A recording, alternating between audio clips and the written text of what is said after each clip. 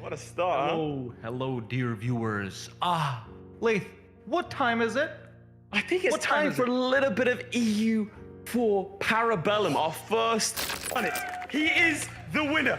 He has done it. It was a very close game. It came down. Champions remain after smashing their competition. Yes, 87, nice. -4. That's a big score. That's a big score. There we go. That's a big score. Finale, I don't think we'll ever get closer than this. I know we always say we're gonna top it, and yes, we can top it with better production, better challenges, better competitors, better everything, but this is something you can't script, right? How can we top it in a mass conquest challenge like this for them to be two provinces apart? Ladies and gentlemen, gamers of all ages, it's time we did just that.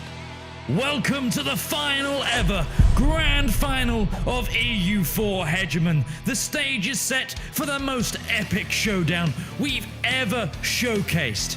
It is the return of the Kings, with Zlewikk leading the tournament in first place, and back-to-back Grand Champion Florry looking to close out the final EU4 competition with the crown firmly on his shoulders. But can he do it? We also have a score to settle.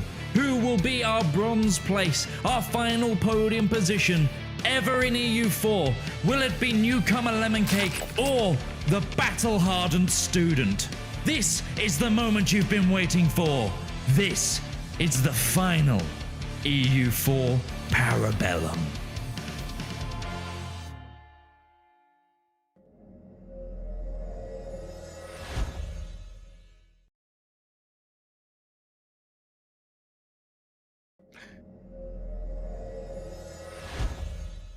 Ladies and gentlemen, boys and girls alike, welcome to EU4 Parabellum. Not just the finale of 5 weeks of hard work from our players, of inventive challenges and tension galore.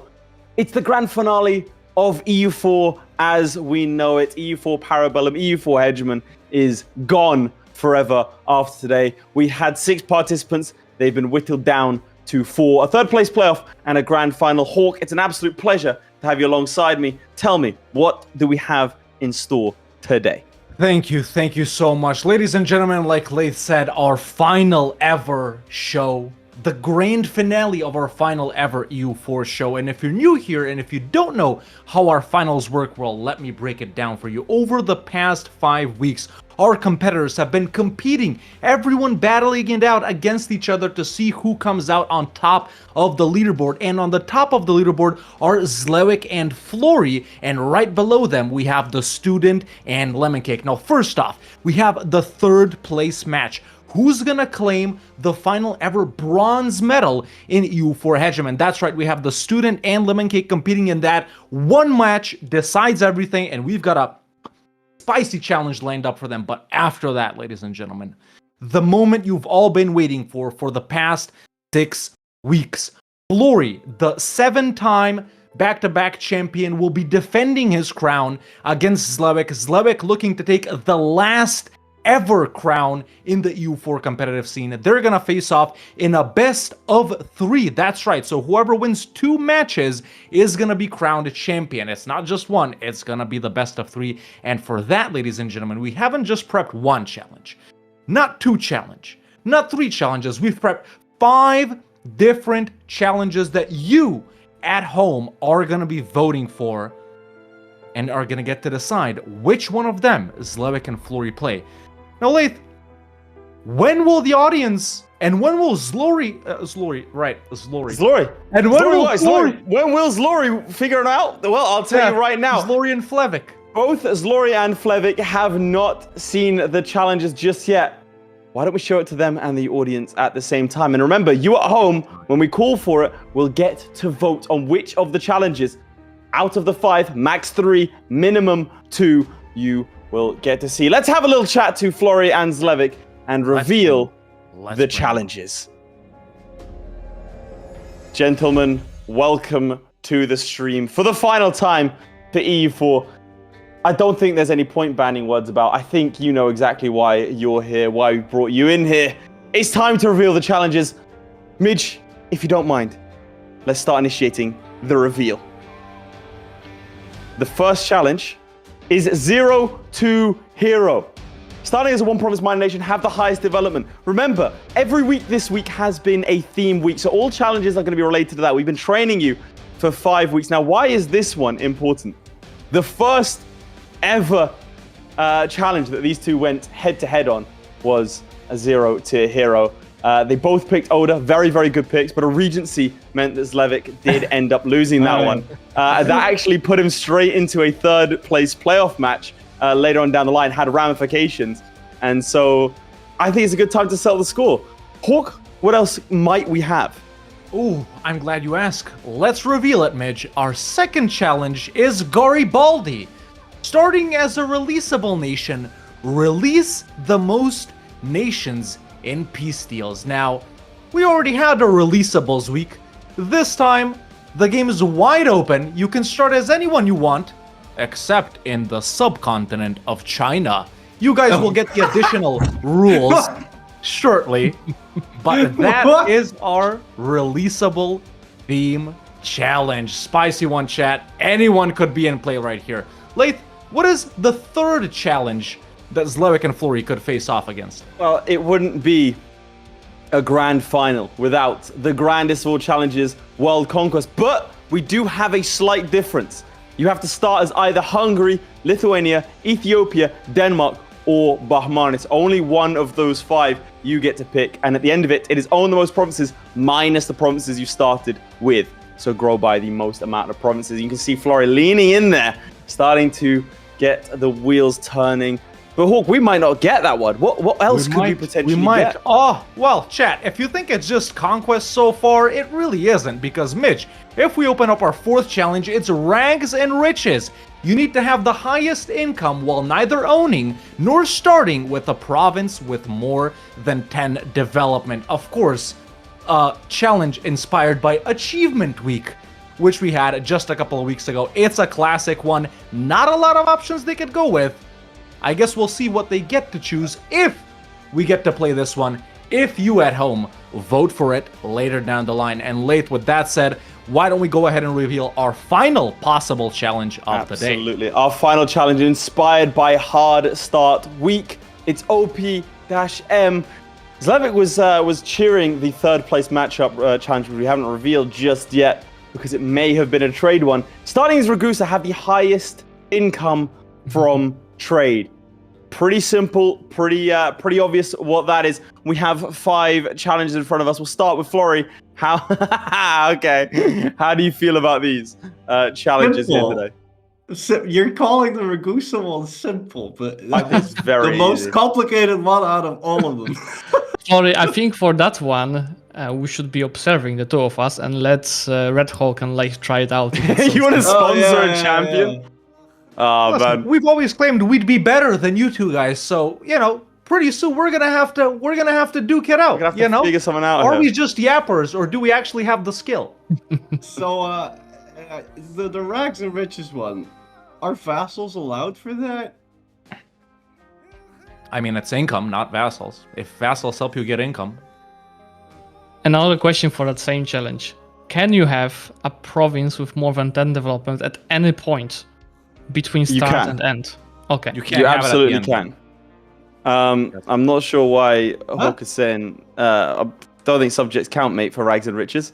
But Oh, I sure. don't know. Take a look at the No, achievement. no, Listen, we haven't given you all the details. We'll paste No, it look, in the chat shortly. Again, we have the conditions. Subjects don't count for rags and riches. To be clear, it is your own personal income minus, like, you don't get anything from subjects, but So- things that war operations will count.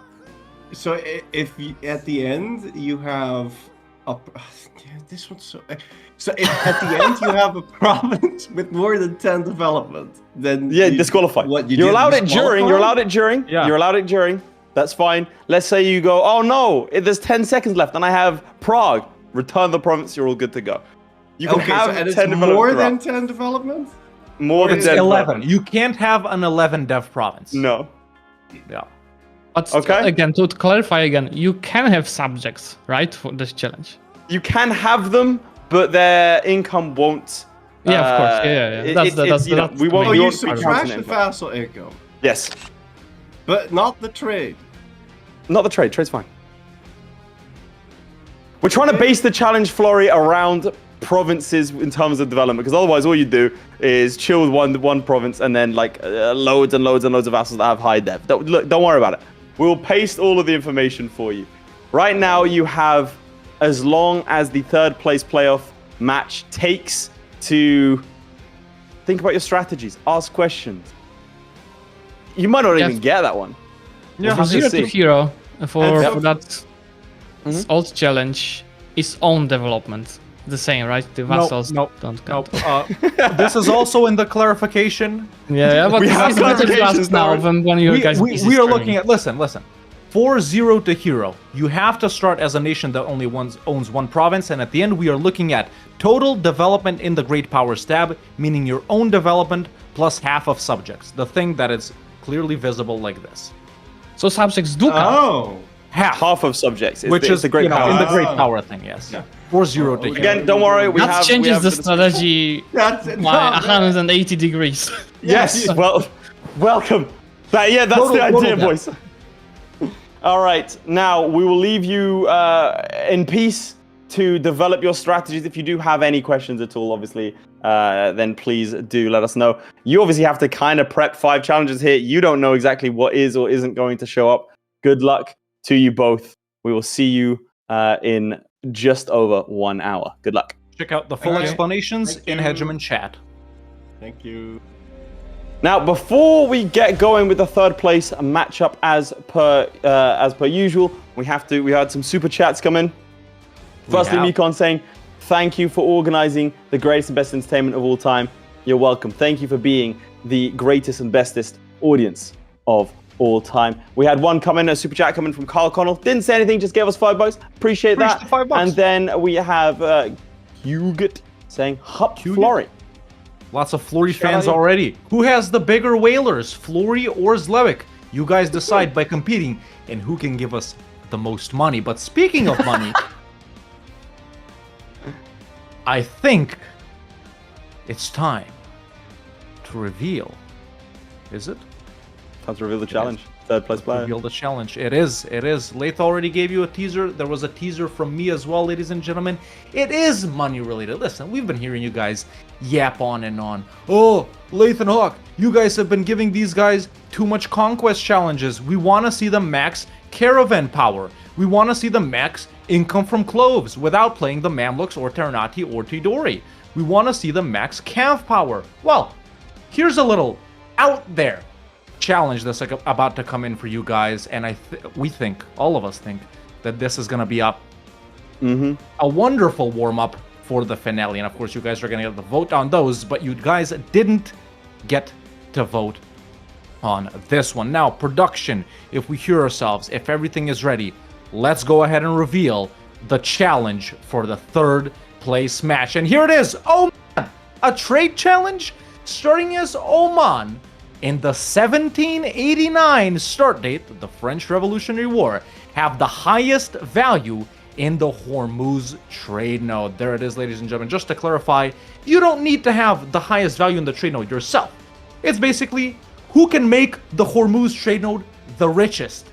But in 1789, I don't know. I really don't. But Lath, if you don't have anything to add about this challenge, do you think it's time we meet our contestants that are vying for the third place? I think it is in fact time. I don't think we should delay it any longer. Let's meet Lemon Cake and the student.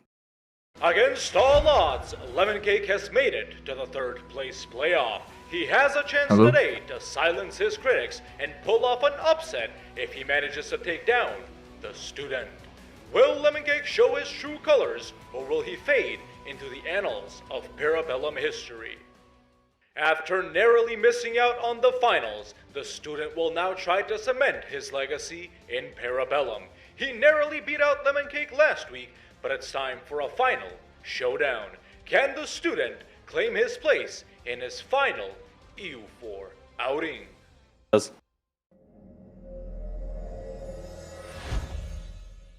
Well, chaps, Hello. you've had a second or two, or well, closer to 30 minutes. Now, student, you said you wanted a trade focus challenge. This is right up your alley. You also said you didn't want to be assigned a country. Unfortunately, you've been assigned not only a country, but a start date. How does that feel? Yeah, it's the worst possible thing, of course, that can happen. But I'm already pleased with the trade challenge for that matter. But I mean, I think it's a really straightforward challenge, and we're going to see how we do it and who will do it better. That's right. That's right. Now, Lemon Cake, what do you think about the? You haven't had a chance to experience our alternate start date runs, which were sort of a theme week last season. Have you had any chance to play any other start dates?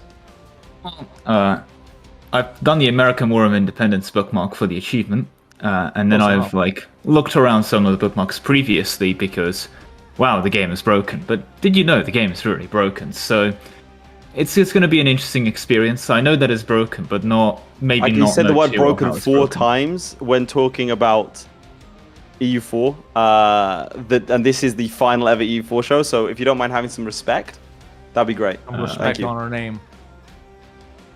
I'm not sure how to proceed from here. I feel like if you look at my channel, most of it is actually pretty disrespectful of EU4. I think most of it's breaking the game. So. Wait, we brought in a hater? What the hell? I thought we all liked it. Hey, that's crazy. You have to love it to know how to break it, right? That's right. Now the student. Okay, sorry. Lemon Cake confirmed abusive partner. That's insane. What a statement. Wait, no. Okay, well, let's go from there. Are you going to be bringing any sort of aggression to this this third place playoff match? What do you? No, actually, I've politely asked the student. We both have agreed to do absolutely no wars for this trade-based challenge. I think it's going to be a zero aggression run here. We're going to make sure there's no wars declared. Appreciate it. Yeah, make it as boring as possible if you don't mind. That'd be great. Really, really fantastic. That's right. Now, student, you're one of our biggest veterans right here. In fact, I think you have played the most matches out of anyone that's ever competed on Hegemon right here. What will it mean for you to go down in the history of EU4 as the third best player of all time in EU4? And this is official, by the way. Everyone knows it. Yep. I mean, we've got the third place playoff right now, right? But sure. I hope I manage to get third place playoff in the third place in the end, the final third place ever. But I mean, honestly, Lemon Cake actually got really, really better around the show. So like every week he got way better than the week before. And therefore, I'm really scared right now a little bit. Oh, interesting. This could be. Now, I mean, you did come in third last season. Oh, that's true. Now trying to defend it. Sorry, Hawk, go for it. Yeah, Lemon Cake. I was gonna say you're here for I guess the first time, first full season, obviously. What would it mean for you to go down as the third best player in history of EU4 of all time? Obviously, me and Lath don't count. We're like. You know, like those guys, Anakin and Obi-Wan and Ahsoka go to see on that thing, but they're not really like, you know, they're the guys that created the universe, so... Yeah. Well, I think it's a very official one as well, considering there's the representation of the audience, which is naturally every EU4 player of all time included, and since they have been doing, should we say, not that well, I'm very happy to, very officially, of course, go for the third best player of EU4 title, and we'll be wearing it of all time once I win. So, not much more to say here. Just have to show up and win, right? There you go. That's right. There you go. That's right. That is true. I think that is it from us, chaps. It is time for you to put up or shut up. Go to your respective rooms. I'll send you there now and get cracking. Start the game. Don't touch anything as we go for the final time for the third place playoff. Good luck to you both. Good luck, folks. All right, there you have it, ladies and gentlemen. That was Lemon Cake and the student in the final ever third place match. Now, before we get right into it, just a quick note to my colleague right here, Lath. I've amended that message in which you wanted me to amend, but also Florry is asking about the thing that I previously amended that you told me to delete and stuff like that. About the updating after the tick and stuff like that. So okay, like we do it on the eco. I feel like waiting for a month tick is a terrible idea. Okay, then we don't. Well, there you have it, ladies and gentlemen. It's time for your warm-up. It's gonna be a long one. It's gonna be a big one. So if you guys haven't settled up, now is the time. Get your snacks, get your drinks, kick out your wife and kids, or your husband and kids, or your cousins, whoever you live in, your grandmas, your grandpas, and kids, and get ready. One thing I do want to note that you should tell your kids about is the sponsor of the stream. Ladies and gentlemen, we're going to be learning a lot more about this later. But just wanted a quick shout out to C. Mantis. He's a very successful author. He has a lit RPG series. The final book comes out in just a couple of days. And so you need to click on the links. There you go, right by me. You need to click on the links either in Twitch chat or in YouTube chat. It's pinned either way. Again, we'll dive more into what exactly Path of Ascension is. But he is a community member that is sponsoring this season. No corporate sponsors here. Thank you very much. That's right. And let's find out what he's sponsoring. Ladies and gentlemen, it's time. Oh, I don't want to say it. Well, I don't want to say it for the final. Time. For the final time. I'll say it. Don't cry, please. Because then I'll start crying. Ladies and gentlemen, it's time for our final ever third place match in Europa Universalis 4. In 5, 4, 3, 2, 1. Let's go. Let's do it. All right. Here we are. Alrighty, there we are. This Oman. Is the state of the world. Oh man, oh man, oh man. Do we have a good one? You have a bunch of merchants here. An initial score of 7.4 right here. Now, we ran some tests. You can spike that to around 20 with a month or two tick. So we'll have to see what they can do here. A couple of things to note. Firstly, they are not the only ones in the Hormuz trade node. Devastation in Persia would be bad for them. The Ottoman siphoning trade over from here, bad for them. They're stuck in a chat. They are indeed. What a noise. So they have a couple of different choices here. Firstly, over here, Ethiopia and the Gulf of Aden, they want to secure that. Maybe more importantly, over in India, a lot of trade there. Right. Oman has fantastic trade ideas. I think you also get some, you get some missions as well. Look at that trade range and ship trade power modifier. That's really, really good.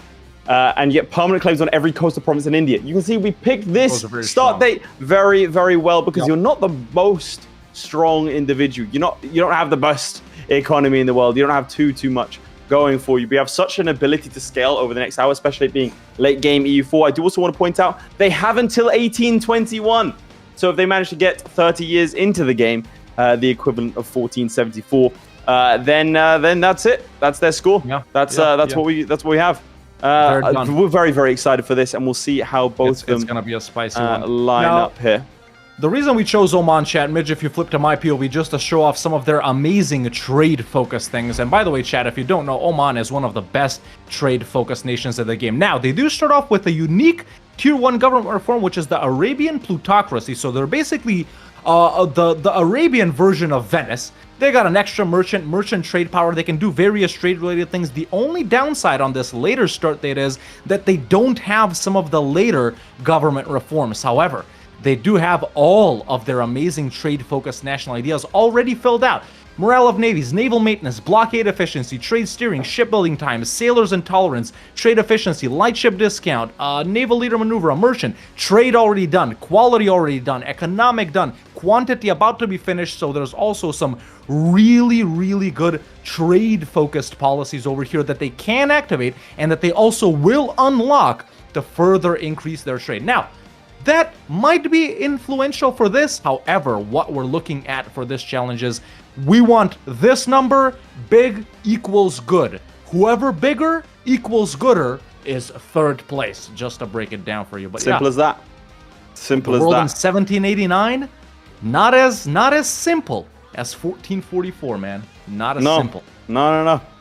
So I just feel like it was proper to do something in a different start date, given that we're going to be migrating to a different start date with EU5. Everything we do is poetic. Everything we do has a purpose. We're smart like that, chat. It's as simple as that. It's as simple as that. I have to say, if you flip to my POV, armies are being built. Any war, question mark?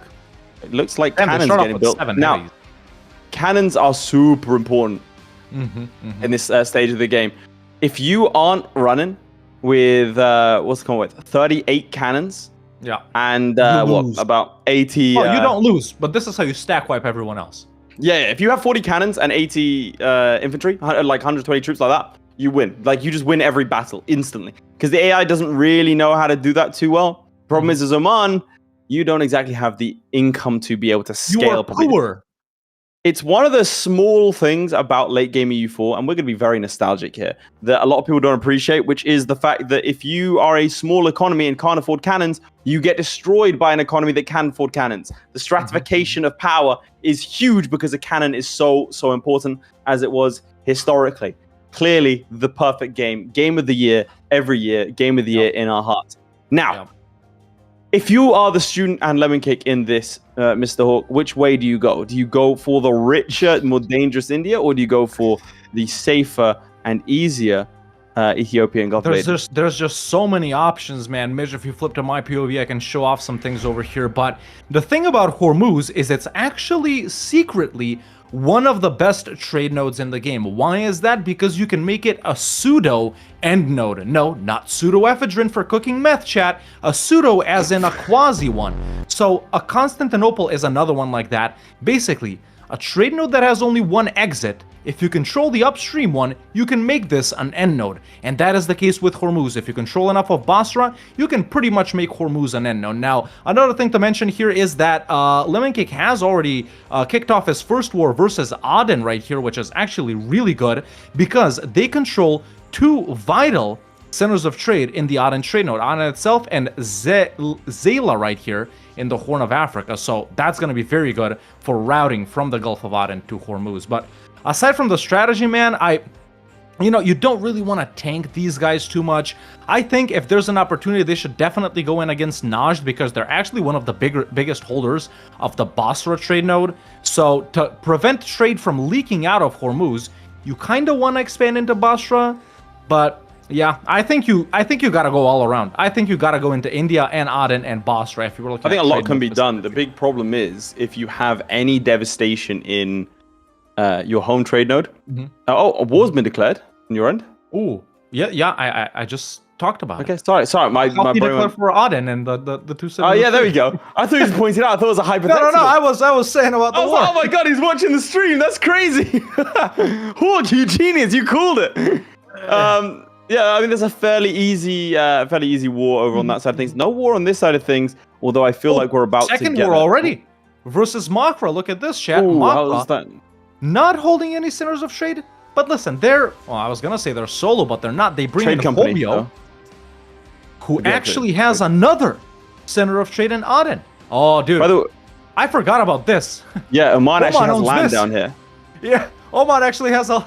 The Sultan of Oman lives in Zanzibar now. So, Very yeah. historical Let me kick off to a strong fact. start. What's going on in the students' game? Slower start, perhaps? A lot slower, but he's building up more. Definitely, if you flip to my POV, he's definitely starting to go down this southern coast. It looks like he's going to be trawling for that. I don't know, man. I think you can definitely pick up a couple of these guys. Has he done his missions? Connections in India is going to get you permanent claims on all spice. Damn. Arabian mercantilism. What the hell is Arabian mercantilism? Yo, I didn't even... Yeah, which one is... Yeah, they have the government thingy, don't they? Yeah. Damn, Oman really is the Venice of Arabia. That's crazy. In chat, how many of you knew about this? So at maximum power, you get trade efficiency and merchant trade power. And the thingies you do with them are actually really good as well. Look at the thingies it gives you, man. Look at the hover over the three things. The second and the third one are really good. The first one isn't that good. Look at that, chat. Merchant trade power and placed merchant power modifier. What the hell is that modifier? Mate, we're goated. We what?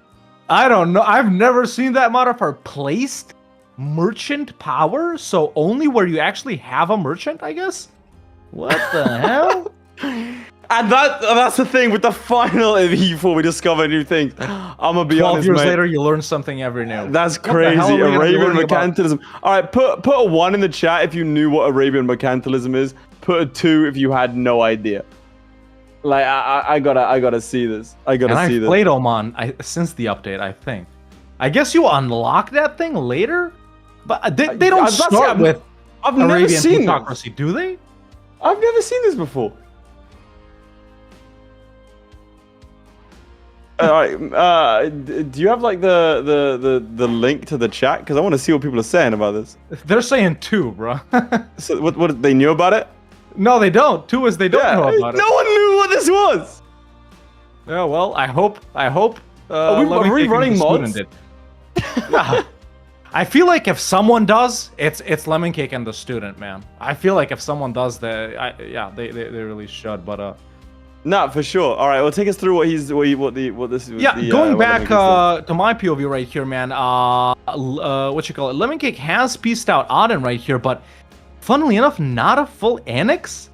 Like he only took Zayla right here, which great province, but I mean you gotta take Aden too. Why? I don't understand why he didn't take it. But still, continuing along in his war versus Makra right here. This other army is down here trying to beat up Hobyo. You know, get himself unsieged in the Zanzibar and Mogadishu area. Support has spent some months on this. Listen, it's great. Everyone knows how good Oman is, chat. It's just apparently Oman starts with it. That's crazy. It starts with what? I think I just merged his ships. What the hell? I took these, I clicked G, and they merged. You must have done it at the exact same time as he did. Yeah. But there you go. There's a piece out on Makra as well. Province is not that vital, honestly. This is a good one. Trading city, or sorry, assign. Wait, where the hell is it? I thought you could give it that modifier that Venice does, but well, the trade post. Yeah, I guess not. It's next to the coveted thing. The if you use the right way, if you print. The student actually knows how. If you use the right way, you print 1 billion ducats. Well, let's see. Yeah. Right now, he's not using it. I can tell you that much. Let's do a check immediately. We're 11 minutes in. The value of Hormuz in Lemon Cake's game is 18 ducats. Damn, exactly. Over here it's 83. What? Yeah, look. I'm gaslighting. It's 18.6. Okay. We do a little bit of gaslighting. Very, very close indeed. 0.6.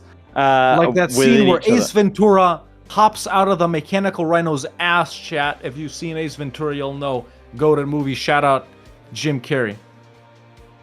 Oh, here's another declaration on Harar. Marekhan, who I finally learned how to say their name, and Hobyo again. Now, Harar, actually very interesting because Harar is a very good center of trade as well.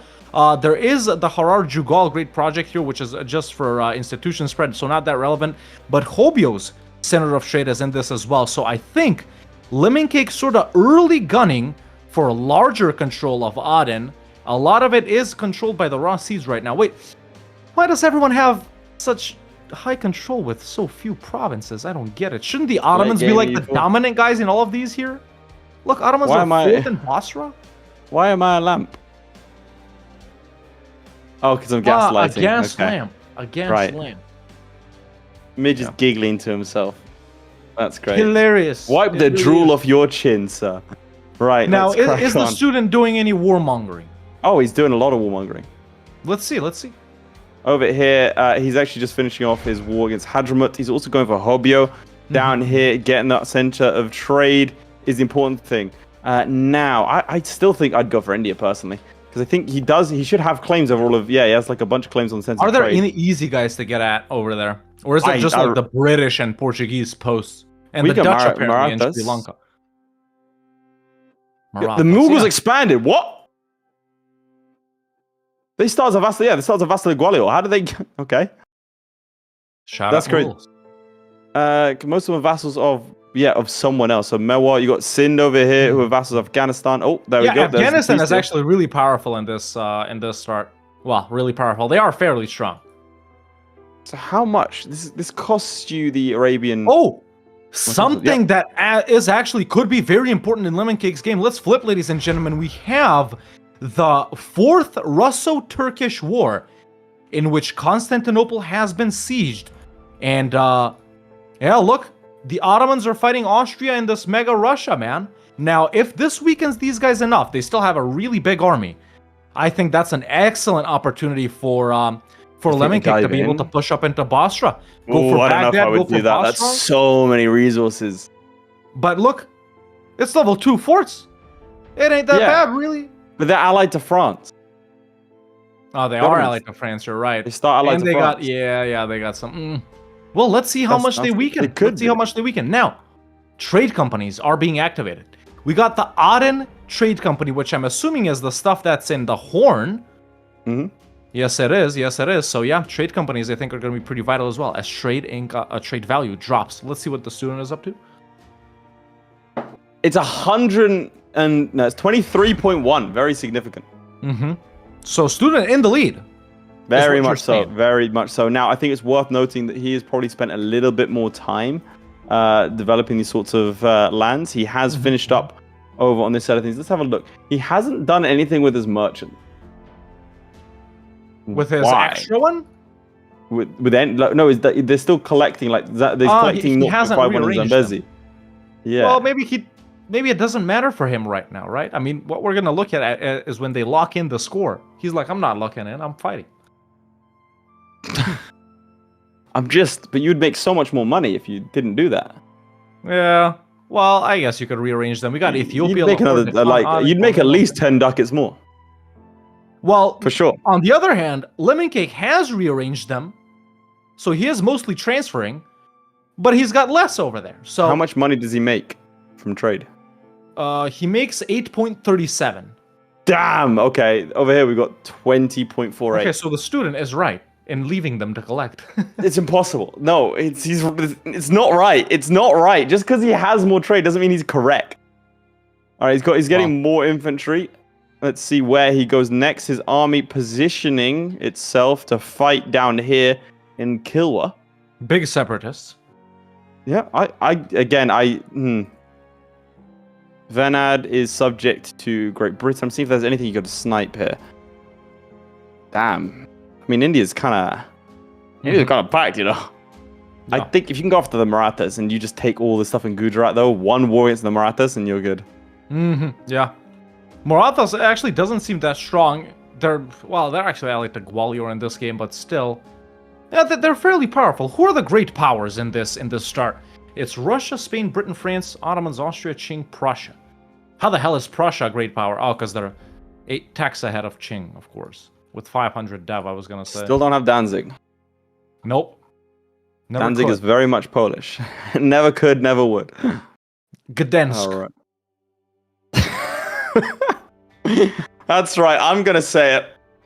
I think Poland was on the right side in World War II. Controversial opinion these days, but hey. Here we Yes, are. these days apparently controversial. Well, you know, after all, they did start it. They did start. Yeah, Poland. Poland started World War II, chat. You heard it here, not first. We didn't say that first. We didn't. Frankly, I think if we scroll the files, we can probably claim we didn't say it. Now let's Yeah. see over here. Quantity ideas is the order of the day. I don't think you dropped any ideas. Idea group. Is that the same thing on your end? Yeah, as far as I can see, yeah, no dropping of ideas, but they still, I Let's think see they should finish policies. up quantity. Because there are Yeah. great policies that can be enacted that they Goods haven't produced, enacted yeah. on your end or on my end. The trade efficiency 2 ones, and then, you know, goods produced is good as well. It's vital when quality gets completed, so. See, discipline, trade efficiency, and goods produced at 10% has been popped over on this end. Oman starts with those completed. Enacted. They start with enacted? Okay. Those 4. Or actually, I guess not, because there's 3 on the 4 on this end, 3 on your end. The boys try and discover late game EU4. Yeah. And listen, chat, we're one of the few guys in EU4 that actually like other start dates and don't think Yeah. they're broken. Really, the only thing that pisses me off is the non-completed gov reforms and the no buildings. Aside from that, it's good, man. I have fun when playing in other start dates. I don't know. Maybe it's not that deep to me, but I have fun. Who else has Arabian plutocracy? No one. I don't think anyone else. Such a cool picture. Yeah. But yeah. Yeah, I don't foresee any threats here. That's the key part. I think Russia's tearing through the Ottomans in this game as well. Maybe that That's one an was affront to scripted. humanity. Or maybe Yes, they it is. start with that war. It is. That's why it's they start a war. That's why it's like called that. Yeah. We'll see what Persia gets up to because I think Persia's probably your biggest threat.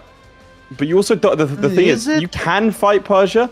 You don't want to fight Persia. Yeah. By threat, I don't mean directly conquering you. I mean they might get their ass kicked by the Ottomans, and then they get problems. The problem with that is, chat, that if they get devastation in these areas, then the entire trade node drops in value. Yeah, which yeah, is you not don't good want for that. them. Speaking of dropping in 23 value, over. it's continued to drop in value over in Lemon Cake's game. Well, actually, it just rose to 16.4, but it was 14 last month. So, are other things happening elsewhere that's dropping the value of this? I mean, any wars like in India that's reducing trade? He also hasn't sorted out his merchants. It's gone up to 17.3. No, they're transferring. Most of them are transferring. Most of Who them is are this? Collecting transferring. Zanzibar. Oh, we have a war declaration over here Let's see. against Mahra and Marhan. Over here. I mean, this should be a real easy war. This is not good. Something that Lemon Cake probably should reject. Portugal has declared on the Rosby Empire, which apparently exists in this start date. This is Zanzibar, if you guys don't know. Or sorry, not Zanzibar, Zimbabwe. So many Z nations in Africa. And he does decline that. So why was he allied to these guys in the first place? But yeah, he did decline that. Did he royal marry and like, why would he do that? I guess he wanted allies, but you should be able to get other allies as Oman. What do you need Rosby for? You know what we I should guess do can't. as we hit the 40-minute mark? What the hell did Russia do? I think it's a hate crime. EU5, dude, this is exactly how EU5 AI conquers, literally. In 1337, they'll be doing this, man. We move, but you were about to say? Yeah, flip to my POV. Let's see. I got a question. Okay, student, what's the plan? Oh yeah, you can create a trade center on that one island, and I want to grab that. So to grab this to get trade center, and then macro-wise, are you thinking of pushing downstream from Ethiopia in the Gulf of Aden or India or? actually, I think I'm. This is like the last war that I'm going to do for like Gulf of Aden, and then after that I'm going to turn to India. I also allied Deccan, so they're hopefully going to help me against like the West Coast guys. So yeah, that's the All right, plan. well, thank you very much. Very nice, very nice. I forgot we could just do that and ask him directly. Yeah, we can do The that. only Now, reason- I wanted to make a point of it because the student did before the game ask us like, hey, Yeah. how come you guys aren't interviewing us mid-game anymore? and we said, we were well, like- we just forgot. Yeah. We forgot we did that, chat. We're probably forgetting a lot of other things we've been doing. But I let's just look want at to my startle POV them, man. because Lemon Cake could potentially lose some provinces to rebels right here. He's got some guys up God. here. He's actually landing, about to unsiege them right now. More guys over here, Hobyo guys, Malindi guys in Lamu. Gotta be one of my favorite Zanzibar trade node provinces. I definitely knew Lamu existed. That's true. He actually DM'd me before today saying I'm so excited to see some Alamu gaming. Yeah, I was like, I'm gonna go to... It's not Tanzania. I'm gonna go to Kenya. Mozambique? Is it in Mozambique? I think it's Mozambique. He said I would be very lamused to see this province, and then I blocked him on Discord, Twitter, and then ratioed him. Yeah. Now, Also, he's got more followers than me on Twitter, so you know it it's is true. true. It is true. Yeah, yeah. Unfortunately. Long No. may I reign. Gotta become a VTuber and just get like 80k. That's insane those guys Or- just do that. Yeah, It's crazy. They They'll- just do it.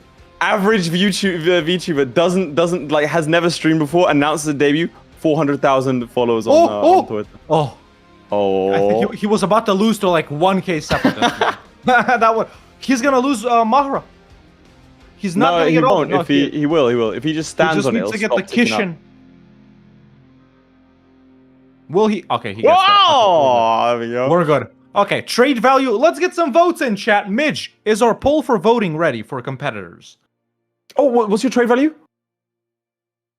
Trade value is 19.05. 18.4. It fluctuates. It fluctuates, man. It does It change fluctuates. a lot. Now, he said that there was a mission. If you flip to my POV, if you don't mind, Midge. There was a mission. Hey, I was right. It is apparently. Kenya.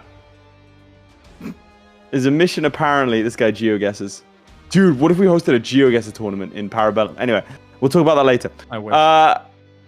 We're in charge. We can do that. Anyway, I'm announcing it formally now. Let's do it. So over here, Apparently, what was he saying about spawn a Socotra? trade? He said he can spawn a trade thing. What happens if you do a trade city? Would that help? It releases a guy that like transfers straight over to you and blah blah blah, but they're kind of independent, so someone can hit them. It's like it's the same guys that Venice can do, man. That they sometimes do late game, but either way, chat. Let's get our votes in, man. Almost halfway in. Put ones in the chat if you think Lemon Cake is gonna finish third and win this match, or twos. Oh, he's been decked on by the Rasids. What the hell? The Rasids just decked on them, and they're not even that much more powerful in it. What the hell? Why would they do this? Lemon Cake, no cannons. Hang on. Okay, two in the chat for Student, one in the chat for Lemon Cake. Vote, vote, vote on YouTube and on Twitch now. Vote, vote, vote. But yeah, no cannons? You think that's why they declared? What about Miltech? Nah, I think they just favor it. They are a tech over, but I don't know what 25 does over 24. I think 25 is decent. 26 is the big one. Can you check maybe like up. That can't be true. No, look, 26 is the big one. Look. The combat width. Flip to my POV and I'll show you. Look, I'm look at this. Land morale, combat with +2, land morale +1, and you get Muslim mass infantry. I know my late game techs, bro. Dude, 25 over 24 has +2 artillery fire. That's insane. Right. I know all those fire and shock +1s are really powerful. That's great. Look, you get to a point at this point in the game where, like, it doesn't matter. If you flip to my POV, like, just give me a number. Like, there's so many pips here. Just more yellow good. Like, that's what I do. That's it. Yellow it's crazy. good. It's crazy. Can you show me, like, you check what the Rasid personality type is? Maybe he's just reckless. No, he's industrious and calm. Calm. Not very less calm, likely to start wars and just deck them. I think he doesn't win this. I think if he goes in on Ali Kasmid himself, the Rasidi ruler, and we all know how nutty they are with their mill ideas. And look, they got defensive, offensive, and religious. Really good policies with that. Insane mill focus army quality comparison. And they're following they're going in. No? I don't think he is. Okay, let me try and look at it. Like, you might be trying to pick up those cannons. He doesn't quite catch them. Catches one set. Let's see this battle. Okay, he gets that one stack. I don't think he can walk into the 16k. He does. He does. He's not gonna win this. Don't do it. He's not gonna win this. Don't do it. Don't do it. Let's pre Soyjack face, bro. Let's pre-point. Oh! He shouldn't have. He shouldn't have. Look, chat. The difference in morale. Oh my god, 5.6 towards 4. That's insane. Oh, we pre-pointed. A 1.6 morale difference, ladies and gentlemen. You can't do this. He's gonna lose. We had to cut away. No, he's gonna have to restart. He has to restart. Yeah. What do they want from him? What do they want from him? Yeah, he says restart. Let's flip to your POV. All right, flip to my POV. There we go. Oh my god, with 27 minutes in. That's rough. That's rough. And now you can hear the cannons. If you flip to my POV image, the cannons are being built over here. He says he's allied Deccan to try and go after Marathas. Is it worth, this was wondering, chat, is it worth doing this? Hormuz gets their trade building upgraded, right? Or Muscat gets their trade building upgraded. That could be pretty decent if you grab hold of Hormuz if Persia is pushing trade away. But I don't think Persia are. They are, actually. They're collecting here. Well, that's good. Well, there you go. That's fine then. Yeah, you don't want to touch Persia. I thought Persia. You don't want them moving it out of there. Yeah. No, there you go. Fine. Yeah. Don't touch Persia then. I'm just trying to see if there's any missions connection to India. What's his value right now? Oh, there we go. He's gone off to Sharjah and Persia. That's a big war. Coalition with them as well. So he does want to expand there. Now, Persia is dangerous. Persia's very dangerous. Does he have the navy? He probably should, right? They can't cross. Can they cross? They can't cross. They can cross because they're allied to Sharjah. I don't think you realize. I've played them, by the way. I don't think you realize this is a dangerous fight. Is he about to make the same mistake? All right, click the battle interface. We got to look at morale. That's the biggest difference here. Oman morale, sucky. Building so many Persia, nutty morale. I think it's gonna be the same thing, man. What's the Persian 3-star general, dude? 4-6, and his 4-6 to a 2-3.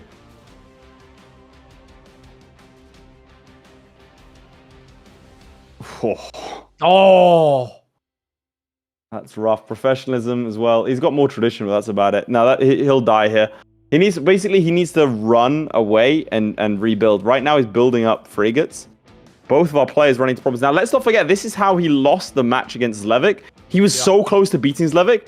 Ran into a wall that he wasn't. Yep. Ran into a wall he wasn't ready for. I mean, he has to run behind Maskat. And you know what I would do? Oh no! Scorch Earth. Scorch Earth. Scorch Earth. Scorch Earth. You have to scorch the Earth. They'll catch him. Yeah, done. They'll catch him. You put 1,000 men and put them on homers. And then hide select the armies because there's nothing you can do right here. This is going to be a slaughter, just like the Rasids, folks.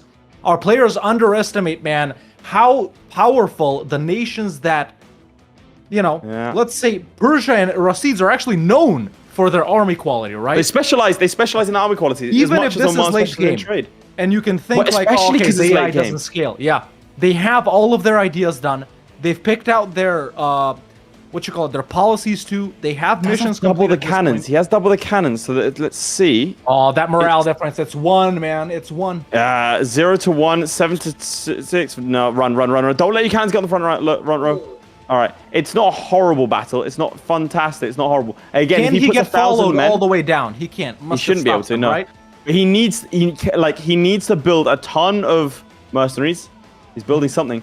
He needs to build a ton of mercenaries. He's slackening right now. And what he needs to do is, again, get that 1,000 men over here onto Hormuz. Then he traps these guys here, wins the battle, and then Hormuz are disputed straight. They cannot then come and fight him. How big of an army do you think he has to create to beat this? Nah, this is bad. Let's see if it reinforces a 30k stack. He's got to get like a 60k in there, right? To beat them, I think. A 60k? 50k. Yeah, 50k. No. Not with the amount of cannons he has. He has double their cannons. But still, man, that morale difference is like 20%. Look at this. It's big. He's got 1 hope here, and then he's gonna have to restart. They're gonna you don't undercommit. You don't undercommit here at all. Let's see. Yeah, he needs to get more of these mercenary companies. Yep. You don't undercommit here. Not now. Yep. That's one thing you can't forget, chat. Late game AI, man, they're actually strong if you don't set up properly for them. If you don't set up properly to fight them. He thought he would blockade Hormuz for sure. The only mill idea group that Oman really has is quality. And that's just because of boats, too. He's dead. Is he going in? He's going in. Okay, he has to fight Nizwa. He has to fight Nizwa and hope that they'll go back down around this way. But they'll come in. I think they'll come in. They'll support. Oh! Musket falls at the worst possible moment. Yeah, it's a restart for me. They're just going to come help. I mean, it's going to be close. Oh, he's hide the mercenaries. Now, those cannons not being here is huge because they only have 5,000 cannons. No, it's the morale. He's got double the cannons. There's a chance. Oh. It's rough. It's rough. Well, you're in a death war now, buddy. So you got to get your game on. I think his time to restart is slowly ticking away, man. Either does it in the next 3 minutes. He needs to commit full force or restart. Or restart. He's just hype. He's been building frigates. And I just don't know that that's the play. I just don't think that's the play. What do you think he does for the boats? Like you said, for the boats, he might be building up those boats to be able to blockade the Strait of Hormuz and then siege down Sharjah's capital. But even then, man, even if he locks them in here, he's still not strong enough to beat them. Yeah, he's locked in with them. Now he can't do it even with 50k because they got 41k. What's that bottom stack? 35? Yep. And 7k. So I don't think he can win this, man. No. What if he lets Persia win, but still routes everything towards there? Right? I mean, what's the value? What's the value right now? Sharjah's the one taking it. Ah, they're the main guy. But stop marching forwards. Stop marching forwards, man. He's got to stop. I mean, you get here, you scorch the earth, and you hope you can trickle them in. No. That 5,000 cannons, it's rough. You have to scorch the earth there. He does scorch the earth. He just doesn't have... Yeah, he doesn't have it. Again, he's got roughly 10,000 cannons. Enough. He's trying to run. No way. This is the restart. Let's watch another wipe. Let's watch another wipe. Well, the not chairman wipe, was but here. Yeah. Trying to, There's yeah, nowhere he's for trying him to to go. force march. Morale Nope, isn't even up, not even on the main army. Look. Yeah. He also, like, he just figured out he could force march, but it's too late. Yeah. You got to be more decisive than this. I think he rolled a bunch of generals. Nah, generals can't help him here, man. It's really... Well, he has got morale up. It's 5.05 right now. Did he take tech? He did No. just take tech. No, Yeah. he took tech before. He did not. Like, he Well, got how his is his professionalism morale up. 5 now? He got his professionalism up. Uh-huh. Maybe. Yeah, there it is. Okay. Okay, still 0.8 Terrible difference first roll. is big. 7. Yeah, 7-2. That's that initial hit. 5 phases first. That's why he's holding Oh. out. Okay, it's the shock phase. No, it's done. Yeah, oh, look at that, man. Yeah, that's it, man. It's got to be Joker Cannons in here the for front the row. student. Yep. The student reportedly forgot Persia could cross the strait. I think you're right about that, chat. Yep. Stream memes up above our heads right now. Join the Discord if you haven't already. Post your stream memes, and Midge will put them up on screen as long as you guys are even mildly funny. And that shouldn't be too difficult. But yeah, going back to the Lemon Flip Cake it. here briefly. His start is the same as it was in his original start. So going in against Aden once again, I'm hoping that now we'll see him take the province of Aden itself too. And potentially Colby right here. Really, if you just hop centers of trade, man, it should be good enough. But yeah, just a regular start. Just a regular start. But I'm more interested on the student. So let's go back there and see if he continues to commit. Because time to restart, man, is running out. You know how desperate he is? He's scorched, if you look to my POV, Mitch, he's scorched the earth here, and he's scorched the earth here. Oh. To try and just delay for a second, Yeah. but that does mean that they are coming around here into the recedes. He's running into the recedes. You can't, I mean, unless you get access through Najd and you do something, realistically, you have to fight. Take these back. How is he hoping to win this? I don't know that he is. He's taken out max loans. He has no manpower. He should have still hasn't maxed mercenaries. Look how expensive these mercenaries are though. 300 for 6. Yeah. You get Late these game. two at least. Late game. Yeah, he's Do you got think it. it's winnable? At this point here, right this second, yes, but only if he gets access. No, he can get access through here. He can Just run away from the top? I mean, just get. The only thing you possibly have is hire a bunch of mercenaries here, like just a ton, and he's not doing that. So I'm not sure what his plan is. Like you can't just take because right now he's going. I'm gonna get this army to keep him survive. Is this true? Crimean Company has 5 techs on Persia. How do we see that? Oh my God, you're right. Oh, you're right. Level 30. Level 30, 26, 27. He could. So yeah, he could. Discrepancy is big. It's only 4,000 troops, to be fair. So it's not that massive, but he's still worth doing. But it's too late. Again, he's thinking about the individual. How can I avoid death for right now? And he's still building a ship here. Realistically, his only hope is to double back around here and go. But the problem is it's scorched, and try and take one of these provinces back. But it's kind of done. He's going to start getting stabbed hit soon. What's his? He's 93, man. He's gonna get Force Beast here pretty soon. Yeah. If they get Mukalla and the other one Now's your chance. that they're standing on, Now's your I think chance. he gets 100% like this, even with his possessions in Zanzibar. Oh, this is it. A comeback. That Has to should be a win. Off the It's top huge. rope with the It's steel chair. huge. Well done, lad. Well done. That's baited 16,000 men to run back over here, and he does go into Persia proper. He might he's got be control. able to do something. Now, the Now they problem can is that these cross. provinces are scorched. He's not going to be able to get there as efficiently. It appears he might look for mercenaries at this point in time. A new lease of life is granted to the corpse of Oman. He marches in. Everything on this one battle. That should be a win right there. It should be, but he's got 20 minutes after this to get himself sorted. Here we go. Oh no. Oh, but he's got This better should- morale. What's the difference now? Oh wait, he's The the, morale, red guy, they've right? got Right. what- He's yeah. the red guy. He's the red guy. Sorry, he's the top guy. I mean, Immediately retreat. There you go. Bang. Nice. One stack down. yeah.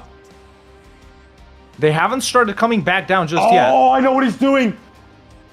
I think what he's going to do is he's going to try and bait them onto Hormuz and then pull out the the ships to stop them, to trap them on Hormuz, but the problem is he needs Qawasim for that. He needs that, yeah. I mean, what you do with true. this, in my opinion, you run to Qawasim, you sprint there as fast as possible. When they go to Hormuz, you let them onto Hormuz. He's not close enough for this, but then you would assault. Like this, he blockades the strait, though. This is smart. Yeah, but the problem is blockading the strait doesn't mean anything for him. Oh, he's breached the walls here. He's just stopping them from getting across right now. Mm-hmm. In and out and in and out. Can he leave? Leave behind 1,000 men and go and fight this. Go and get rid of them. And then Mushasha will probably peace out. Is Persia coming back on him down south? They are not. If they can find a way back, the AI will do that. Look at this. He's very cleverly. Yeah, he's boat baiting. He's boat handling baiting. that. Yeah. I'm boat baiting. I'm boat baiting. What's value in Hormuz right now? Just a quick check. 20. Not terrible. 20.3. Lemon Cake 19.44. So we got a game, I mean, chat. still close. We got a do game. have a game. Look at that, gathering them all up. Now, the problem is if he gets closer, he needs to split these guys up. He will not be able to maintain this forever. 15 a month in income. I think he's going to try and attempt to peace out Persia. Let's go back to Lemon Cake here briefly just to show off what's happening. So he is continuing still with his standard wars from last time. So he did beat up Aden. Their other province got taken by the Rasids. Now he's decked on Harar once again for that other center of trade. So still the same wars from last time. I think he's just hoping he won't get decked on this time, really. But aside from that, still good game. Trade value very similar in both of those games. Let's go back to the student. Now, the problem is that the longer this goes on, the higher the devastation. Look at that. Mm-hmm. Oh, goods produced minus 25%. Could always pour in some dev into his own He's going to have to. But look, he's going after Persia. And I think he might, if he gets the capital, he might get it. Mm-hmm. Capital is what? Isfahan? Yes. No, sorry. It's over here. It's Dashistan. They are, what he doesn't know is, maybe he's not noticed, they are coming for him around this way. 100% they are. Look, they're not here. This is when you split up the navy, make sure you're blockading, just to maximize. Yeah, they are. Yeah, they've started walking around. Let's see. Where are they? Oh, they're not. They're going around this way. I wonder, though, like you said, this war specifically, man, it doesn't necessarily mean that he's going to increase trade value in Hormuz. In fact, he's probably decreasing it right now because of doing the devastation. So I think the right idea is to, like you said, all the way at the start, fight outside of the Hormuz trade node, really, and try and route stuff in there. Yeah, I mean, and a split second has been the problem. He's getting chased by Persia. He's going to go for Muscat, and he's going to try and take back his lands. Now, Persia are on high, so they're not going to be out anytime soon. But he could probably knock them out if he runs around and sieges a bunch of stuff. Have to say, the play to take Hormuz, the student of Season 1 doesn't do that. Student of Season 1 does not do that. Now, it might have been in his best interest to restart, in my opinion, probably was. He has spent almost as long on this war as he has the game up until this point. And, Now they're gonna wait. Where are they going? The 20-something-K stack, north or towards? They're going south now. Because he keeps on. Do they think they're strong enough to go for Muscat? Oh, that's the concern. No, I think they're scared. He can split his navy. The man is allergic to the S key. Losing a lot of money. No. Yeah, a lot of money. Now, do you think he has to try and take stuff from Persia? In my opinion. If he's committed this far, man, I think you go for it. But once again, I don't think that'll necessarily increase the value of the Hormuz trade node. Now, something we also want to increase the value of, chat, is the bank account of Parabellum Incorporated, because we are doing this for free. Now, we have been doing this, out of the goodness of our hearts this entire season. And in fact, we lose money every single episode we produce, every single time we're live.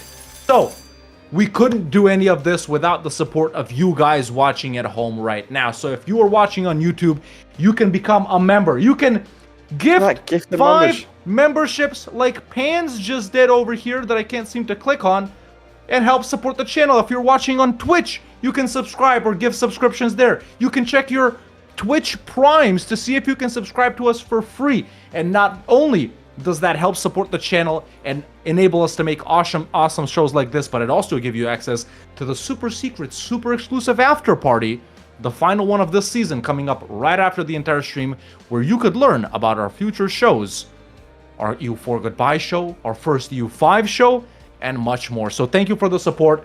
We really can't do it without you. Check your primes, subscribe, become a member. Now, Nice. how's that work? At least his king has died, I believe, whilst in battle. Well, not quite whilst in battle, but whilst leading the siege. 71% doesn't get it on 71%. If I'm the student, I'm raging at this point. That is the really worst gotten luck bogged we've down, seen man. in Parabellum. 85%. Let's see.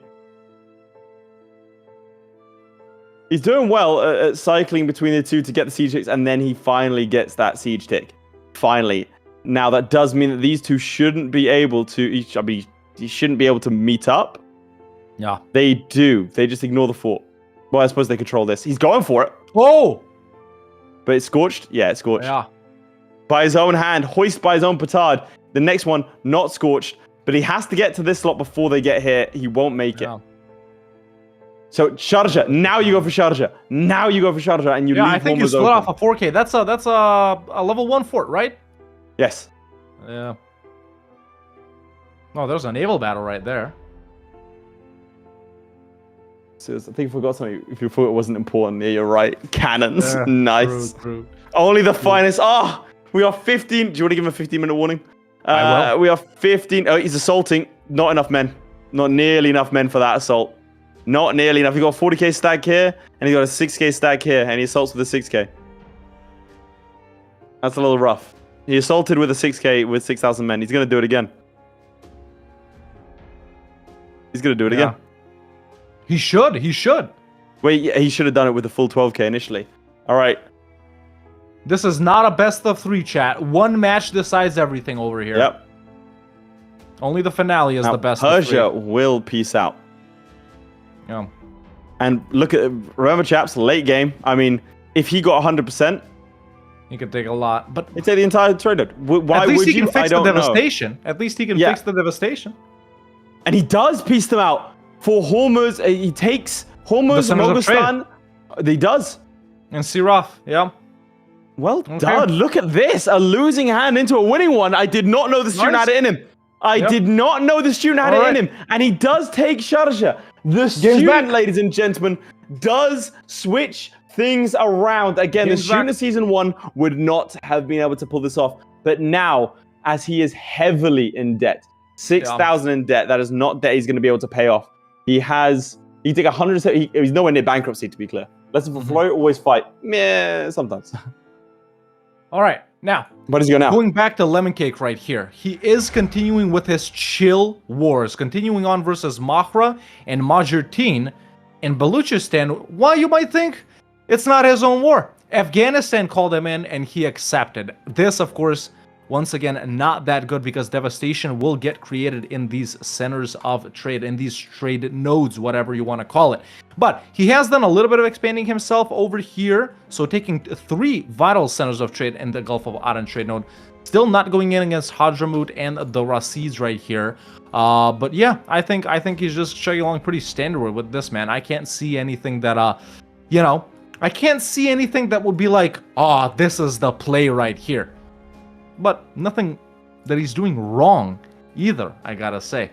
Sometimes Obviously it is just about not doing things wrong. I just want to show things out for if you flip to my POV, if you don't mind, Midge, just for posterity. This is the button you should click.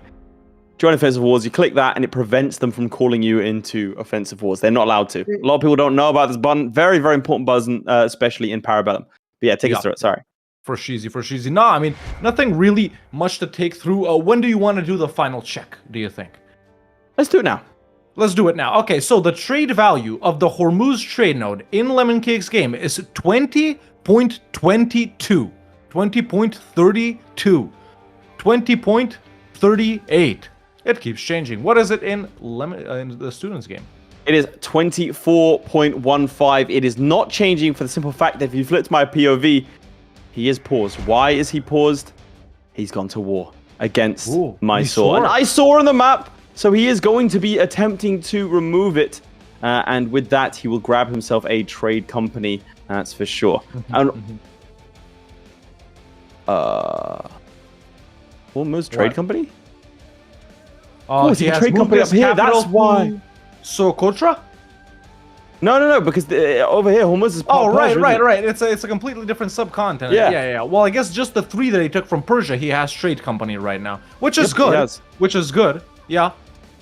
Trade company is being set up in the Lemon Cakes game as well. We already showed that up 100% earlier, too. autonomy is Gulf of crazy. Aden. Yeah. You know, I 100% never really think autonomy. about autonomy, but I do ever since I started playing with Control. You know, it's so easy though. You just click the minus button. I really like the minus button. You know. Pro loves the Yeah, minus what- button. What could he potentially do versus Mysore over there and whoever their ally is? I think it's Mysore and it is this slot. I'll let So him it's- nod. Yeah, he could take a center of trade. There's an Emporium over here. Mm-hmm. So, I mean, it really does depend. He can definitely take it all, realistically. Yeah, I don't think people why are gonna not, care, right? so, why not? yeah. But no, I was more. Is there anything vital, like any centers of trade that can increase his Yes, hold in, there's like, Coromandel Emporium or over Deccan? here and over here. So he'll get a better hold of a Coromandel for sure. Now, Excellent. this is he has to help out his buddy. No, he didn't. He didn't. That's another 3-star general. Crazy how many of these nations have 3-star generals, you know. Yeah. Actually all of these guys unhinged. got tradition at the end, I guess. Dude, my sword is cracked. Look at that. Yeah, Morale Deccan of Sultan armies. idea is really good. Yeah. Morale of Is that armies, what they military are? free policy. No, they got special ones. Discipline. Well, they don't exist here. Oh no, what have you done? Defender against Marathas in the Marathi-Koti Imperialist War. Well, that's Deccan done. Yep, there you have it. Now, He's Lemon Cake over here, actually starting a little bit of economic gameplay, or well, trade-focused one, because he is constructing, manufactories and trade stations and stock exchanges in provinces Nice. that are outside of the Hormuz trade node, increasing I'll value give in him the a other moment. ones, so he can route over here, right? Interesting. He is going to finish quantity, which is good, but still, this isn't enacted. It should be. And then this one should be as well. So still 2 good policies that can be activated until the end of the game. Still a lot of trade company investments that can be put in, which are vital. So we will see loan maxing at the end. Obviously, these trade company investments, they get insta-built, chat. You don't have to actually wait for them like regular buildings. So is the student doing anything like that? Does he have the finances to do The anything student like does that? not have the finances, and in fact, he lost a battle pretty handily here. He secured himself by bringing over the remains of his troops, and he is going to win this war. But that, I mean, here's the thing.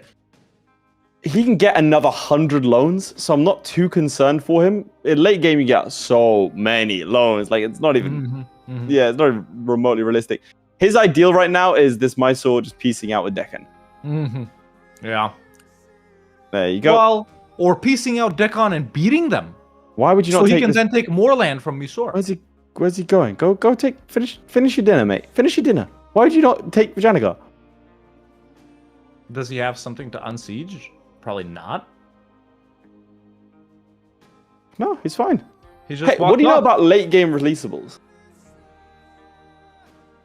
off. I mean, Like, are there releasables in other start dates that aren't available in 1444? I don't think so. I think some got like scripted start dates that they show up in. But no, not really. Yeah, trying to it's think, just there's a lot some of them, like- releasables do exist very shortly after the game starts. Like Montenegro is there like 10 years later, and they're in there until the end of the game, for example. Hey, shout out Lanfang. Remember when that used to be like, I don't know, were you around in this area of EU4? Lanfang used to be like a mystical bag. Yeah, it was like where the you had to go through. Etruria. Yeah. Oh, bro, it was like there were 30 pages. Nice, Or he does take the Malta. land. Yeah. Yeah, it took like 30 pages of like of guide to do exactly what what we needed. But he does go over here, increases the autonomy, and he does trade company them as well. I think is this his launching point now? Declaring war on Great Britain. Don't do that. In Nope. case you were wondering, Don't wanna even do if Prussia that. won't come in. Yep. We'll have to see now. We're closing towards the end of the game. We've done our final checks. Yep. We're gonna have to see. Bear in mind this number up here of how much he collects. Irrelevant. Doesn't matter to No. us. We don't care. That's horrible. That's not it. We're looking at the total value, which I gotta say is increasing. you- It is working in Lemon Cake's game, the economic stuff. Can you zoom out to roughly the same position where I am? So line up Spain on the left. Let me... Oh, he created Chitachug. Chitradurg. But yeah, line I up don't know with me, yeah? whom that is. I don't know, but he's creating trade cities, mate. Ah, nice. Well, I've zoomed out to roughly the same Okay, can you position. flip to your POV? Let's do it.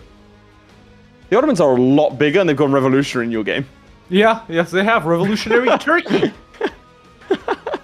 That's good. Also, two Sicilies have given up Tripoli, but they've taken Tunis. Good to know. Gotta love a late game. And Austria-Hungary's formed as well in your game versus the Austrian Empire. It has. Your game is This game is a cause. Yeah, this one's wild. Look, Twangu is getting blown up to. Wait, who are they dying to? To Qing. Qing War for Twangu tribute. We got Japan in Korea. By the way, in that time, the student won another war. Down here. Nice. That's Wait, crazy. how is Lemon Cake ahead of the student, man? And he restarted halfway. 1801. Yeah, 1804 for the Lemon Cake. Look, student plays slow. We know this. I guess. We But know this. Do you wanna Lemon flip to Cake has your POV? been Take us paused through for quite a while it. here. We can go to his POV, can't we? Yeah, we can go to his his. POV. Let's see that. Why is he paused? Is he doing something? He's deving. Which is good. Deving is good. You do want to dev it up. He's still got a lot of Diplo and mill points to spend. That's going to help with devastation. Yeah, not bad at all. He's been paused for like more than a minute right here. There, now he's got the policies. So really, he should be enacting that goods produced, that trade efficiency on the left. Those are really the two vital ones. Did he get the goods produced? He didn't. I think he did. He did. Okay, he did. Yeah, I just had to refresh the page on my end. Good. So the proper policies have been enacted. Okay, let's go back to your POV, and let's see what the student is up to. Okay, the student do you want to give him a 4.5 minute warning? I will. Over here, he has created these client states. Well, one of them. This lot he's created it in a trade league. There you go. Oman, Ogaden, Pate, Janjiro, Lindi, and Barawa. So he's created a trade league, which gives... Yeah, that's great. That gives him ship trade power. So over here, his Does he have fleet, lights? heavy frigate. Let's see, does it have the... Ooh, what the hell is Beyond Arabia? Plus 35%. Yeah, it's got trade route map. There you go. That gives every ship in his...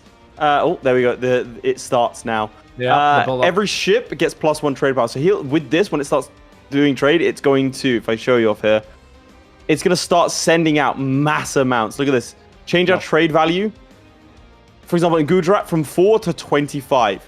From 7 to 30. Naughty. From 1 to 15. Like, he can do a lot of damage with this. And imagine, again, he's got his free merchants now as well from the trade companies. He's going to be building up those trade companies with those trade company investments as well. Yep. This is going to be, I think...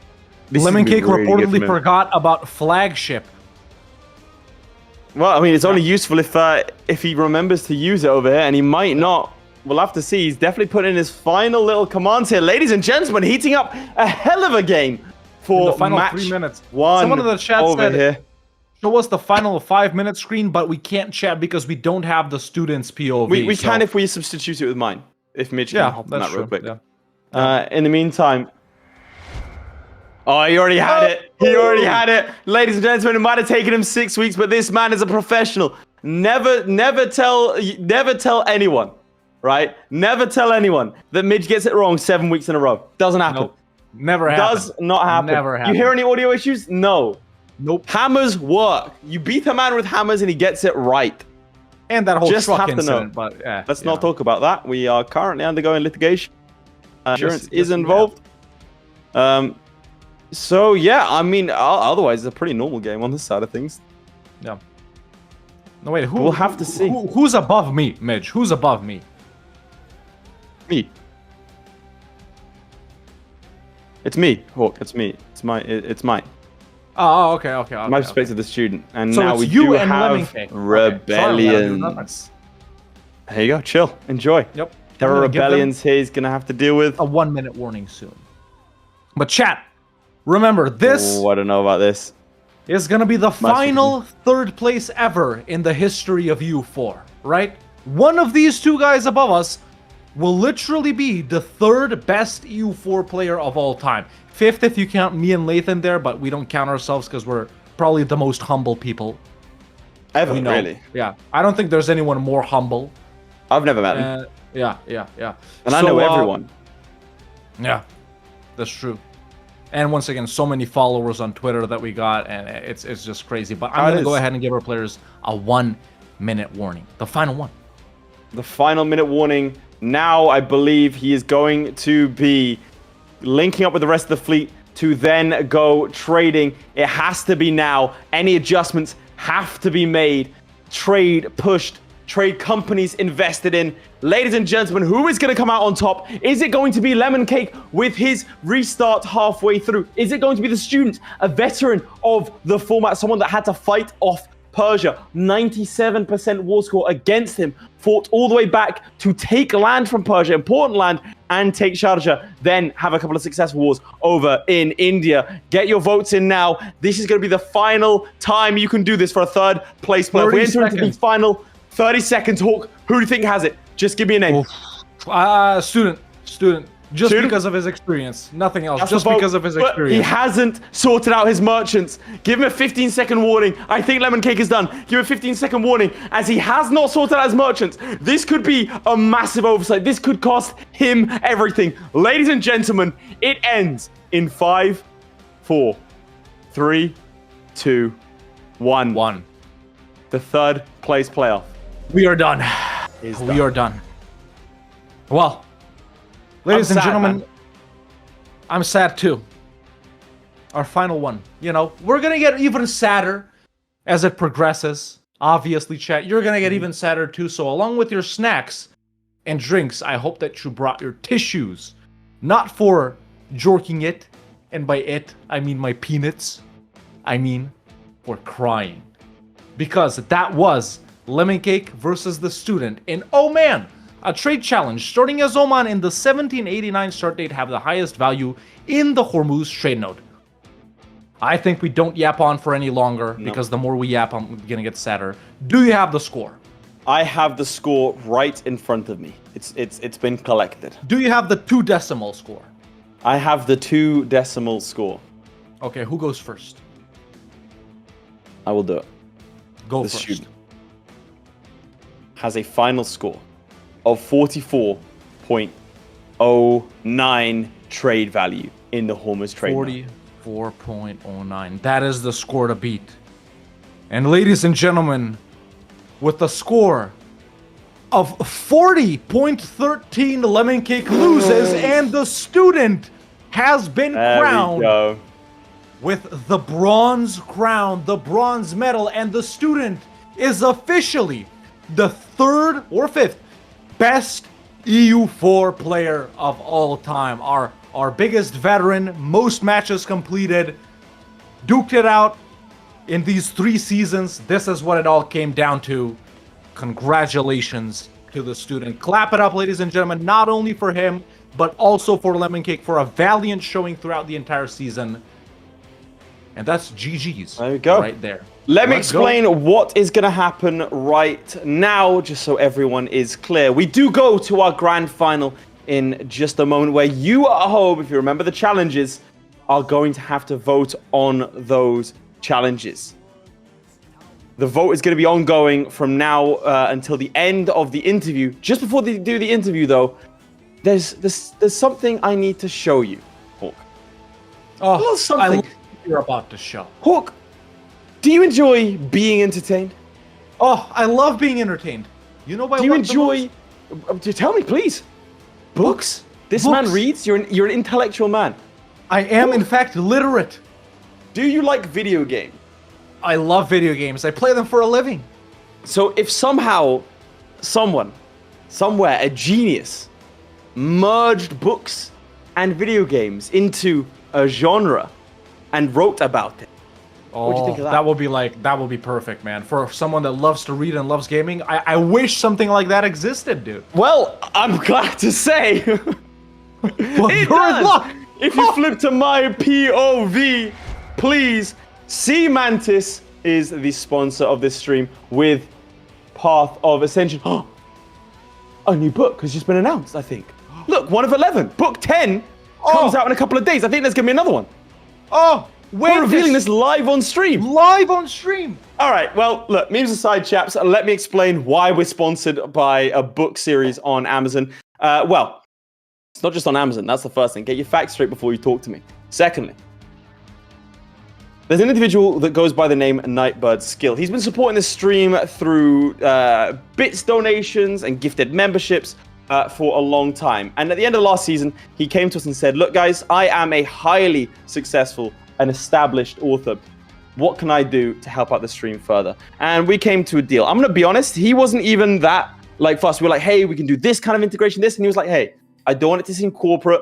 I don't want it to feel like I'm trying to sell anything. I'm just trying to give back to the community. And so it's time for you guys at home to do your part. At the top of the YouTube chat and of the Twitch chat, there is a link to this Amazon page. This is book 1 of the Path Ascension Elite RPG Adventure. This comes from Nightbird Skill himself, from Sea Mantis himself. What is Elite RPG? Well, if you're a fan of adventure books, what this does is it incorporates video game themes. For example, if this character in the book gets a level up, you see the words level up and exactly what that means. These kinds of skills have applicable they are applied to the narrative itself. It's a lot of fun. It's been a relatively new genre that's come out since about 2013. I personally love it. I finished book 2 now. Very pleased to announce. So I can personally recommend it. And it's super cool because I love books. It's super cool to be like, hey, this is now someone who's sponsoring us. So thank you very much to Mantis. You should absolutely go and check it out. You can buy it hardcover, paper cover, get it as an audio book. You can also, if you have Kindle Unlimited, like I do, you can get it for free. So why not help out the stream? Why not help out us? Why not help out the one and only Sea Mantis? We are now going to go to the interviews. And whilst we do the interviews, that is where we will allow you to vote. I'm going to take it away now, and we're going to talk to Lemon Cake and the student about what just... Do we want to flash up the challenges so chat gets reminded of Yeah, what they're voting for? Yeah. Let's do that. Okay, just a quick refresher on the challenges, folks. Before we get into the interview, during which you guys are going to vote, it's time for us to prepare for the first match between Zlewikk and Florry. Just a reminder, 0 to Hero, starting as a 1-province minor nation, have the highest development. That's own and half of subjects. Garibaldi, starting as a releasable nation, release the most nations in peace deals. You releasable yourself, you gotta make more of you. World Conquest, starting as Hungary, Lithuania, Ethiopia, Denmark, or Bahmanis, own the most provinces. Starting provinces don't count. Rags and Riches have the highest income while neither owning nor starting with a province with more than 10 development. It's like the achievement. And then OPM, starting as Ragusa, have the highest income from trade. Now, I'm gonna tell you guys when you can start voting. Look at these challenges carefully, chat. Not all of them are gonna get played. 2 for sure, maybe 3. Okay, Mitch, just a quick note here. Tell me in what order they are. Like they are on screen and then numbered? Okay. So, chat. The poll is up, right? Okay, chat. Vote 1 for 0 to Hero, 2 for Garibaldi, 3 for World Conquest, 4 for Rags to Riches, 5 for OPM. Start voting now. Spam it up immediately on YouTube and on Twitch. You guys will be able to vote during the duration of the interview, and there you see how the votes line up at the top. Garibaldi taking an early lead along with World Conquest. Now I think we're ready for the interview. I'll take it away with the interview. All right, let's get cracking. Lads, in case you were not aware of what transpired, by only a value of 4 ducats, the student does claim the spot of 3rd best EU4 player of all time. Student, how does it feel? It feels great, man, especially after this match. It was like so much micromanagement to do, and yeah, it nearly broke me, man, because like the Persia War, you probably saw that was like close to being actually a restart halfway through the challenge. That would be actually a loss, definitely. But yeah, then in the end I get like 2 more trade centers in like in the South Indian trade node, and I think then yeah, I mean if I had like a little bit more diplomatic points, like I had like 130 in the end, I could have moved my main trade node back. I probably get like 5 or 6 ducats more. But as I said, it was already a lot to manage. I spent it on war exhaustion and such. So yeah. I really want to ask tough, one man, thing. really tough. Is there any reason you didn't use your merchants to push trade around? I didn't. I think I used like 11 merchants or something, right? There was one free. There were a couple just collecting in different places. I was wondering if it was just if there was a strategy behind it. Or...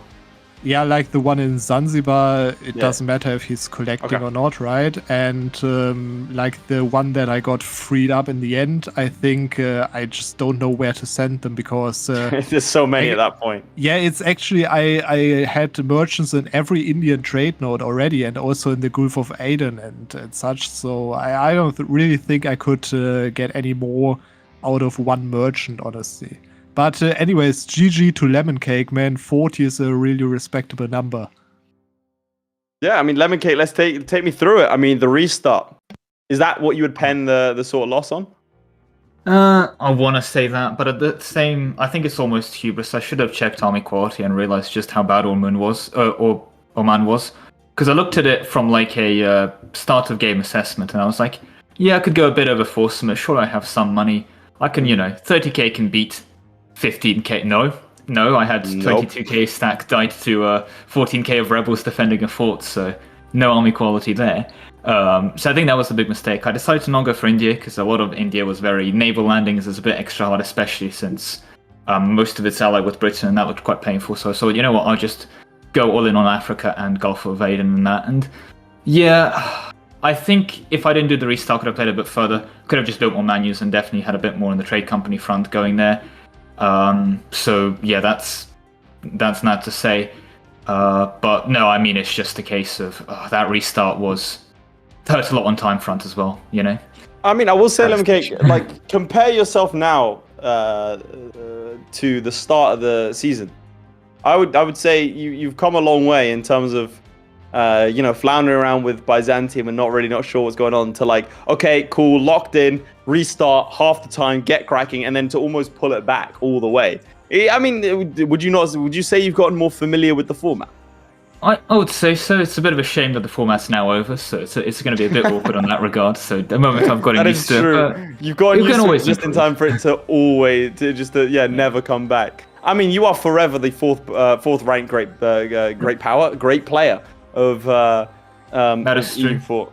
And I'm now forever immortalized above literally everyone in the audience and Playmaker, which, you know what? Everyone else. Maybe I'll come to a rematch with Student later, We'll sort out our differences behind closed doors. Next time, go after his dentist when he went after yours. We can do a rematch. I'm only risking my third place when Lath is risking his statistic versus Florry.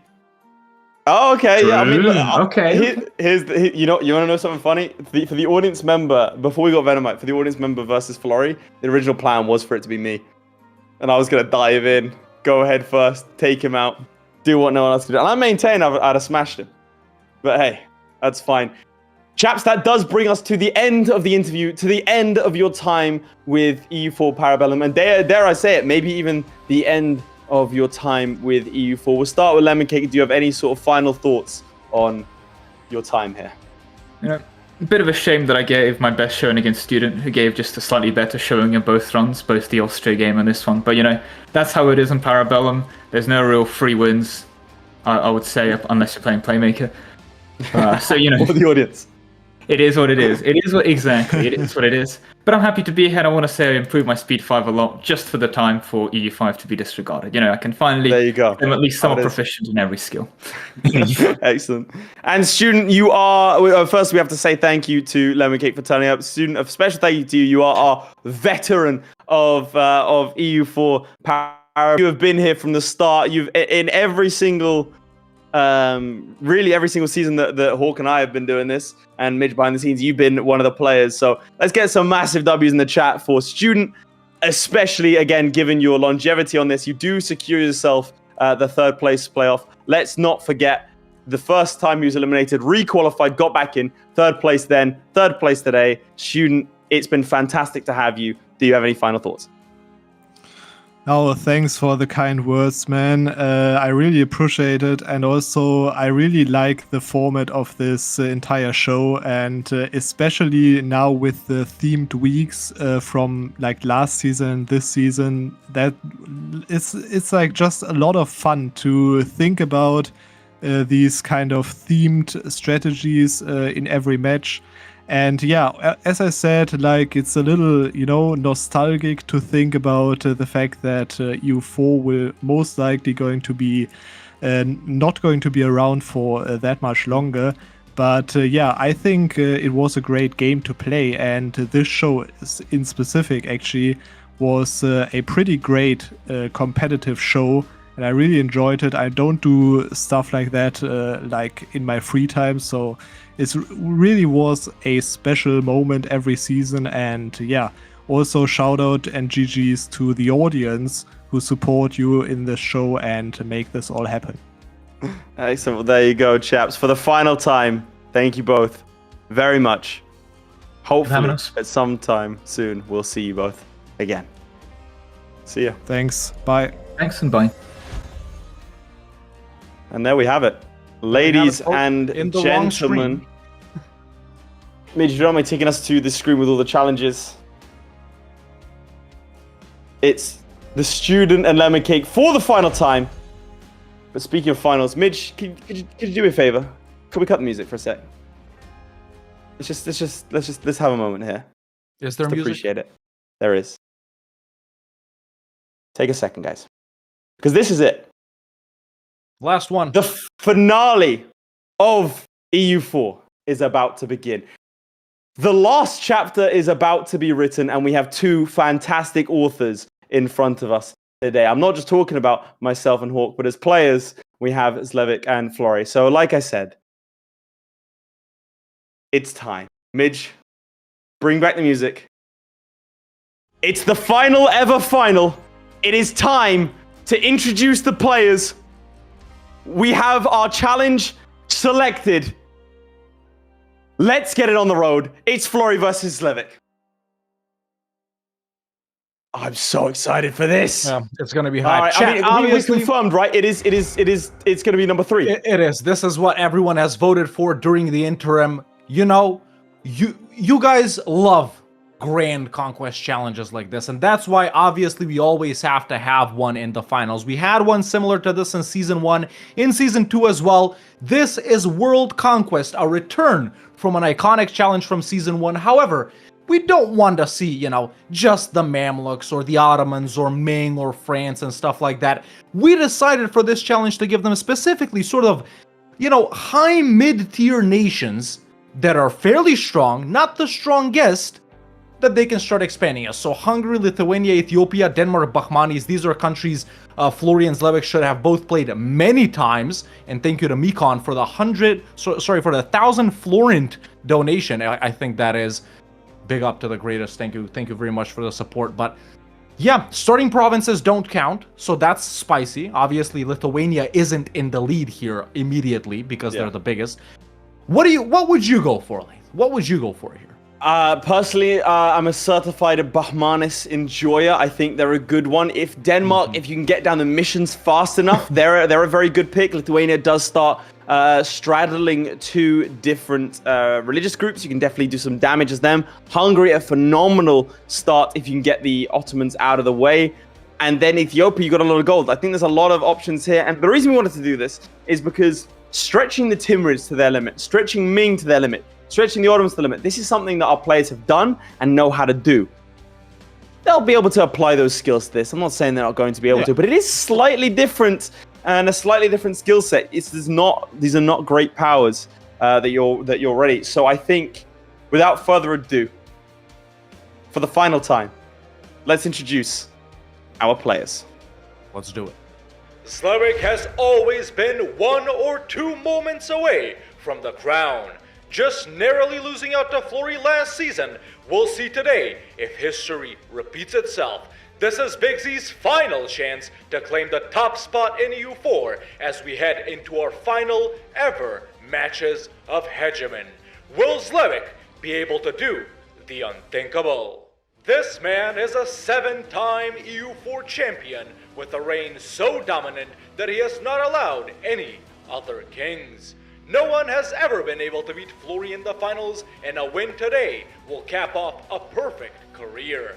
Does Florry have what it takes to go down as the all-time great of Europa Universalis 4?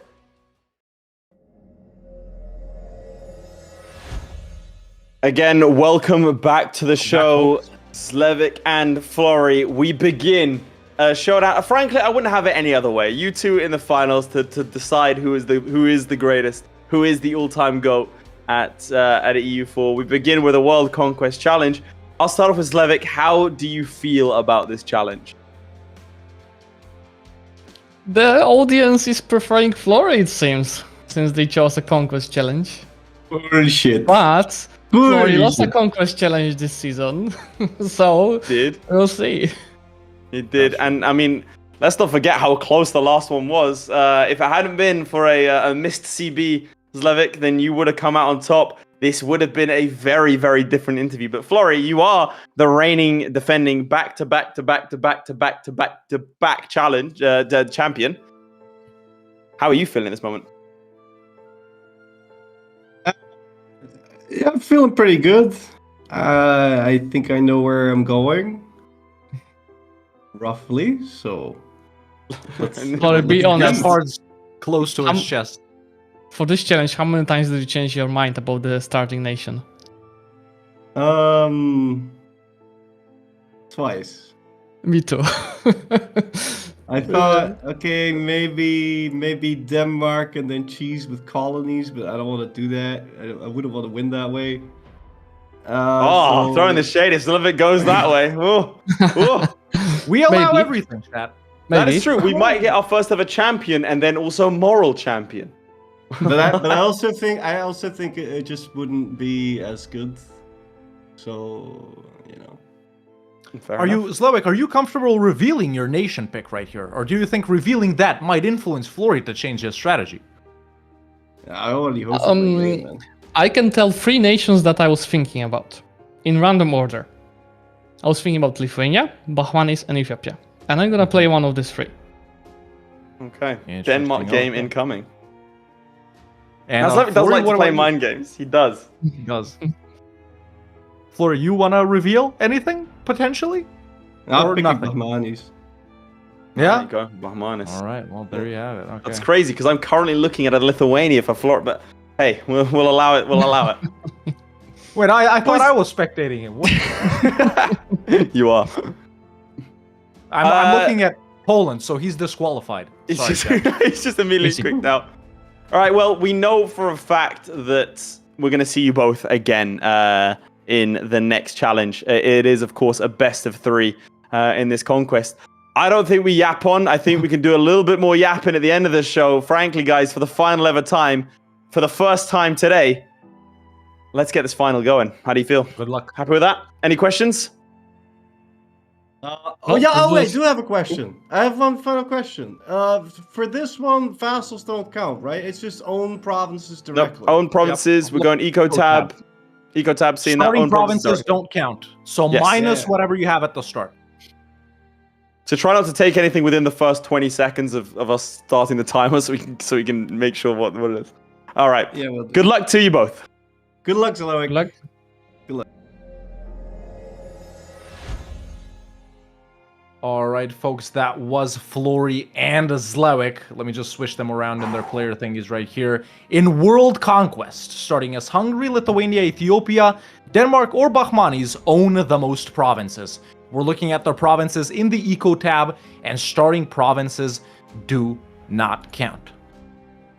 I can confirm for the second or third or first last time I am in a game with Florry. Might be the final time ever. If Zlewikk beats him both times, this is the final time I will ever observe Florry in a game of U4. Same for you. If Florry goes 2 up, this is the last time you're ever observing Zlewikk in a game of U4. Bro, jokes aside, I was going to make a joke here. I'm genuinely like, This sucks. It's sad. It's sad. I chat. don't want to do it. I don't want to start. If we have to. if we just don't start the timer, we hold them here, Hawk. We can. We have the power. Hawk, People are here to be entertained. Hawk, just don't start So- the countdown. Don't do it. Let's entertain them. Chat, it's time. World Conquest in 5, 4, 3, I'm not ready. 2, 1, and we're off. Ah, there it is. We begin in a your game. game. With Florry Worry, and he has chosen to start as Bahmanis, ladies and gentlemen. Now, Bahmanis, an extremely powerful pick. They've got various cores over here in Vijayanagar, a core in Gujarat, a core in their subject, Telangana. Starting number of provinces is 24. I swear I thought it was 22. He couldn't have seized immediately, could he? No. Okay, it's 24 then. Right? He 24. didn't seize, did he? Yeah, No, it's you're good. 24. Okay. So, that Bahmanis is is a the very advantage of strong pick. Bahmanis. Indian Sultanate. Starting off with that plus 10% cavalry combat ability. Very strong. Really good national ideas. Great missions for down here. He's got the Ikta taxation ability, obviously, as the Indian Sultanate right here. One of the top 5 countries in India, Bahmanis. So that Can is you check the Florry's eco pick. tab as well? Yeah, checking Eco tab right now. 15 ducats a month right there. Look at that. Total development. 15 ducats income. What is Zlewick's pick? Now, if you flip to my POV. For the first time, we're going to have a full game as 2 separate nations, as he does pick the larger of the 2. A behemoth of EU4. A sleeper pick. Yeah. Currently at 48 provinces. Yeah. Right? So 268 literally developed- twice the size. Twice the size, less the economy. Yeah. I mean, it's a strong pick. I mean, I would have picked either Lithuania or Bahmanis myself. It's I a think great this pick, is. I man. think this is strong. It's He's a great already taken out loans over here, and it looks like he's starting to go east, fighting the hordes early. We're gonna have a great game. Lithuania starting with 48. Let's make sure I write that down here. And how many did Bahmanis start with? 24. 24. Yeah. Okay. That's Now, there's no written down. catch up. Their scores are 0 at this No. point, chaps. How do we feel about the first ever, the final ever, my apologies, final of EU4? It's sad. The only way I can stop myself from crying is to keep yapping. And so take me That's right. through what you would do as Bahmanis, as Florry. So if we go back to my POV right here, man, I think as Bahmanis, it's been years since I've played them, man. All the way back in Season B. I actually prefer Vijayanagar to Bahmanis, even though that cavalry combat is strong at the start. These guys got infantry combat. As Vij, you normally take out these guys, then go for Bahmanis.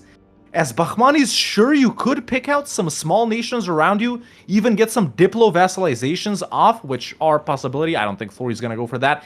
And then go for Vij, or you could go for Vij immediately. Camp combat is stronger than infantry combat at the start if you get those elephants up. I think Florry's moving his borders right up, getting those spy networks up. Still no claims or anything like that, but cores are around. So I think we'll see him going in against some of the nations up north. As Bahmanis, obviously, you do have quite a few religions to diversify your conquest into. You yourself are Shia. You got Sunni guys up north, and over here down south, you got Hindu guys, and to the east and up here. So various religions, cultures, culture groups. Aggressive expansion shouldn't be a problem in the first half of this challenge. I think Bahmanis is probably one of our top 3 picks here out of the nations we suggested. What would you do as Lithuania? As Lithuania, well, I can show exactly what Zlewikk is doing. Is he has already declared a war on the Great Horde. The Great Horde historically does not get any good allies, and so this is a great way to attack initially. You want to sort of handle a mix in this challenge of neutering the big guys, and this is why we didn't want to just go for like Timurids or Ming or Ottomans, because frankly, no one can touch you. Western Europe can coalesce you, and you still have opportunities to fight them off. As someone like Lithuania or Bahmanis, you generally have to be a little bit cautious. There's 1 or 2 players that can hurt you. Muscovy being one of those players. This is a good play for 2 reasons. Number 1, you take out the Great Horde, which are very, very easy to fight, and he's even gone for the Grand Company early to make sure his life is a little bit easier. The second is it is a Sunni faith group, and you don't really want to be fighting these guys immediately because of Kazan and that Yeah. such. But you also do neuter Muscovy, leaving yourself open to be able to attack Ryazan, Novgorod, and the Orders. Those are, well, that's sort of my opinion at least. You go for the Great Horde, which, by the way, whilst it's not dangerous, they're still a horde. You still gotta watch out, yeah. And their provinces are really cheap. Another thing to point out about Lithuania is lots of cheap steppe provinces. Ooh, Stack wipe. nice to go into as opposed to the rich provinces of India. But yeah, I think the biggest disadvantage Lithuania has compared to Bakhmanis is honestly the early game economy. But I think for veterans such as Big Z and Big F, man, I don't think they're even thinking about the economy. This could be a third stack wipe in a row. Bang. Now he is getting cavalry reduction, by the way. Like what's it called? The malice from having too many cavalry. We've got a load of cavalry in here. Yeah. Well, what's their ratio? What's their ratio? It's 60% right now. No, I mean the possible one in the military. Yeah, the possible one is 60%. 60%. So he's good at running half and half. Yeah, but the problem is that he's not quite running half and half when the infantry start dying. He's charging them down right now, but an interesting thing to sort of go for the cav route and run around with that. I don't hate it. Now his opportunity for expansion, like I said, he can go. Ooh, look at that stack wipe. No mistakes. Nice. I'm gonna point out we have seen as basically 0 mistakes from Zlewikk this entire tournament. Could this be his year? Could we see? I don't know, man. What I'm scared most of is the classic Zlewikk mistake. Wrong CB. Wrong when CB. The pressure gets them. That's something I don't want to see. But Florry he's gone for a wrong CB. War. It's a humiliate. No, he's not. No, he's not. I'm lying to you. No, he's not. Yeah, Florry starting off his first war, much smaller than what Zlewikk is doing, versus Chanda next to him, co-belligerent Team Patna and Bishnupur. Obviously, these guys can be diplo-vassalized. Not diplo-vassalized, force-vassalized through war. There is plenty of time to annex various subjects, I feel like. There's also major possibilities for diplo-vassalizations. The only thing that's hindering you as Bakhmanis is being Shia, but still, with the power that you have, some of these guys should be willing to accept. So this we're going to consider the first one for Florry, but potentially 4 more if he can annex these guys once he gets to them. So yeah, pretty standard start right here. What I'm excited about seeing is the big wars once you get into them, man. Gujarat allied to Jaunpur, so it's going to be annoying. Malwa, no strong allies, although they do have the subjects. And then Veg, pretty standard, no strong allies. So pretty normal game here for Florry as he drops army maintenance to save cash. Very nice indeed. If you flip to my POV, a score of 7 is registered on the board as the Great Horde has been lobotomized. No more Tartar yoke for you. We'll have to see where LC goes from here. Personally, I'd be privy to a Livonian Order, but that's a strong string of allies here. Yeah. Maybe instead going for Pskov. Now, if you do know the Lithuanian missions, which frankly I'd be surprised if you do, but they're quite cool. You get subjugation, Casabella, and things like Livonia, and he does go for Novgorod. Very good. Oh, nice. Very early. I think Sunni, one thing I would try and do is Lithuania. No. Wait, Muscovy is also decked. That's not good. So wait, hang on. The bribes are in, ladies and gentlemen, as Muscovy instead elects to go after and stack wipe the Novgorodian troops in Pskov, enabling Big Z to run around and snipe Novgorod from him. Yeah. Very nice play. How often have we seen Florry pull that off? Not often have we seen bribes Big John Z Paradox be able to come do it. in. Over on the other side, Florry decking on Ratanpur as well. So another conquest right here. Just chill, minor wars. I think Zlewikk is off to a much more explosive start. One thing I was going to say about him is I would have personally tried to get into the Catholics early because there are 3 major religions he can push into, Sunni, Orthodox, and Catholic. So, yeah. But you think Catholics like number 1? Not number 1, but to get the most AE decrease, Get that one out of the way first so you can come back to them. But yeah, get your votes in chat. Get your votes in. 1 for Zlewikk, 2 for Florry for today's match, for this match specifically. Lithuania versus Bakhmanis. Really, it's conquer the most provinces instead of own, isn't it? So, yeah. Yeah.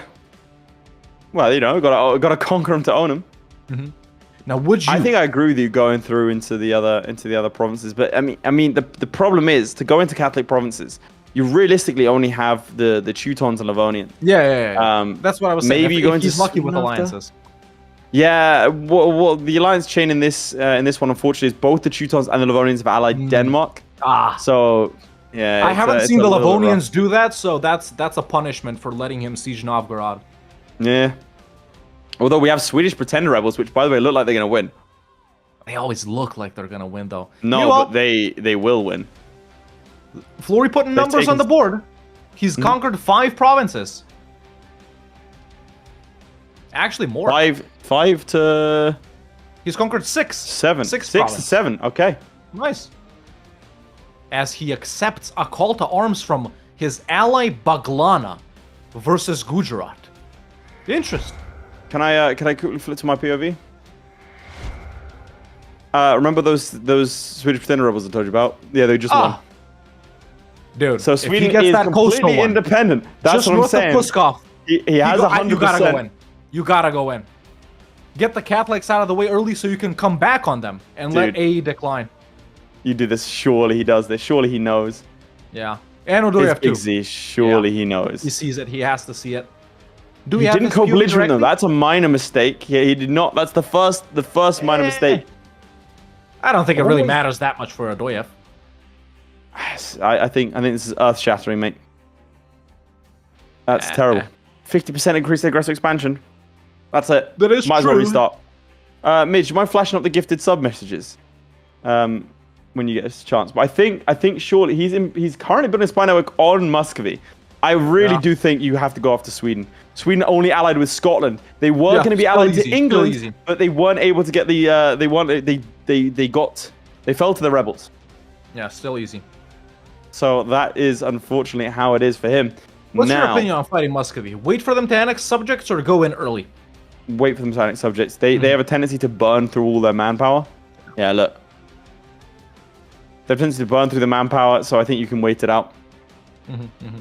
Glad I made it for the final. I mean, hey, look, if you're not here, then where are you? Also, They say be there, it'll be square. Well, hopefully everyone. We're glad you're is around. also a double thank We you both to went through Ellie's the same new joke, Alex. username Yeah, there because there she. you have it. might- Yeah, I'm not go sure back- what he's go back doing. to, Sure, you go the for it. Florry here. Just to notice this Gujarat war, all of it has been occupied by him. Even though this is mainly Baglana's war. He does have claims, cores, blah, blah, blah, so Baglana could potentially give him stuff, but I think this should be a peace out by him, honestly. Just to double thank Ellie's username here, because not only did they resubscribe, but they gave out 10 community subs as well. 10 community subs. Did you say that Thank to the you so chat? Yeah, I did. I was saying it to the Hell chat, but yeah, I was shout actually out Ellie's muted to you username. guys. Glad. Oh, nice. Glad I made it for the final. Well, we are also glad you came in. Not least because you financially supported us as a massive war is declared over here. Ooh, let's see it. How massive is it? Firstly, Comet sighted. Sweden? Comet sighted, but look, admin power he's gets a around scholar. it. He's a scholar. So- He is indeed, as he declares war on Muscovy to take land from Novgorod. Presumably didn't want to take too much rich land here and has spotted an opportunity. He does have the numbers on his side. He did get an early stack wipe off on them. You see this 16k? Died instantly. So he looks like he's going to be going for the Novgorod war first. He is suffering call of pizza right now. I mean, that's rough. Does he have allies? No. No. Don't need allies where he's going. Florry playing with allies for the first time. He's actually allied Bengal. Never seen him play without him. That man Unexpected is that. a loner through and through. Yeah, but he has finished his war with the one Baglana called him in. Baglana has granted him his core of Thana and 3 more provinces over here. So Florry up to 10 provinces right now. So that's I think that puts Nice. him in the lead as he declares on Orissa. Okay, Look at that. nice, and calls in Bengal. This should be. I've never seen juicy Florry war. play with allies. He reportedly signed an emancipation away from his parents to make sure they could disown him because he felt like it'd be an unfair advantage. Well, it This doesn't is go fact. through life allied. It's crazy. Yeah. He didn't even sit next to me at dinner when we sat down. It was horrible. Yeah. But Well, he was something. banned within 30 meters of. Let's not bring it up. Yeah. Let's. Florry's gonna breeze through this Orissa war, especially with the help of Bengal. So let's see what Zlewikk's up to. Oh, there we go, doing the peace out. There it is. Does he That's take a lot of Luki? provinces. Nice fort. I don't know if he's lucky. He is. That's There gonna it put is. him right next to Sweden. He has to know. Surely. Surely. He's currently sitting at 77% overextension. This is a slightly longer war. Now, I think there's something to be said for releasing releasing vassals and then conquering them at the end. Personally, I think there's a good shout. It's something that you can do right at the end to just take them out, and it means that you're not gonna be impacted early on when it comes to overextension. Yeah, I think it's gonna be the main limiting factor. I don't think it's gonna be aggressive expansion at this stage of the game, as he declares another war on Crimea and stack wipes the Muscovites. This is a hell of a showing. Now, where does he go? It's easy to get bogged down in Russia. Look at that vote next to me right there, chat. Look at that vote over there, man. 50, it's 50.3.49.7. It just goes to show how evenly matched these two titans of EU4 are in their skills, but not in their titles. Just a reminder, chat. Either Florry is going to be the only EU4 champion ever, or Zlewikk is going to be the last EU4 champion ever. So if you haven't voted, vote. But yeah, both of these guys just going super aggro from the start. Zlewikk, I want to point out, bro, aggro. that line was so cold.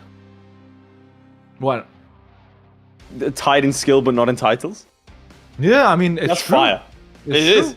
I was it. It's Federer true. said, Roger Federer was like, yeah, I have the same win rate, almost the same win rate as everyone else, but the games he wins are always in the right way. Yep. As speaking of wins, one did not happen here for Zlewikk. If you don't mind flipping my POV, has let's he see. picked? Has he bit enough more than he can chew here? This is the state of the people currently fighting, and I'm afraid it was the hordes that handed him his first Nearly L out of the manpower, campaign.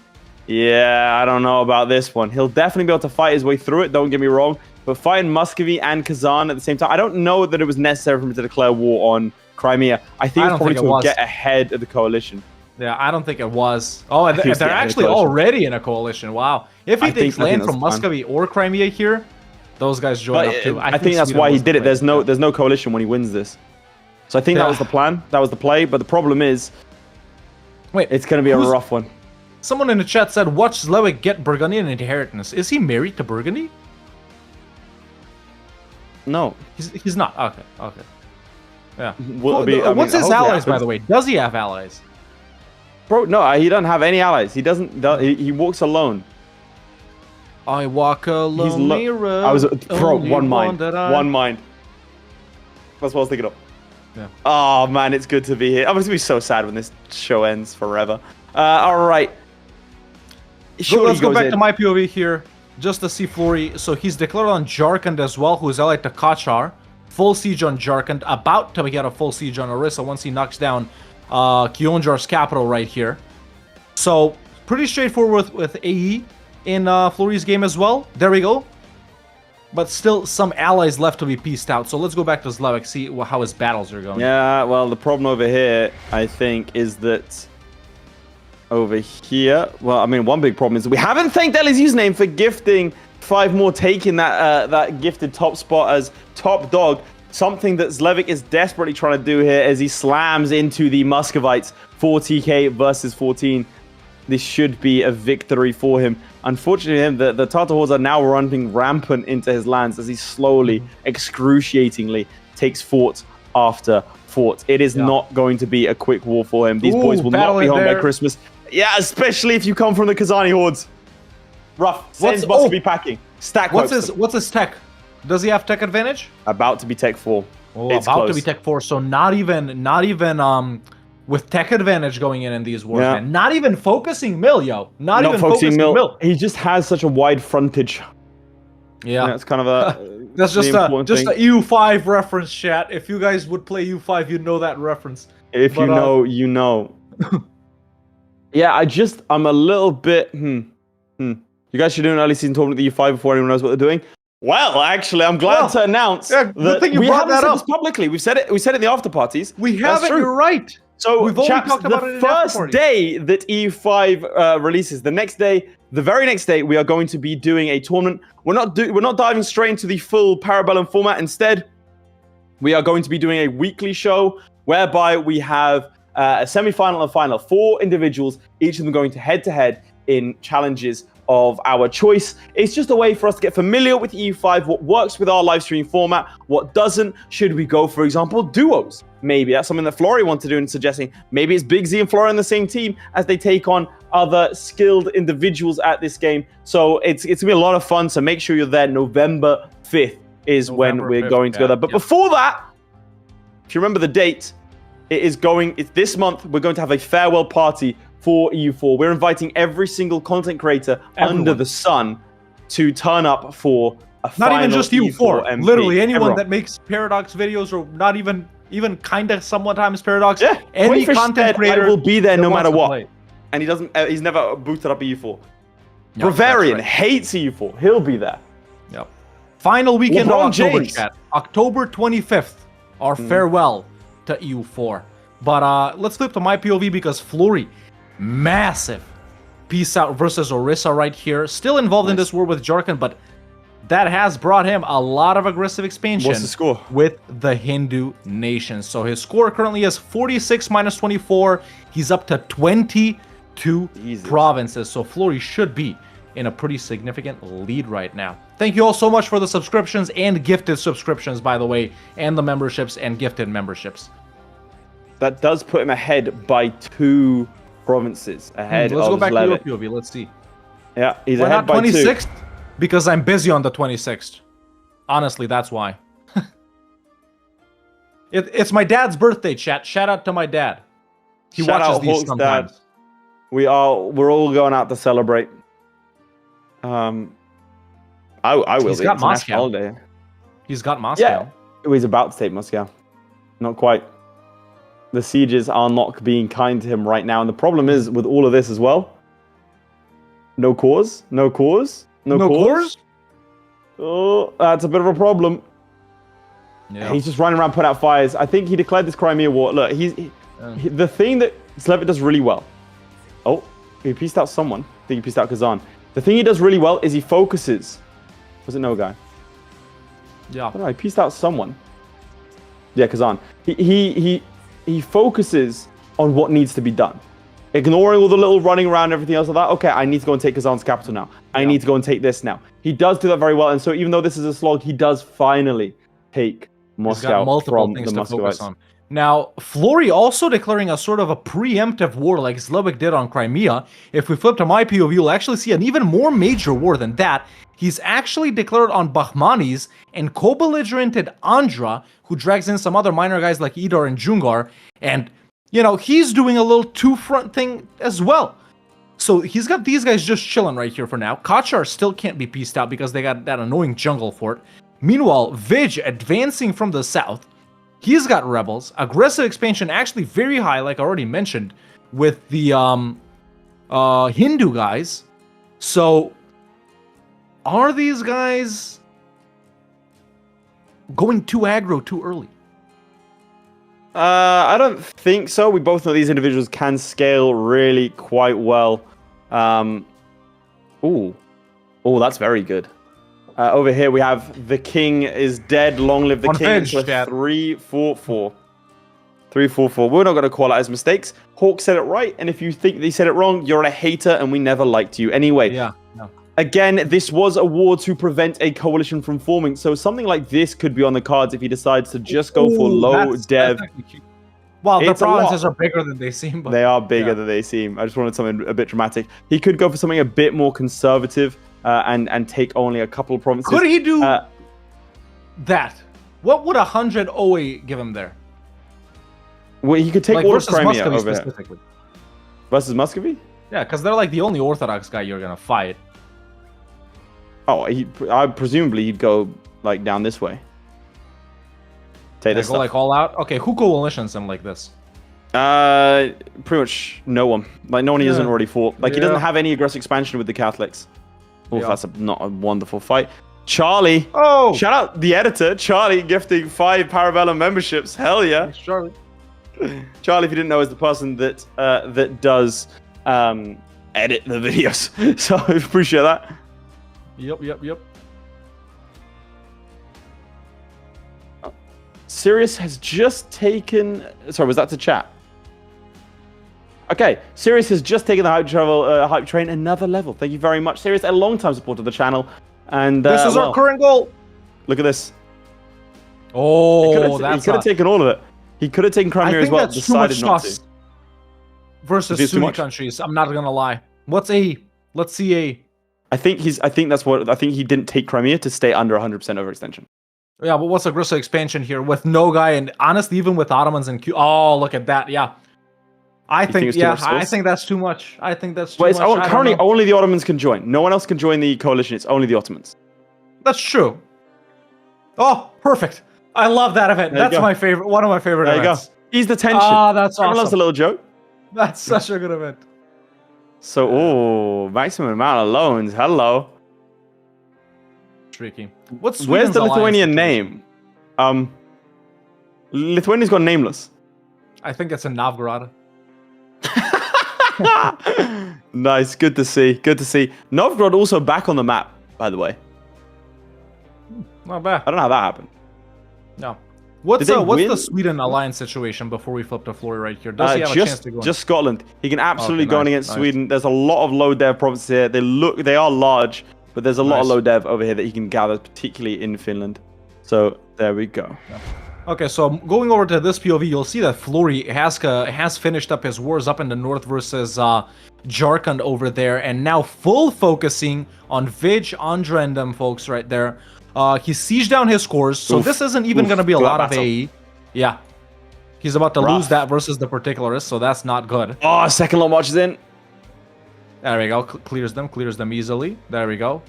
He sieged down the Vij capital. Vij is out of manpower. He's close to being out of manpower.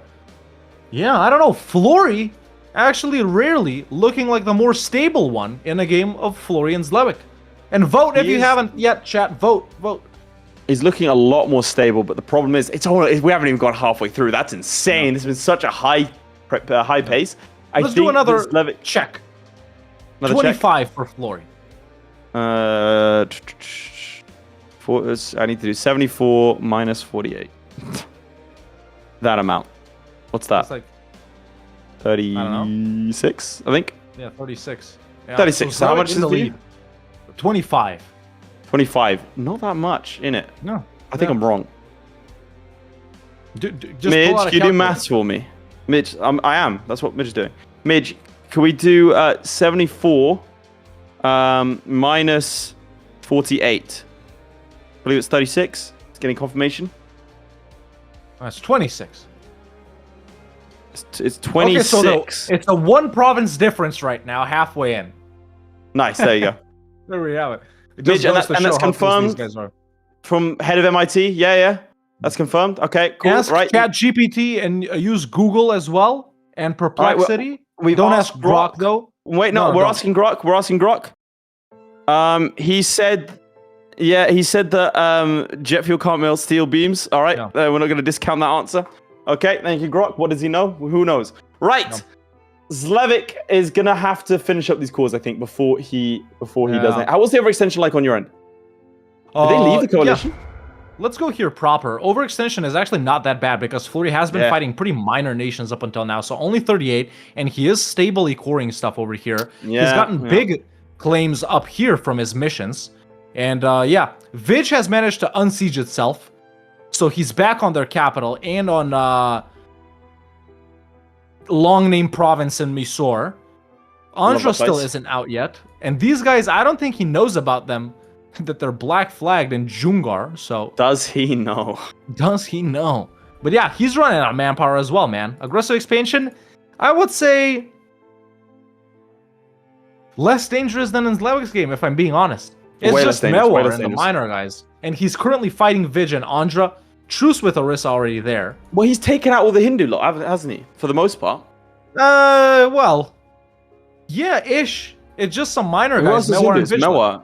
Yeah, that's it. So, and he's fighting Vij. So he's done, whereas that's interesting. Bahmanis has a massive advantage for that, you know, if you think Yeah, about yeah. it. Because you could go in, dive in against all the Hindu lot. The Muslims don't care, and then you focus on the Muslims afterwards. You have to be a bit more careful about that because there are people outside of the Indian subcontinent. But otherwise, the guys up north really probably don't care that he's mass taking land. Whereas and he's also, because he didn't have occupations against him, he was able to finish up this cause. Whereas on Zlewick's side of things, it was a little bit trickier. Yeah. I believe we'll probably be seeing a piece soon. He has to finish up these cores first, though. I don't think he wants to go over 100% overextension. No, probably not. And I think we're going to see that soon. He is full stating too, so he is scaling the Lithuanian economy. Look at them big loans right there too. Oh, I think he's absolutely going to be doing that. He's maxing loans the entire time. The big part was all this was occupied up here, and so he wasn't able to core any of it during that war with Muscovy. Yeah. And bear in mind, this war has been going on for the last 7 years, which is a long time. He is ticking down at least. He's at 91% right now, right? Yeah, he can peace out whenever. The Ottomans. Why by the is way, it Muscovy unsieging itself? They are bit by bit, but he keeps getting chased off, and there we go. He goes full force. Takes everything. That score is now 89 in comparison. That adds minus 15 48, so that's provinces. 41. Yeah, 41 is Zlewick's score right now. Yeah, that's 48 crazy. 41, 89. Yeah, tearing away. Oh, that's a big number on the board right there. Big number on the board. But now, Florry where up to does 29. he go? Where does he go? I mean, here's the thing. He's currently, or I think he just got a claim on Ryazan, did he? No, the problem is he didn't get any claims anywhere else. So he could quite easily go in against Tver, who are guaranteed by Muscovy if he wants to fight them again. I mean, focusing, to be honest, honestly, hard focusing the Orthodox, not a terrible idea. Yeah, not really bad, not a terrible idea. Ottomans aren't mad either anymore. No, the Ottomans are fine, so that's what I'm saying. You go against Tver, you fight Muscovy, you can even take stuff from Muscovy if you want. And then on this side of things, Florry pieces out Vij, and there's the fall of Vigianagar. If we flip to my POV, ladies and gentlemen, there we go. It gets renamed to Bellari, bunch of dev right there. He retakes his cores, expands into Andhra, and takes their capital. And this down here, not as much aggressive expansion as you would think, because a lot of this was his cores. Coalition is active. Mewar, Gorkha, and other minor Hindu guys could join as we get past the halfway mark, but still, insta-deck, there it is, on Malwa. Now, this is where he starts changing things up. Malwa, actually a Sunni nation. So depending on how hard he goes in against them, that could trigger Jaunpur, Multan, Delhi and them, and maybe even some of the Khorasani and Persian guys to be angry along with the Hindu guys. What I honestly thought we were going to see right here, folks, is Florry going through Bengal, or possibly through Jaunpur and them Tibetan guys for out there, but not so out there strategy for Florry, and reach China. You think he'd go straight through? You think it could still be on the cards? I don't think he's gonna. I think he potentially still has time, but that man has an addiction. Honestly, at any given moment, he's off to China. Authorities actually had to stop him, by the way, in recent memory, from boarding a plane and proclaiming a new dynasty. Yeah. It was the Florry dynasty of Zhongguo. Zhao Shenhao Zhongguo. To this all man of our Chinese viewers. Speak fluent Korean. Lo Aini Ni Hao. I speak Mandarin. Nice. Let's see what Zlewikk is up to as Florry really goes in hard against Malwa right here.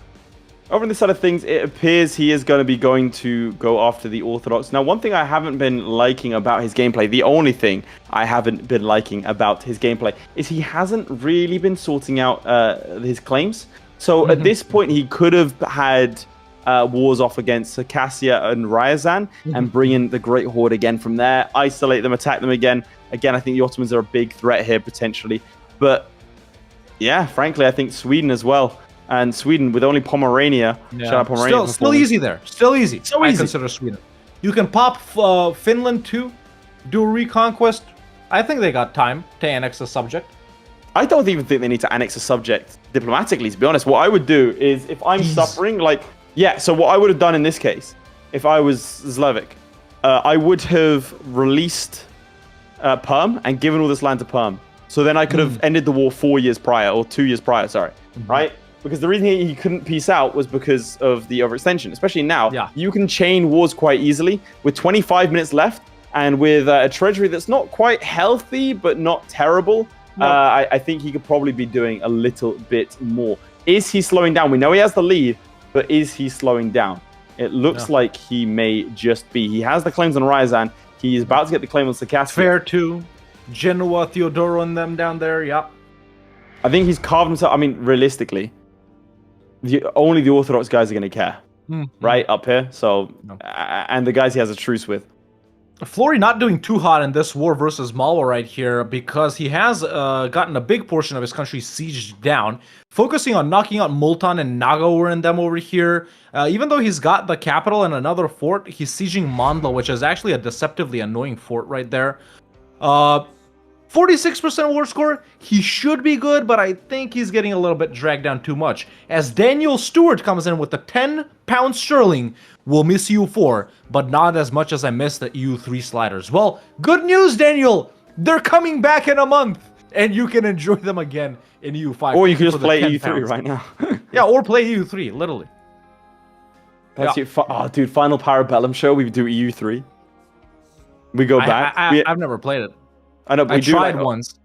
On the 5th of November, we announce we're saying, yeah, we're going to play a new Europa Universalis game.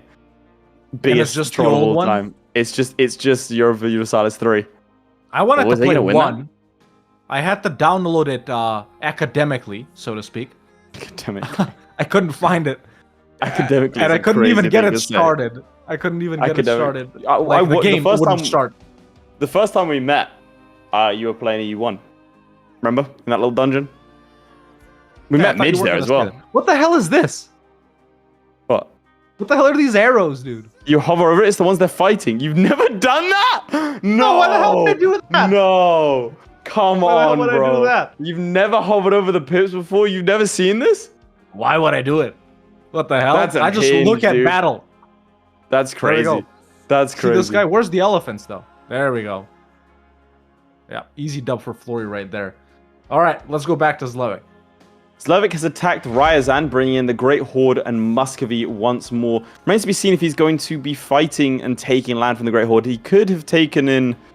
he could have fought Tver for this. Let's see, has he co-belligered them? He has co-belligered Tver, Ooh, nice. so he's going to be going for that. 1, And 2, 3, Tver is 4, actually 5. bigger? Who did they take that from? Novgorod? Yeah. 6, 7, 8, 9 provinces on the board for that he can grab here, and then a bunch over on this side of things as he slowly makes his way through the Orthodox slot. I have to say, I would have liked to have seen a Sweden play. They're quite easy to siege down. Yeah. But I mean, frankly, if you're going to go for this slot, I'm not mad about it either. He's in the lead right now, so we can't really fault him. No, I can't. But I will anyway. Yeah, that's right. Does he take Great Horde land? That's the question. I wouldn't piss off the Sunni guys, man. Look, that puts Ottomans directly in a coalition, so I don't. Yeah. I wouldn't.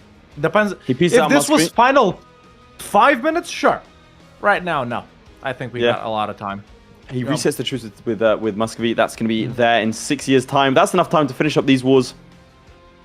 Take out the Great Horde and then run over to Sweden. Now, do you think we're going to see a Sweden conquest? I think we have to see a Sweden conquest. Honestly, I don't know, man. He hasn't fought any Catholic nations as Florry declares another major war right here versus the country of Mewar. Now, Mewar, Indian enjoyers will know, it has the only gold mine in India, which you kind of want to get to early. And also it has some of the few livestock provinces in it or near it around India for that manpower, which is non-existent in India. So still kind of bogged down in this war versus Malwa, although he is already at 99%. I think this is a on purpose, not piecing out. Yeah. Just, gonna piece out Malwa so that then he can get the stuff on Mewar. He obviously has some claims over here that he can do, the deck for. But yeah, I think Florry's already started his, bigger wars right here, man. Doing a little check on him right now. 62 minus 24 is what? 36? No, 38, right? 38. Yeah, 38. So still, there's only like 3 provinces behind. It's so close, man. Let's not forget in the final, last time, Zlewikk lost by 2 provinces. And he spent the entire game. It looked like Florry was ahead the entire game, and then Zlewikk just got, almost caught up. He has declared war on Circassia, has not co-belligered Theodora, which I think might have been a slight error, because, I mean, why would you not take their land? They're right there. Yeah, it's easy, it's cheap. But once again, Theodoro, Circassia, Orthodox. So who cares? That is true. That's Well. personal beliefs aside, though. Can we keep talking about the game, if you don't mind, Red Hawk? Now, I think he has pieced out Muscovy. He's going to be there in 5 years. Let's see what he does with this lot. I think it's the Mamluks. Okay. What? The Great Horde is now fighting the Mamluks.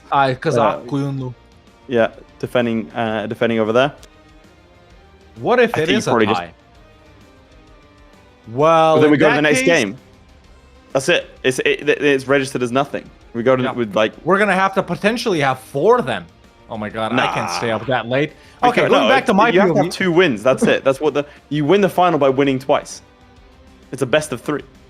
Well, that's true. Florry, meanwhile, decks on That's Gujarat what's you. in the Bahmani conquest of Combat. Gujarat only at 2 p.m. That's EU4 slang for 2 province minor, not what time it is. You know, you'll know if you're a pro like us. 2 p.m. If you know, you 3 know. p.m. But really, there's no 4 p.m.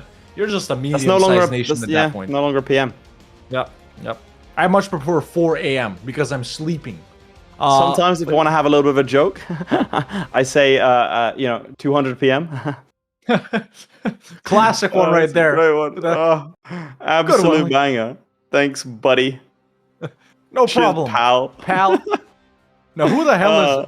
Okay, Hey, Baglana is Zoroastrian. Either way, Hell yeah. Florry still 99% on Malwa, getting siege down right here.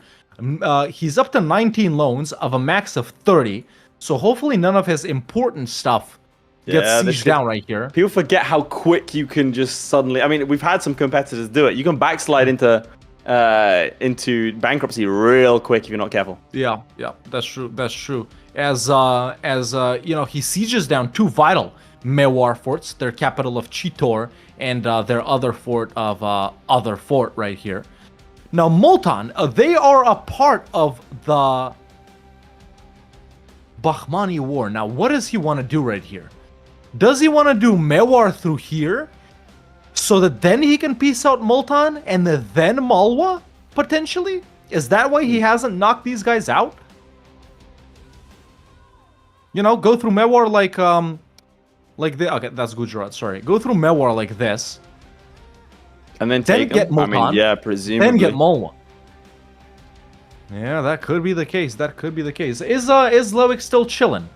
Zlewikk has just finished off his wars with Circassia. He has pieced out Theodoro and taken that land. And he's also pieced out the Great Horde. Let Not me just taking double land check. again? For 8, he's done something with them. I think he might have just taken money from them. And now it is just him versus Ryazan and Tver. And Ryazan is already done. We're about to see another piece out from him here. He's holding his lands together by sheer force of will. Let's see, is he done? Can we go to him directly if you don't mind, Midge? We're going to see him peace out. There you go. That's it, done. Peace out. Yeah, that was a Now, nice bit of conquest right there. 83%. That's huge. Yeah. Now, in 4 years, he goes to war with Muscovy again. Presumably, he can fight... Oh, no. He can fight Novgorod now, but there wouldn't Let's be go much back to your point. POV. I want to see aggressive Sure. expansion for Zlewikk now. Sure. Fine. Actually, not bad at all. Wow. Not too bad. No Not one bad would at all. join. I think He's it's managed it very actually a well. great strategy that he keeps pushing into the same guys. This is good. I mean, bear in mind, all these guys can't see him, so they can't. He can't see them, so doesn't matter. Maybe, I mean, I wouldn't really go after this lot because Mogulistan would be horrible to fight. don't I think think I'd so. ignore Kazan. Instead, if you're going to go for anyone, you go after Nogai. Again, Ejam is a little bit tricky to deal with. Realistically, you don't go after Novgorod until after you've dealt with Muscovy again, because you fight Muscovy, take a bunch of the land, then go Novgorod, and you can take. By that point, it'll be close. You take land. Let's go to Florry now directly. Go Sorry to for interrupt right here Sweden. because Go I for it. think he might be about to do some peace outs here. Let's see if he practices the strategy I just mentioned over here, because that is a full siege on Mewar, even though it's only 73% because of his northern allies, Kumaon. No. He's going to declare more wars. But on whomst? Is he? You don't think? What's his war exhaustion? War exhaustion right now is actually not bad. 0.89. There's the... So Multan first. He took it because it's next to his subject Nagaur. There's the deck on Jaunpur. And he continues. That's He's crazy. fighting all of India. There we have it, folks. These His two really bloodlust are in a is class of their own, insatiable. man. Now, GovCap, still good for Florry. What about Zlewikk? What's his GovCap? GovCap, Not good. Yeah. Yeah, let's flip He's a to Grand European- Duchy. Yeah, Let's Florry's not losing forget so he's much. still a duchy. He's a Grand Yeah. Duchy, but needs to hand out some privileges. But the problem is that Crown land might be a little bit rough. So far, things are moderately stable. They're not fantastic, but he's not dying anytime soon. He is always at his loan cap, so he does need to be careful about shifting around. A single death could do him poorly. But frankly, I think he's in a really nice place. It depends. No way. He wouldn't. On Poland, restoration of Union. He's allied Bohemia. He's allied Austria. You think he wants to go for Commonwealth, but he can't. He needs tech, right? I think that's just needless aggressive expansion because he has to PU them before he can take land. What would the PU be useful for? Unless there's think there's missions a to do it reason. early. Is there missions for There are Lithuania missions that will knock to it form down. Commonwealth early? March west. You take Coalitions land do disband if you form a country. only temporarily. He does do it, but it's for Venomite Chelm. He's says taking no, so I believe him. for land. Oh wait, conquest. So he's doing conquest. Yeah. There Okay, you go. so He's he taking a is single pushing into province, Catholics. diving in, and I think he's going to try and get Austria and Bohemia to do the work for him. Very smart indeed. Oh, let's just There you go, go. I'll give to a my bit of a POV brief. briefly because there is important things I want to show off. So Florry, disloyal subjects, rebels are rising, max loan cap, over 100 overextension. He's pieced out Malwa as well. Got damn near full annexing these guys, pushing up through here and through over here, obviously, so he can core stuff next to Jaunpur. Now, I don't think he can even core everything. Yeah, look. So he needs to core things before he can core other things. But there's a major peace out versus Mewar and Jaunpur awaiting. Bengal is his ally. Khorasani guys starting to get mad along with these guys, so it's big. Do we do any more checks or no? What do you think? No, No? Okay. we don't do Okay, it. We don't do it. it's I the want to brainstorm. flag this for a second. Why was Ethiopia included in the challenge? It doesn't seem to have the same potential as the other options. The amount of if you flip to my POV real briefly, I just want to show it off. This is AI Ethiopia that's expanded like this. Ethiopia starts, I believe, 3, 4, 5, 6, 7, 8, 9. Let's call it 15 provinces, right? Yeah. So right now they've gone up by 15. They're not participating in this challenge, but they've gone up by 15. They have a lot of income from gold, especially in the hands of a player, and more And everyone's importantly, weak. everyone around you is weak. You can go to the Sunnis here, and go down here as well, around here, up here. And all the guys that you would potentially upset are not able to see you. The Ottomans, you can't see you can't join a coalition. Yeah. All right? Mamluks are your only real threat, but the rest of the slot, you can dive into territory that is really cheap to take. Over here, if you see Najd, you have, I mean, look, 3 development. It's very, very easy to see why you would do that. Now, Ethiopia on would have this- been my second choice, honestly, after Bakhmanis. Oh! Peace out from Florry. There we go. There we go. Boom. Mewar is out as well. Florry right now at 203% overextension. Destiny in the lead, he doesn't slow down, and that's the Can key he part. keep doing this? Yes, he can. sets a As he crazy decks on pace. Delhi.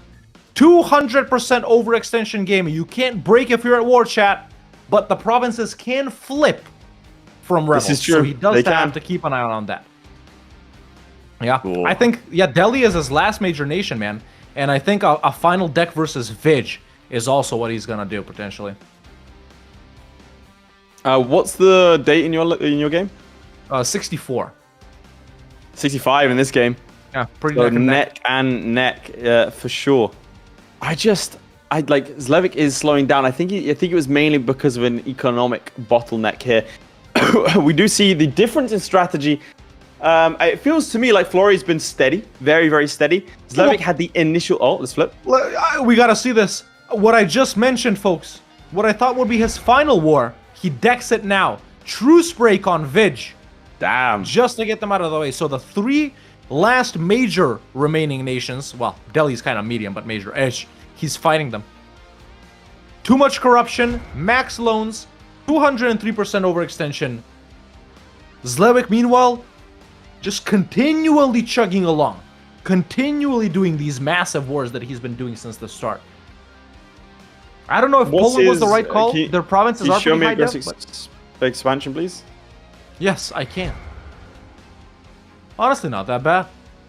But Bengal, yeah, Bengal's ditched him. Yeah. An insta coalition. These guys could declare, honestly. These guys yeah, could be there. it wouldn't be a bad deck either. How many troops does he have? He's got 72k troops. So that's probably enough to stop him. But Yeah, I think I'm gonna give him a 10-minute warning. Yep, go ahead and do that. But yeah, as we stick with Florry here, ladies and gentlemen, obviously his nation from more stable than Zlewikk in the first half has turned into less stable than Zlewikk's in the second half as he goes into all these all-out final wars, whereas Zlewikk now a lot more stable. He was pummeling into the Orthodox guys. He's gotten them out of the way. Now doing his first war actually versus a Catholic nations, and none of the Catholics in Zlewick's game, I think, care about what he's done so far. So even though Poland has some pretty high-def provinces, if we flip to your POV, we can see them. I think he's not going to have a problem potentially taking Max right there. Yeah, I think that's gonna be the case, to be honest. I especially at this stage in the game, he can take a good amount of provinces. I think this coalition means nothing at this point, especially given the final 10. Man, this war against Poland really has not gone well. There's been no real problems, like no real significant losses for him necessarily, apart from this one here. Yeah, that's been a little bit rough. But the main part is I think he was expecting his allies to do a little bit more, and they kind of just taken one fort and that's it, leaving him again passive, not doing too much. This is a very slow Zlewikk. I've never seen Zlewikk play this slow. It has enabled, in my opinion, Florry to catch up.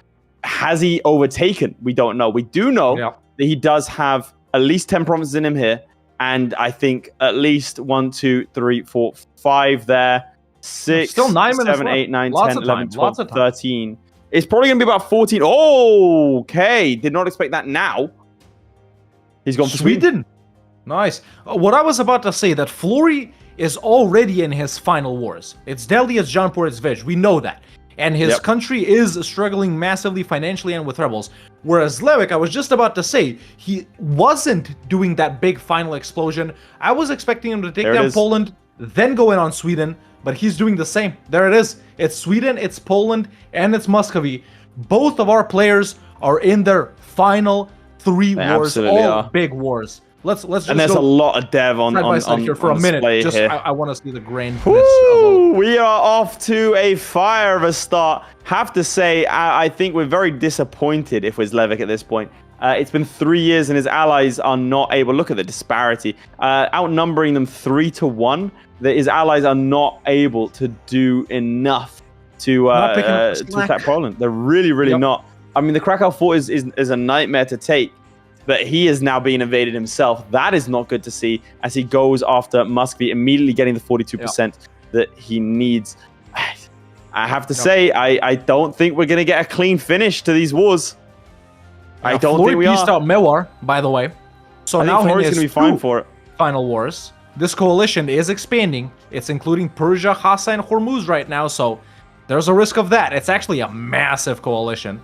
Yeah, he just keeps chugging along, man. He just keeps chugging along. Someone in the chat says the Champions League's games start in 10 minutes, and they're the second most prestigious tournament today, just behind EU4 Hegemon. You have that right. We're more fun than...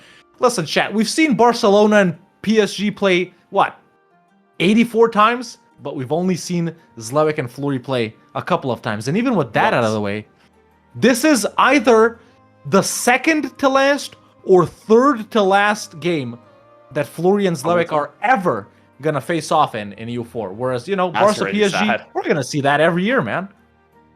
I don't like you quoting these statistics, man. It's like when someone goes, oh, you know that, like, the 90s were, like, 40 years ago?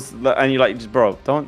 you don't need to do that. Don't tell me these things. You don't need to do that. And it's a similar sort of vibe. Now, I just think that as we enter the Final 5, there is no greater player on Earth than Final 5 Zlewikk, right? Oh, yeah. Maybe first 5 Habibi, but that's mythical at this point.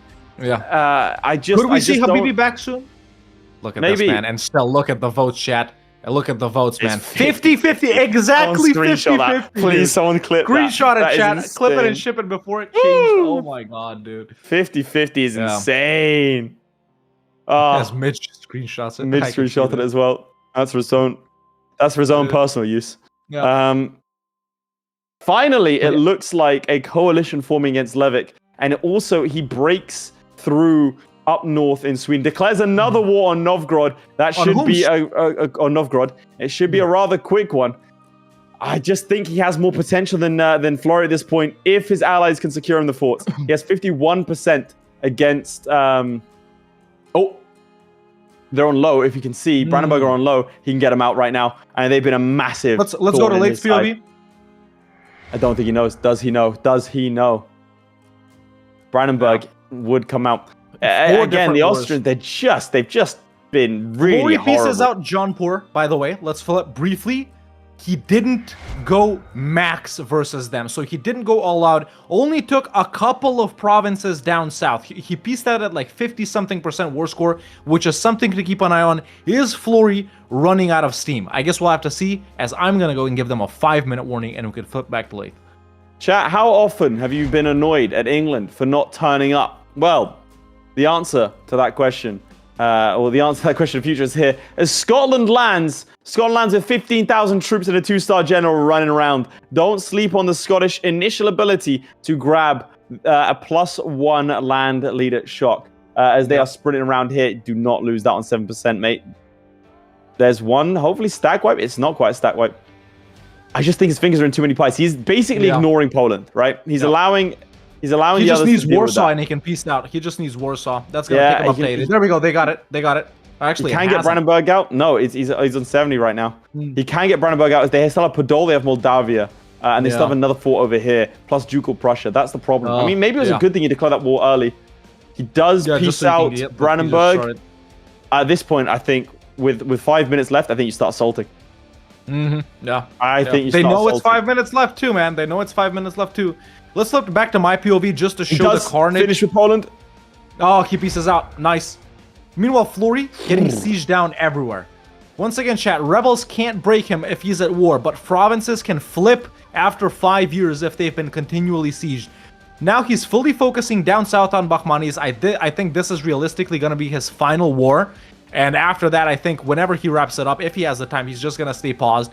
There is potential for a lot to be taken from Bakhmanis here, especially if you sort by lowest, war score, which I'm not doing right now. So there we go, about 10-ish provinces there that can be taken. This obviously is a meaningless symbol, but some of these men, they may be close to flipping. Peace has been declared with Muscovy, only around 76%, so we didn't take everything he could. I can only imagine because he's going to truce break them. Yeah. But instead, he's rushing over to Novgorod. Yeah, he's been piecing out aggressively. He does not want to be caught flat-footed. He does assault over in Stockholm. Yep. Let's see. I don't think... there's no point taking that one. I don't think he'll be able to get too much. Probably around this is what he's looking to take. If he goes all out, there is lots of cheap provinces in Sweden, man. Lots of cheap provinces in Sweden. There's a truce break over here. Let's go final 5. Let's do it. Let's go final 5. There's a truce break opportunity against the Muscovites. I really think that should be his final one. Can he summon any other reserves of strength? He can get the Novgorod company with that's another 8,000. Yeah, I think this is going to be a final one. This is going to be a close one. This is going to be so close. Ladies and gentlemen, a stunning performance from both participants for the final ever EU4 finale. The first match, we are still going to be blessed with one more meeting of giants after this. Right. It's everything you've been hoping for. More. At least one more, or maybe two. More. Historically, it's always been 2 in these finals, Florry so we'll have to see. Florry pieces out Vijayanagara. I think potentially taking the cheapest provinces, chat, because he has left some enclaves over here. I think that was Florry's final war. But he's not pausing, which I guess he would want to do if he doesn't want the rebels to break his country. Once again, Zlewikk seeming more stable right now. Could we see a truce break on Vij if he took out all the forts? Yes, we can. Yes, we can see a truce break. Only their capital and Jinji left, so it shouldn't be that difficult to get, these occupations off, especially if garrison isn't up, but it is up. Only one, only 1 minute left. Assault. Chat, if you've enjoyed episode 1, match 1 of the final ever finale of EU4 Hegemon, man, make sure to hit that subscribe button if you're on Twitch. Become a member if you're on YouTube. We do this for free, so your support. It's 21%. It's 21% in Stockholm with breached walls. Novgorod is sitting on 28%. He's done. He pieces it's out. 20%.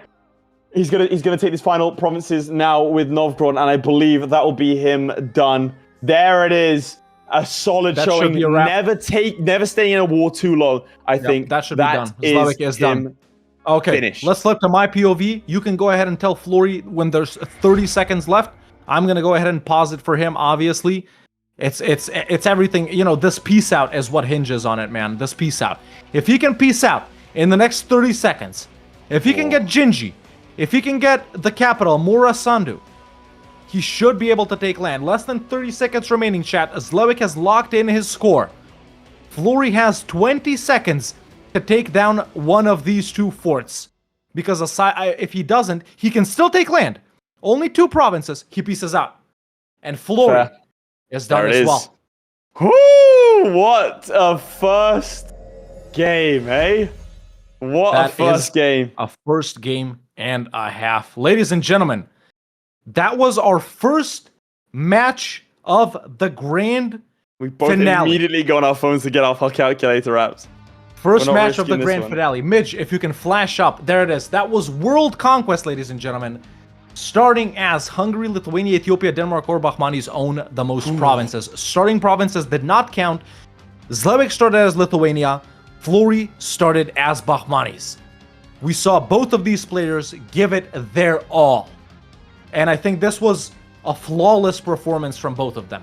Oh, No fantastic. wrong CBs, no, not declaring easy wars and stuff like that. I think they've pushed themselves to the limit.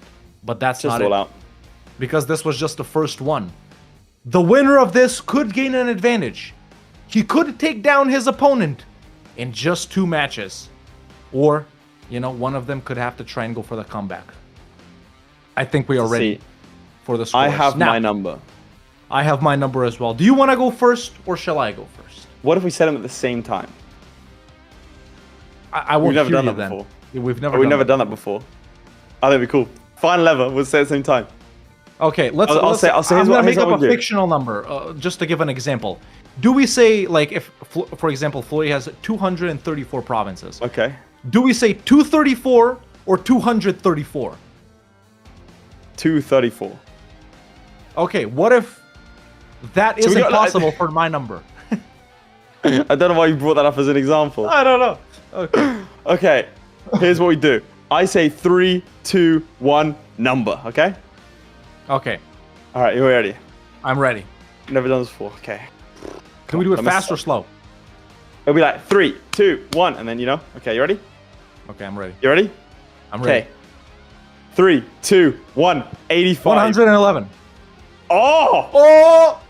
Florry takes away the first match, ladies and gentlemen, with 111 versus 83. Yes, Florry 85. does have 135 provinces, man. minus the starting 24. Look at his is reaction. 111. Oh. That is actually a pretty big difference in a match such as this. Even in a flawless performance from Zlewikk. I guess there's more provinces in India, is what this comes down to, perhaps. But, with that said, ladies and gentlemen, now it's time for... what? It's time for the interview or the sponsor. Enlighten me, please. Well, I think after such a stunning performance, we should quickly thank who made it possible. We really should. And that, of course, We really should. is C Mantis. So with W one Mantis, challenge yeah. down, Midge, if you flip to my point of view, let me take you through what the Path of Ascension, a lit RPG adventure is. We are No, not going to in do the the vote. We interview. do the vote in the interview, Midge. So, remember, chaps, that was the first match of potentially 3. Florry takes it in the first. Now we have another one to go. Florry has never won the first game, to be clear. That's never happened before. And True. so you will be able to vote during the interview portion for the next one. Midge, I'll give you a chance to set that up. It's going to be, just make sure you let us know what numbers it's going to be. But for now, something a little bit more important. Something else, chaps. Something else. If you like video games and you like books, then you're going to love the Path of Ascension from C Mantis. Who is C Mantis? Who is this random author that we are promoting? Well, C Mantis is one of you. His other name, as you can see up top, Nightbird Skill. He's on the honors list because he's been supporting us for a long time. And at the end of the last season, he came to us and said, guys, I love the channel. I love the show. I want to give back to the community. How can I keep the lights on? I've heard you've been losing money every single show. And so this is what we came to. This is our solution. It's for you right now to click on the links to this Amazon page. This is the Path of Ascension RPG adventure. If you like... Okay, let me put it this way. Let's say the main character gets a level up. You read that in the text. It's very video game coded. It's a very nostalgic read for me personally. I love these kinds of books. The book 10, I believe, is coming out in a couple of days, really in a couple of days. And it looks like book 11 has just been announced for the Path of Ascension. Don't take it from me. Take it from 7,869 individuals who've rated this 4.7 out of 5. If you have Kindle Unlimited, you can get it for free. It's also, you can get it as an audiobook if you don't like reading because you're lazy. You can also get it with a hardcover or a softcover in your physical hands if you enjoy it. Now, chaps, I would love for you to do that because, again, he is helping us out. He's a member of the community. Why not click on the link and go and look at it? Just go check it out. Click on the link at the very least and let him know that you, as a community member, have done your part and are looking with eyes on this. I think it's time we get back to the games, chaps. All right, going back here. This is going to be an interview with the loser of the first one, Zlewikk. Now, before we do that, real quick, Midge, is the poll set up? What numbers are there? Let's go back to the voting screen. 1, 2, 3, and 4, chaps, are going to be the numbers to vote for. Number 1 is going to be Zero to Hero. Number 2, Garibaldi. Number 3 is Rags and Riches. Number 4, OPM. So that is what you're going to be voting for. Get started with voting, chat. Let's take it away. Which challenge do you want to see? The interview. First of all, I want to ask you how you're feeling after the match you just had. Oh wait, you haven't had it yet because this is pre-recorded. But at this point, you know, that was the easiest match that they've ever had. Easiest? Imagine you just lost massively and struggled, went bankrupt. that would be even funnier. I'm gonna keep this one. But yeah, at this point the first match is done, and you're either one up or one down based on how this works. What would be your advice for yourself if you're leading right now? Have fingers crossed for the audience to choose the right challenge. Zlewikk, hello. First of all, I want to ask you how you're feeling after the match you just had. Oh wait, you haven't had it yet because this is pre-recorded. But at this point, you know, that was the easiest match that they've ever had. Easiest? Imagine you just lost massively and struggled, went bankrupt. that would be even funnier. I'm gonna keep this one. But yeah, at this point the first match is done, and you're either one up or one down based on how this works. What would be your advice for yourself if you're leading right now? Have fingers crossed for the audience to choose the right challenge. I think I have potential here because at least based on the last season, right, that audience is exhausted with the conquest challenges, which I think Florry is stronger than me.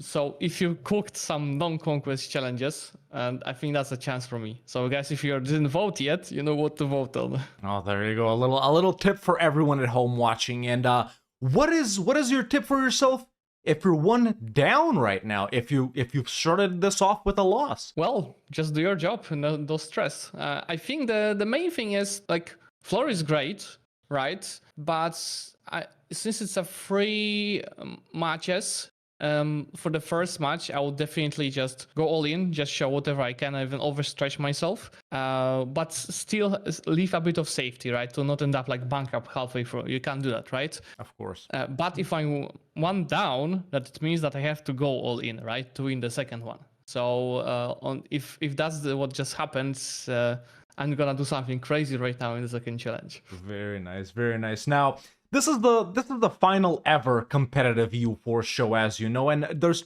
kind of two things I want to ask you in relation to this. First of all, how important is it for you to cement yourself in the history of EU4 by winning the final ever tournament such as this? It's pretty important, right? It cannot be like that only Florry has ever won anything. That's unfair for everyone else.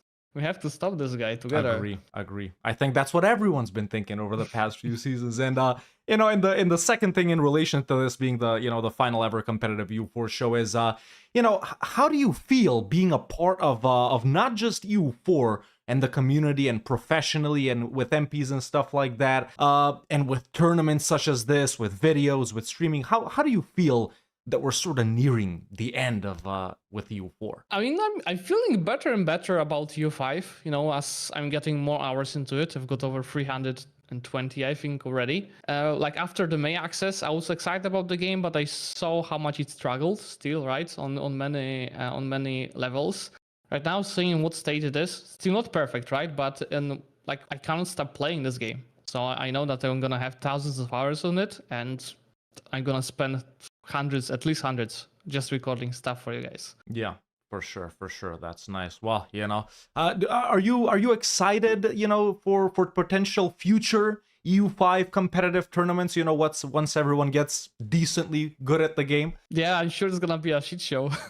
Same as I am already planning a multiplayer game for like 60 people. I think that's gonna be beautiful.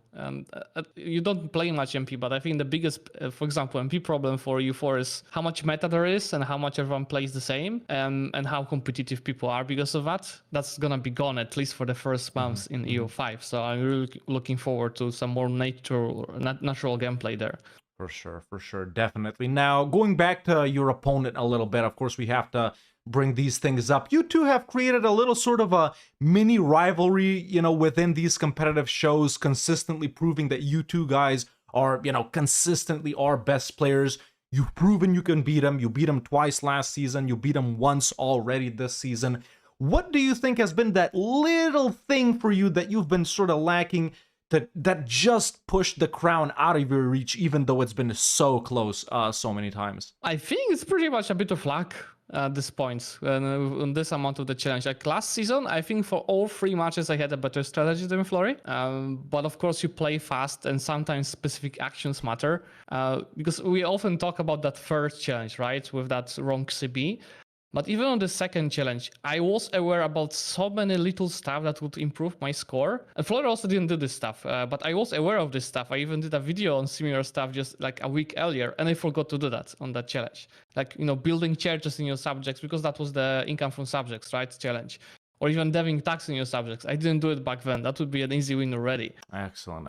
Yeah. I think it sometimes it really does just come down to that little bit of luck that everyone needs. We hope to see you send some PayPals over to John Paradox. You know what I'm saying? But finally, man, obviously I want to thank you for being a part of this show for so long, and for all of these various other creative, competitive, whatever types of EU4 things we've gotten involved in over the years. And even though we're excited for the future, any closing thoughts on EU4 Parabellum and EU4 as a whole? I love this game. I love you guys. It's just so beautiful. I have almost 10,000 hours. Like, it speaks for itself how much I love that game. And I'm sure that all of us here in this group have probably like 60 or 70k together. That's right. Well, there you have it, ladies and gentlemen. That's been Zlewikk, aka Big Z, either coming off of a win or a loss. Make sure to send some hearts in the comments and in the chat right now for the main man, Big Z himself. And let's continue with Game 2. Zlewikk, thank you so much. I guess we'll talk soon.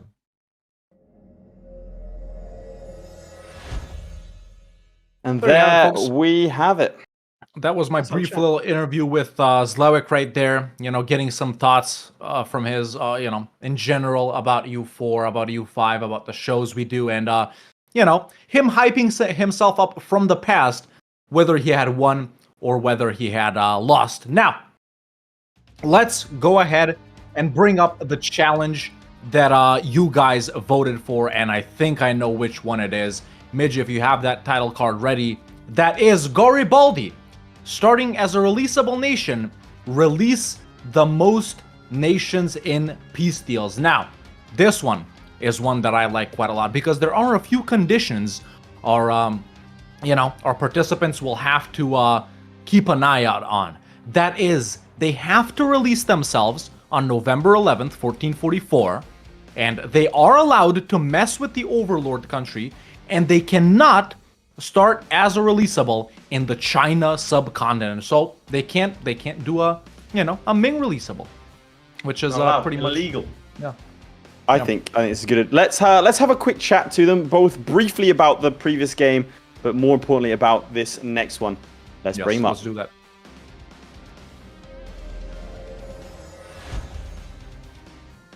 Gentlemen, Okay.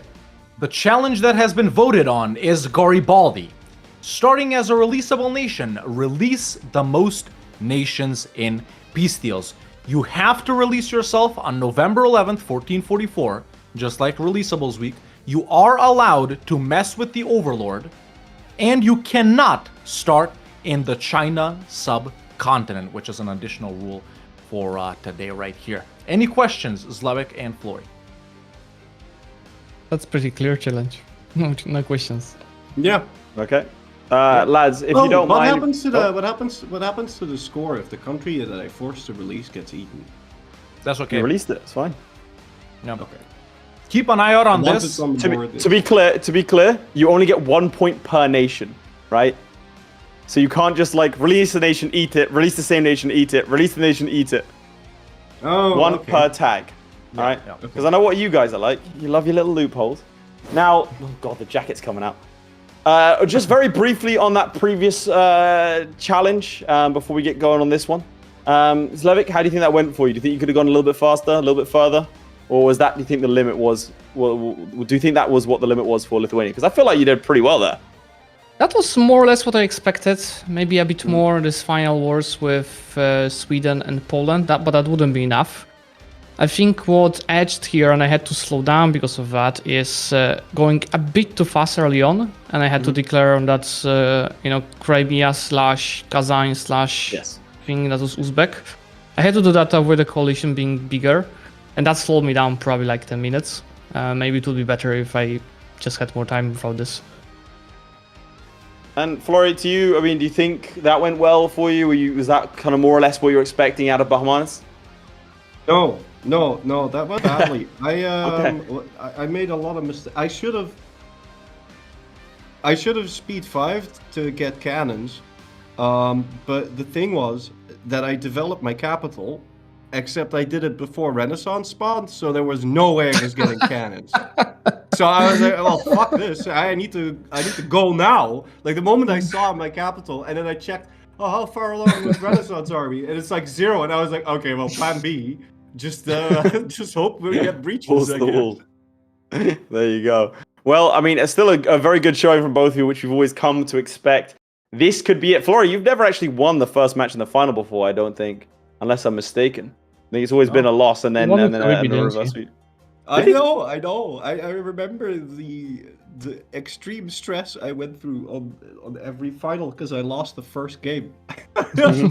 Well, I mean, maybe this will be your first ever sweep. I mean, Zlewikk, got a lot to do here, but I mean, if anyone can do it, it is you, chaps. We'll let you get started, let you get your games hosted, let you get settled, and keep an eye on the chat for when we get going. I'm not gonna lie, I'm hoping it's not for the final time. I'm really hoping it's not for the final time. I do want it to go for a third game. So I'm sorry, Florry, but I'm actively rooting against you for this one. I understand. Well, you have to do it for the content. Florry's gonna just throw for the content, get in some DQ'd final minute. I mean, unless you have something to add, Hawk, I think let's get cracking. My only thing to add is, boys, remember to keep a track of this yourselves as well, because this is one of the harder challenges to track. So I've got a notebook. I've got a pen. We're gonna count, Florry. Just put down a notch. Just put down a notch. We're gonna count, but I just want to be very clear. Chat's gonna be counting. You're gonna be counting. We're gonna be counting, just because sometimes we might miss them. All right. Yeah, that's right. And as we know, the person who is spectating you, in this case me, their skill at counting is unfortunately part of your EU4 skill. This is true. Florry also can't confirm from what I remember. That might be a problem. No, yeah, I was about to say, I'm not gonna count, man. I mean, you count. I don't care if I lose. Florry illiterate confirmed? Question mark? All right. Well, boys, we'll let you get going. For potentially the final time ever, ladies and gentlemen, it's time to hop in to Garibaldi. Oh wait, they're still in the chat. Get out of here for potentially the final time ever. I'm not ready, bro. There we go. I don't I'm want to, not. because this could be it. Genuinely, let's just take This on, could 'cause be this it. Could be. This could be it, chat. This could be it. I think it's a great challenge for potentially our final one. If it is, if it isn't, chat. First of all, let's put some hearts in the chat, man. For Zlewikk, for Florry, for everyone that's participated in this season, in the past seasons, for me, for Lath, for Midge, for you guys at home, and for EU4, because this could be the last competitive EU4 match you're ever about to see. It could be. That is true. There's It no could way be. it would, like, yeah, I mean, We'll know at the end. I don't know, man. I'm stressed. I'm We'll stressed. know Now, in here's about the other 60. thing as well. Historically, Zlewikk has been better at economic trade and development. Florry has been better at pure conquest and warfare. This is going to be one that might skew Florry coded. We'll have to see. Something like Ragusa, I think, would have been an easy Zlewikk dub. It's not a straight up conquest one. It's not. That's the key part. It's not a straight up conquest one. You gotta find. It's really game knowledge. You need to know in which region to start in, which big guys next to you have many guys you can release from them. There's so many possibilities. You can start next to Ming. You can go next to Lithuania, next to, I don't know, what other regions could you go into, but next to Ottomans. Yeah. Here we go. Well, we're waffling, by the way, chaps. We're waffling because we really don't want to begin this challenge because it could be the final one. It could all be coming to an end. In an hour and just a couple of seconds, we could have our champion in front of us. But all good things must come to an end. But fortunately for us, that end is potentially an hour or more away. We have the beginning of this challenge to look forward to. And in 3, 2, 1, go. The challenge does begin. Now, and we are in we go your my point of view. POV. Zlewikk has chosen to start as Jaunpur. Now, because of this, I think we go into the side-by-side immediately to see what they do to the Overlord Nation and learn who Florry's Overlord is. And that is Hungary. All right. He is playing Once Hungary. again, two very different starts. One was near Carpathia last time, one was India. Now the tables have turned. Who could be the Jaunpur releasable, though? Ode, potentially. And the Hungary releasable, Transylvania or Nitra, right? I mean, it has to be Transylvania. Transylvania is way larger. I mean, it has 7 provinces. Nitra has gold immediately. Nitra does have gold immediately. I don't know. I feel like you can release them both, and then just take them out, and then you got the that's day true. one. That's true. Now, Jaunpur, I'm looking at here. They have Rohilkhand, which I've played. They have 3 provinces, and then Ode, which is bigger, which I think I've also played, which has 5 provinces. Now, I'm not really familiar with the ideas of any of these guys, which of course the starting traditions could be relevant right here. Obviously, Jaunpur is still going to remain fairly big if you don't feed a lot to the other guy. Hungary still, more aggressive expansion in Europe. I don't know. I think Hungary might have been an expected choice for me. Jaunpur is a little there.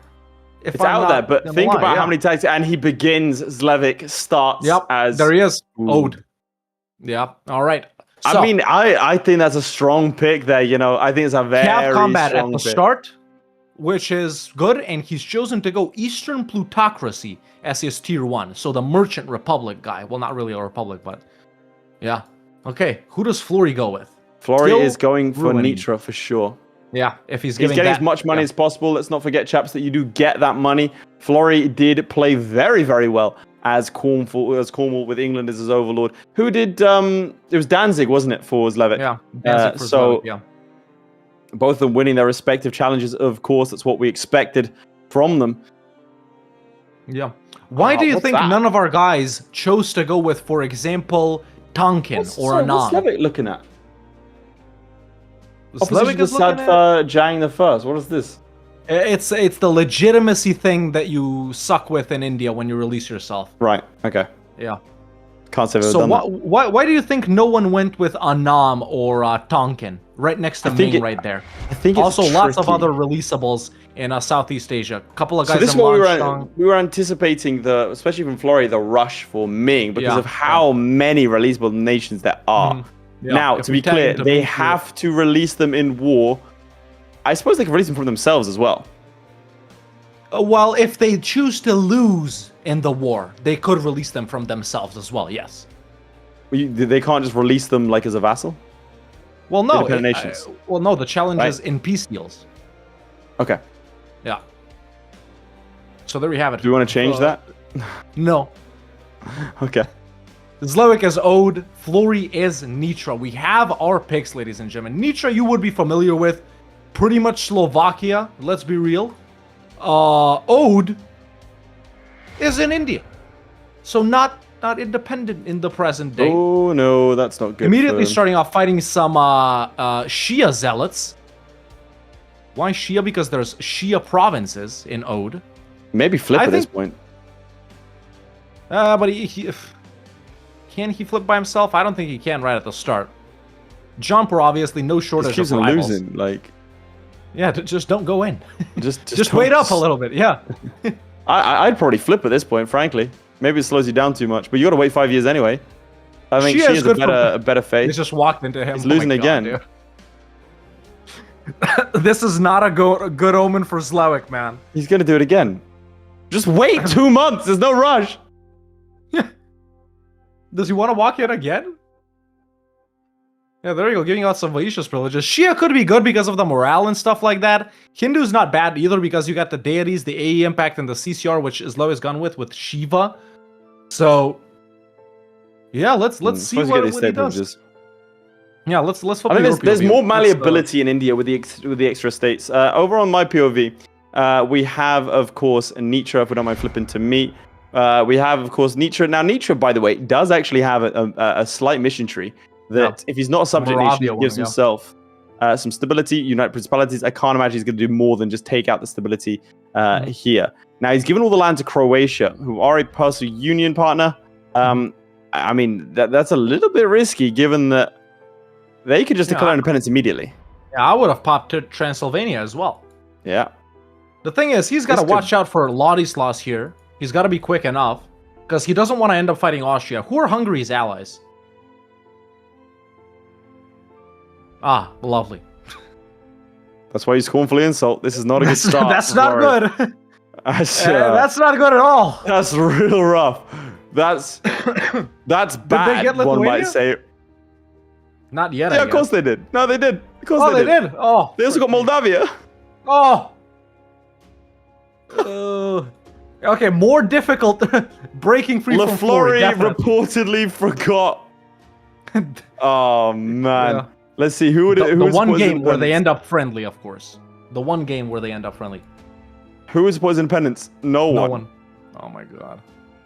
And Zlewikk would Florry's get stubborn. supported by no one, but it's easier But to beat up this John. He's 4. fine. He can also ally. He can also ally the fellow vassals.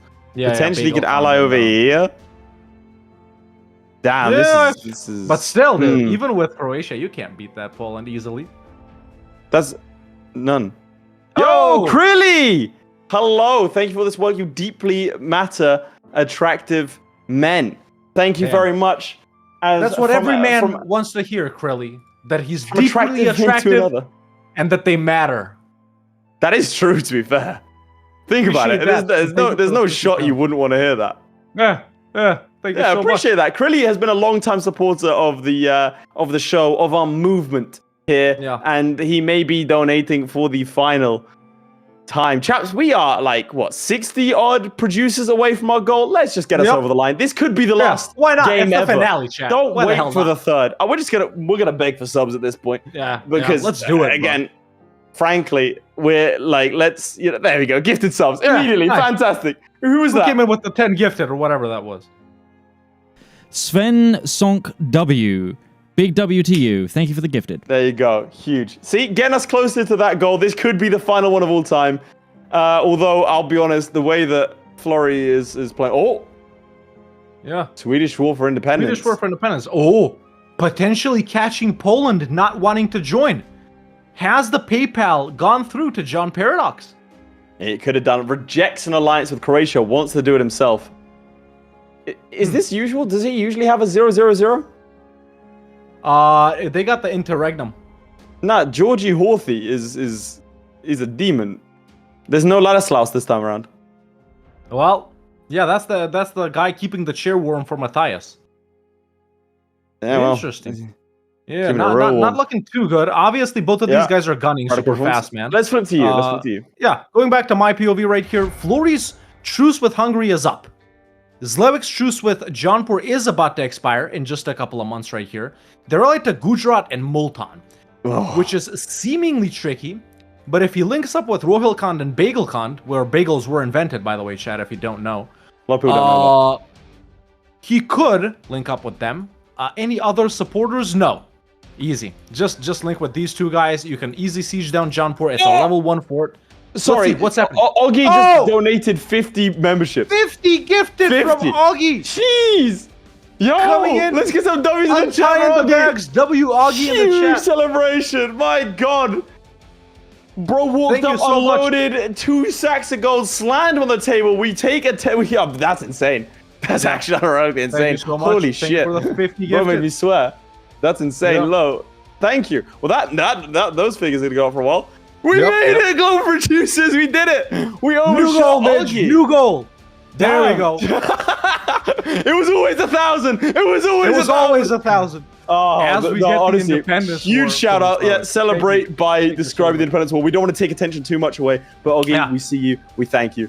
Appreciate it. Holy shit, that's awesome. Join the Discord, please. I want to thank you personally after the party.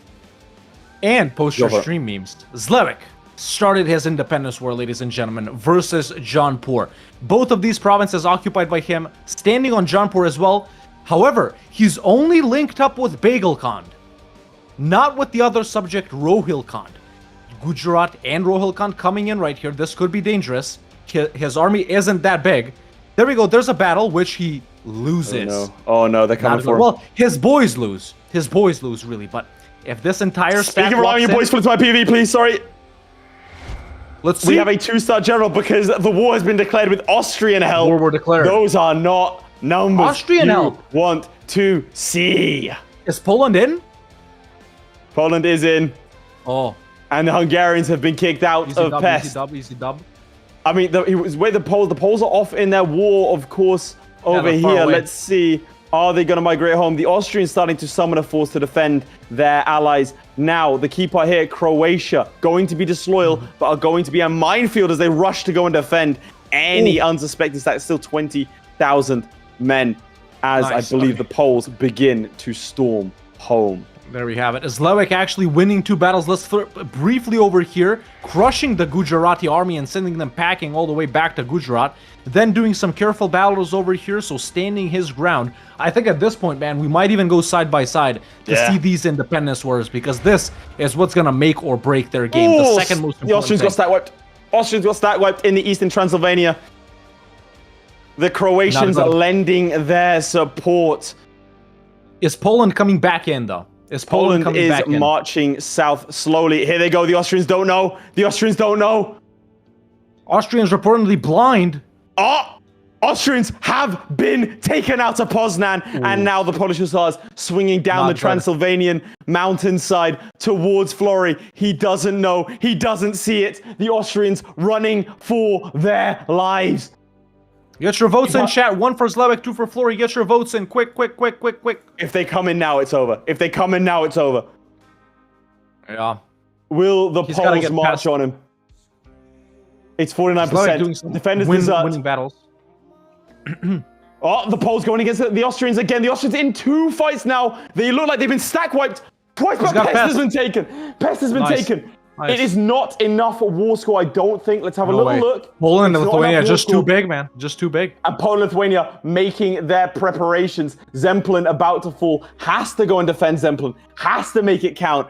This is going to be bad for him. I don't think even Florry can manage this. This could be his first ever restart in Para Bellum history. Here it goes. If he loses this, it's all over. Massive one battle for battle. Zlewikk that he's about to lose as well in the Jaunpur capital, the Gujarat. Oh. Yeah, Too tough ambitious independence for them wars. They both. send him packing. They send him packing. Would you go with an easier one, man? Yes, I'd Galicia, restart. Bohemia. I'd someone restart big and like I'd go that, for Lithuania for sure. Lithuania would be my first pick. You can get rid of Kiev, them. Zaporozhye, Smolensk. Yeah. And you can release a bunch of nations. At that point, also, like you can release guys in the east. Astrakhan. At that free. point, he's done it. Zlewick's free. Yeah, Zlewikk Zlewick's has gone free. free. Does All right, not let's take flip land. Let's flip to my Let's- POV and I'll show it off. Zlewikk pieces out, ladies and I gentlemen. think we flipped to my POV, man. We're in the middle of a war. He is independent. And he's done. There you go. A stack wipe does occur. Vienna currently being sieged. The Austrians about to leave. If this capital falls, Yeah, those guys are going to get knocked out. Moldavia with a 3-star general. They always got that guy, don't they? Yeah, see the Austrians. Austrians picking their battles poorly. Florry picking his battles poorly. Is he going to win that? I don't know. I don't think so. I don't think so. He does. retreats out of it. Oh, he retreats. Couldn't What the afford the reinforcements. Could not afford the reinforcements. This is getting real dire. A rush for Krakow maybe on the cards. That seems to be his only real chance here. Is Poland As out he- of the Sweden war? Poland is not out of the Sweden war, but they're focusing all resources down south. They realize the As threat always. that Florry could be. This Yeah, is... as always. Yeah, and he does rush for Krakow. He's hoping for breach walls. He has to hope to try and take out Poland. Poland, by the way, will be shaky. They're at 3 war exhaustion right now. They will leave if... Oh, man, if war score doesn't go their way. But, I mean, it's going to be close. Yeah. Poland's out! Poland's out somehow! Oh, they're out. What He the must hell? have given them something. He must have given got them something. Krakow or something. I don't know. He must have sold his soul to the Poles. But this does mean it's going to be a confirmed victory for Florry. Very shaky start, very shaky ground, but hopefully this will be There we go. a He knocks return them to out. form. 16% war score. Nice. There we go. Right, do you want to show off? I'll keep updated. Let's show off what... Yeah, going what back to Zlewikk- Zlewikk briefly, he is doing some expansion wars as far as I can tell right here versus some weak North Indian like Himalayan guys over here, specifically Jumla and Kumaon right here. I think he's just going to straight up full annex these guys. He needs to grow powerful enough to where he can face nations to force them to release other guys. Remember, he didn't do anything in the Independence War except for get independent and money and stuff like that. But there's a piece out on Kumaon, and he does nothing. That might have been a show strength right there. And he does eat these guys up. So there we go. He's expanded a bit. Keep in mind, both of our guys right now, their score is 0, chat. Jaunpur hasn't been annexed. He didn't make Gujarat release anyone. So both of our guys still at 0. But Zlewikk swimming in ducats and seeming slightly more stable than Florry, just like Very he was much more last time. stable. Let's go back to the Independence War as we crush the goal of 800 global producers. Thank you so much for the memberships and subs and gifteds. Also, if you have Amazon Prime, then you can subscribe to us for free. Click subscribe right now if you're on Twitch, and it might just say, hey, you can do this for free. You never know. Just give it a go. That's right. Check it out. Bear in mind that if you do subscribe, we'll talk to you personally in the after party. We'll let you know about our plans for the multiplayer game and for EU5 in general. And, well, frankly, we'll just respect you more. What can I say? Yeah. Now, Yeah. the big bogeyman here has been the Croatians. They've been stack wiping the Austrians anytime they come close, to the point where Austria only has 4,000 troops and are out of the war. Yeah. A little bit risky, indeed. And now the mighty Mulhouse stands alone to face the Horde. I mean, he can already force Croatia. Can he force Croatia to release someone in this peace deal? I don't think so, right? Because first he has to Transylvania. get independence to do that. Let's As long as it's find in the out. main peace deal, he I will probably say, can. I don't know why Croatia's splitting the stacks like this. Together, if they stood here, they beat Florry. Florry Yeah. confirmed paying off John Paradox. This is an easy dub for the Croatians. Nah, he just needs to get their capital. They should be defending the lands. This could be over for Florry, but it's not. No. Meanwhile, Zlewikk wrapping up a second war right here, just straight up conquest versus Gorka. Now, he himself has ingested 2 nations, if we flip to my POV right here briefly, that he can be forced to release in peace deals, which, of course, as we know, according to our wording, if he loses a war and releases these 2 guys, that would count. But so far, he has not forced anyone else to release another nation. Of course, all of these small guys next to him, you really can't do it on that. Let's go back to Florry. So Florry has managed to take Zagreb, and I think this is going to be the tail end of the war. He has to now rush around and take a bunch of smaller provinces. Is he going to fight that? He does, and the Croatians, for the first time in this war, come tumbling down. They're not using that extra 5,000 men that they have here, and that is the end. Now, I do want to show off that he can, in fact, release Transylvania. It's fighting me on it, but he can actually release them. Nice. Whether or not he does, I think personally what he does is you can't take a junior partner, can you? Sorry, what? You can't steal a junior partner? So, for example, if he had released Transylvania and given all this Hungarian land to Transylvania and then taken Hungary, he would have gotten the vassal for free. Yes, but Doesn't not the work like that junior for- partner. no. Nah, So- not the junior partner. We have to But- imagine. Very interesting. No, it's not that. That's for stealing measure. If we flip to my POV, Zlewikk is actually in a war versus a country that can release 3 countries. So if he pieces out Damn. Limbuan right here, he can make them release Kathmandu, Makwanpur, and Sikkim. Because they're not co-belligerented, or actually no. All its provinces are ready to release. Okay, so maybe he can do it like this. There we go. So there's 3 countries he can release from Limbuan. Not possible on Sang, so I think, as long as Zlewikk knows, we'll see that on Limbuan and a full annex on Sang. I think... You think he takes Sang? I hate taking their provinces, man. It's think he's miserable going to towards defend. Ming. Do you think he's going towards Ming? No, surely not. Oh, peace deal. Oh, let's see it. Not releasing any provinces, not annexing Hungary, and instead going for land here. He does allow Hungary to keep their alliance with Poland. He does which I have Dalmatia now, which could be released from him, I think. Yeah, but you said that it has to be in war. Yeah, if he loses the war. Oh, right. Yeah, I suppose that does Right? count. Yeah, if he loses the war, yeah. I wonder if they thought of that. They probably did. Do we tell them? No, They right? should know. That's They a should know. strategy. Yeah. Let's see. I want to see how you wanted it. Let's go to Zlewikk Uh, directly. I think he's trying to figure sure. out the peace deal. Okay, there it is. Ladies To and be gentlemen, clear, I want to say exactly what the wording is before you crack on. This is the wording that Hawk has used. We will manually keep track of the countries you release in peace deals. It'll be hard to catch, so track this yourself. But it says that you release. I think we're like, what do we say to that? That's the wording you said. Who You release the cares? peace deals. That's both ways. But yeah, carry on. yeah, I mean, you released them in that peace deal as well. You were the initiator of that peace deal, no matter how backwards it is. At least that's how I would see it. If Yep. I was doing that challenge, I would do that at the end as a hopeful. But Zlewikk, ladies and gentlemen, got numbers on the board. He's forced Limbuan, if we flip to my POV, and you see them there on his POV as well, to release that work? Kathmandu, Makwanpur, and Sikkim. Shout out to all my Turkish friends. Yeah, just in a war with Sang, which we should see him full He did get stacked quite, but look, if they, I don't know about that battle he's going into. Yeah, this is stuff in the mountains. Does he have tech? He probably has tech for this. Oh, Still. therefore as well. He's No, 5 this though. is- He's 5. Yeah, but still, I don't Yeah, like that. yeah, That's a tricky, lot of yeah, damage. yeah. Shouldn't have done If that, you flip to my shouldn't have POV, problems. Florry reportedly left his mountain fort unmothballed, or mothballed, so that's a problem. And now Socinians are everywhere. That's rough. That's real rough. who? Oh, the Fracatelli heretics. Okay. Yeah, You said he needs to something start taking else. this land back. My bad. Yeah, I don't know why he's not moving these troops. Can we go to him directly? yeah, let's see this. Because each province these guys take, by the way, he can accept now, and they all get 20% autonomy for every province Oh. they take. David Balfour coming in with 1,000 bits. Thank you so much. Damn. Over here, but you see, like every province they take is another province that they have to give up 20% autonomy in. So going to war with these guys early, unless there's a plan at place here. I don't know what the plan is. He knows they're there. Unless he wants them to do it. Was he trying But to now get them they've to walked kill the into Croatia. Croatians? Yeah. Could be. He is trying to get them to do it. Why would he do that?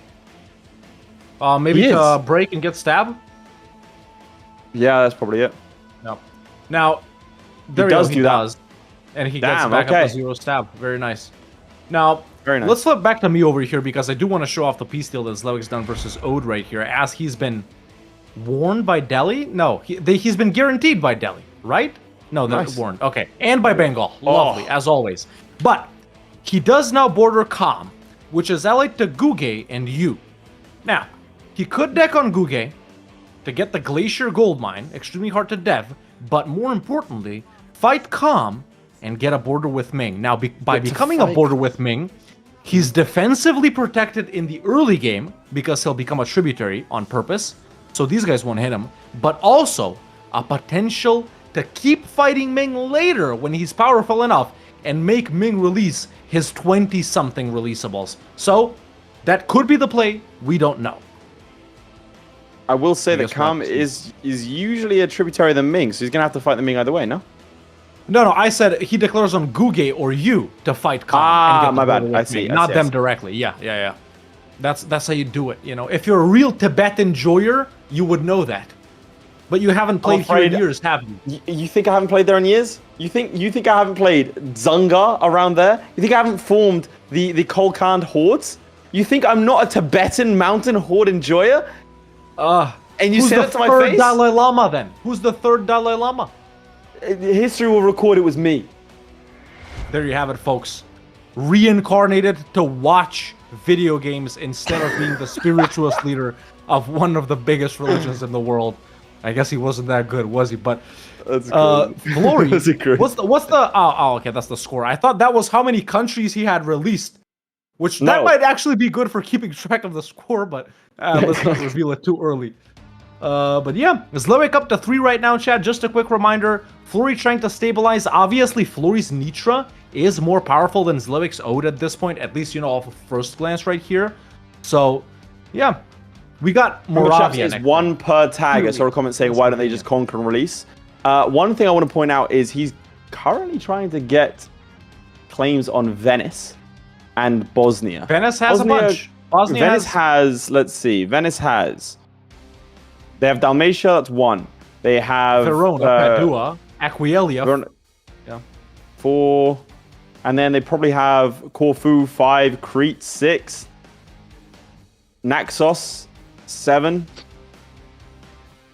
What's the question, chat? Did Florry join the HRE? Probably yes, because he's out. Yeah, to he Austria. did.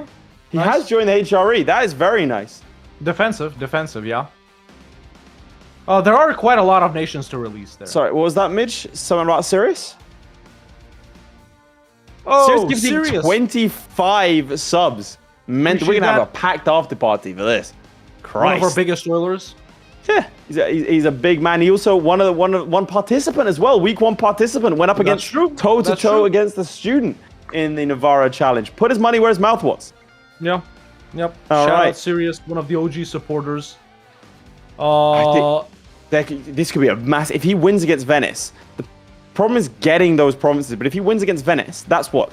I mean, again, There's so many- Dalmatia. The Dalmatia, thing is, can you do Aquileia. them all in one piece deal? I don't think you can. Yeah, I As don't think you Zlewikk can, but 7 tags though. Does just that, folks. Let's flip briefly to my POV right here. We have a Zlewikk deck on Guge to get the Glacier Gold Mine, and Kam is in this war. So this is going to be a slightly tough war because these guys, you know, as weak as they are, they're annoying because they're 4. But let's see if Zlewikk does manage to, you know, get a border with Ming. Now, Guge, I don't think can release anyone. You should be able to release Bhutan. So I can. 4 on the board potentially right there. And Limbuwan can't release anyone else, so we're not considering them. So Goldmine, Ming border, release Bhutan. I think that is the goal for Zlewikk in this war right here. Which How strong I'm is very Ming? excited Do you want to tag into them real quick? Let's have a look. Ming is still fairly powerful. They have lost Ayutthaya as always. Past 1 reform. Down on manpower a little bit. No rebels. So One Right stability now- as well. Relationship with the Oirats probably okay. They haven't fought them. yeah, That's a decent Ming. That's as strong of a Ming right? as you'll see, really. Is Oira a But vassal? this- Is Oira tributary? Look I at this. know. Oirat is not a tributary. This, And- you just Did keep you show fighting me them estates? over and over. No one cares. Estates, Unix disloyal as always. Unix, Gotta castrate that's them rough. some more. So yeah, That's rough though. +4 national unrest. I think it's after the 2nd reform or potentially 3rd, depending on how long we go. But yeah, Zlewikk chugging along in his war versus these guys over here. Let's We're go about back to go halfway Florry. in. Yeah, Florry, it almost looks halfway. like is preparing for something, and it has to be the war over here. And it is, in fact, the war over here. Brings in Austria and goes in against Venice, a weak Venetian ally. Sometimes those guys allies Castile, they ally Aragon, they ally France. This time, not so much. Fights the Venetians. Venetians deceptively strong at the start of the game, Nice. but he does secure the Now, dub. how let's many see. can he do in one? 1, 2, 3, Corfu? 4, 5, 6, 7 in one. All of them in one war. As long as he 7 occupies everything that's in necessary. One. No, I think Yeah. Austria can. Yeah, I very think nice. when you release nations. Last jousting tournament. The pay. Very Oh! nice. Oh. Florry reportedly got enforced peace on. That could be bad. Is he He's gonna have fight to do it. Bohemia? Is he gonna He fight is them? Bohemia He is, he's fighting coming them. from Terra Incognita, Terra Unknown. Oh, that's 28,000 men. They've run straight into for him. This is now. How strong is bad. their Silesia vassal? Are those guys The going to be Silesia annoying vassal, or just 6,000. That brings the total amount of troops to almost 100,000 that they are fighting. Yeah. Now, Wait, this Can is you go an diplomap and zoom out? opportunity. Sorry to interrupt. I gotta see that. Diplomap and zoom out. Yeah, it seemingly doesn't look that bad, but it is. I think Austria. Austria's get weak pieced this out game. here. Look, Austria's going to get pieced out. So he has to try and rush. Now, if he does manage to piece out the Bohemians, though, that's another 2 points right there. For free. Oh, that could be rough.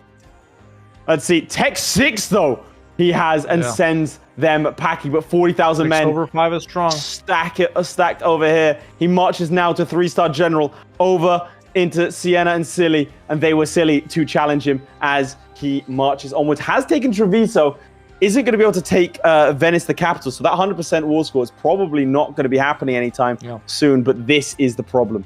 Austria has not been a dependable ally this game. Yeah. Like you said, if he goes in on Bohemia, he potentially has Moravia and Lusatia right there. After they annex Silesia, he's got 2 more. But it's just, I think those other minor annoying guys, that's what's going to get him, man. Because sure, he can full focus on Bohemia, but then you got like those Augsburg and Salzburg guys coming in and doing random, stuff around you. Yeah. It's tricky. Honestly, it's very it tricky. might be a shout to abandon Austria. They are weak this game. They do have Burgundy as an ally. How many resources from Bohemia? 2 immediately, and then when they annex Silesia, which they usually do, another 2. I'm gonna say a random one here, boys, and this is chat can hear me. Peace deal from this war. What does it count if Florry releases land in the peace deal negatively, but from Austria? So if he releases Styria and yes. Tyrol, wow, that might be the way out of this. It does. Are they willing to accept that, though? No. No, it's too much. They're non-co-belligerent. He can't do it. They're Non-co-belligerent. non-co-belligerent, Now, yeah. They're he too gives big. land away, though. Austrian land away to Bohemia to get him out of the war. Very smart indeed. Was not going to be able to fight that. Bhutan I think is it was out. a trap. Zlewikk up to 4. Ooh. Florry getting taken out here. Ooh, that's a nasty battle right there, man. That's a loss. All right, flip to your POV, and we'll see. I'll keep you updated, but this is going not back to good. Zlewikk right here. He has forced you, sitting at home right now, to release Bhutan from these 2 provinces, and he's taking Nedong from you as well. Pieces out Kham, take us all this land, and now only Guge is left, which I'm assuming should be a full annex right here. Aggressive expansion is still not looking all that bad. He is being warned by these guys. I'm surprised this Delhi isn't decking on him, but he's not really that weak. But as soon as he pieces out of this Guge war, which he does just now, he's acquired a gold mine. So money, no longer a problem if he devs it, even though it's really expensive.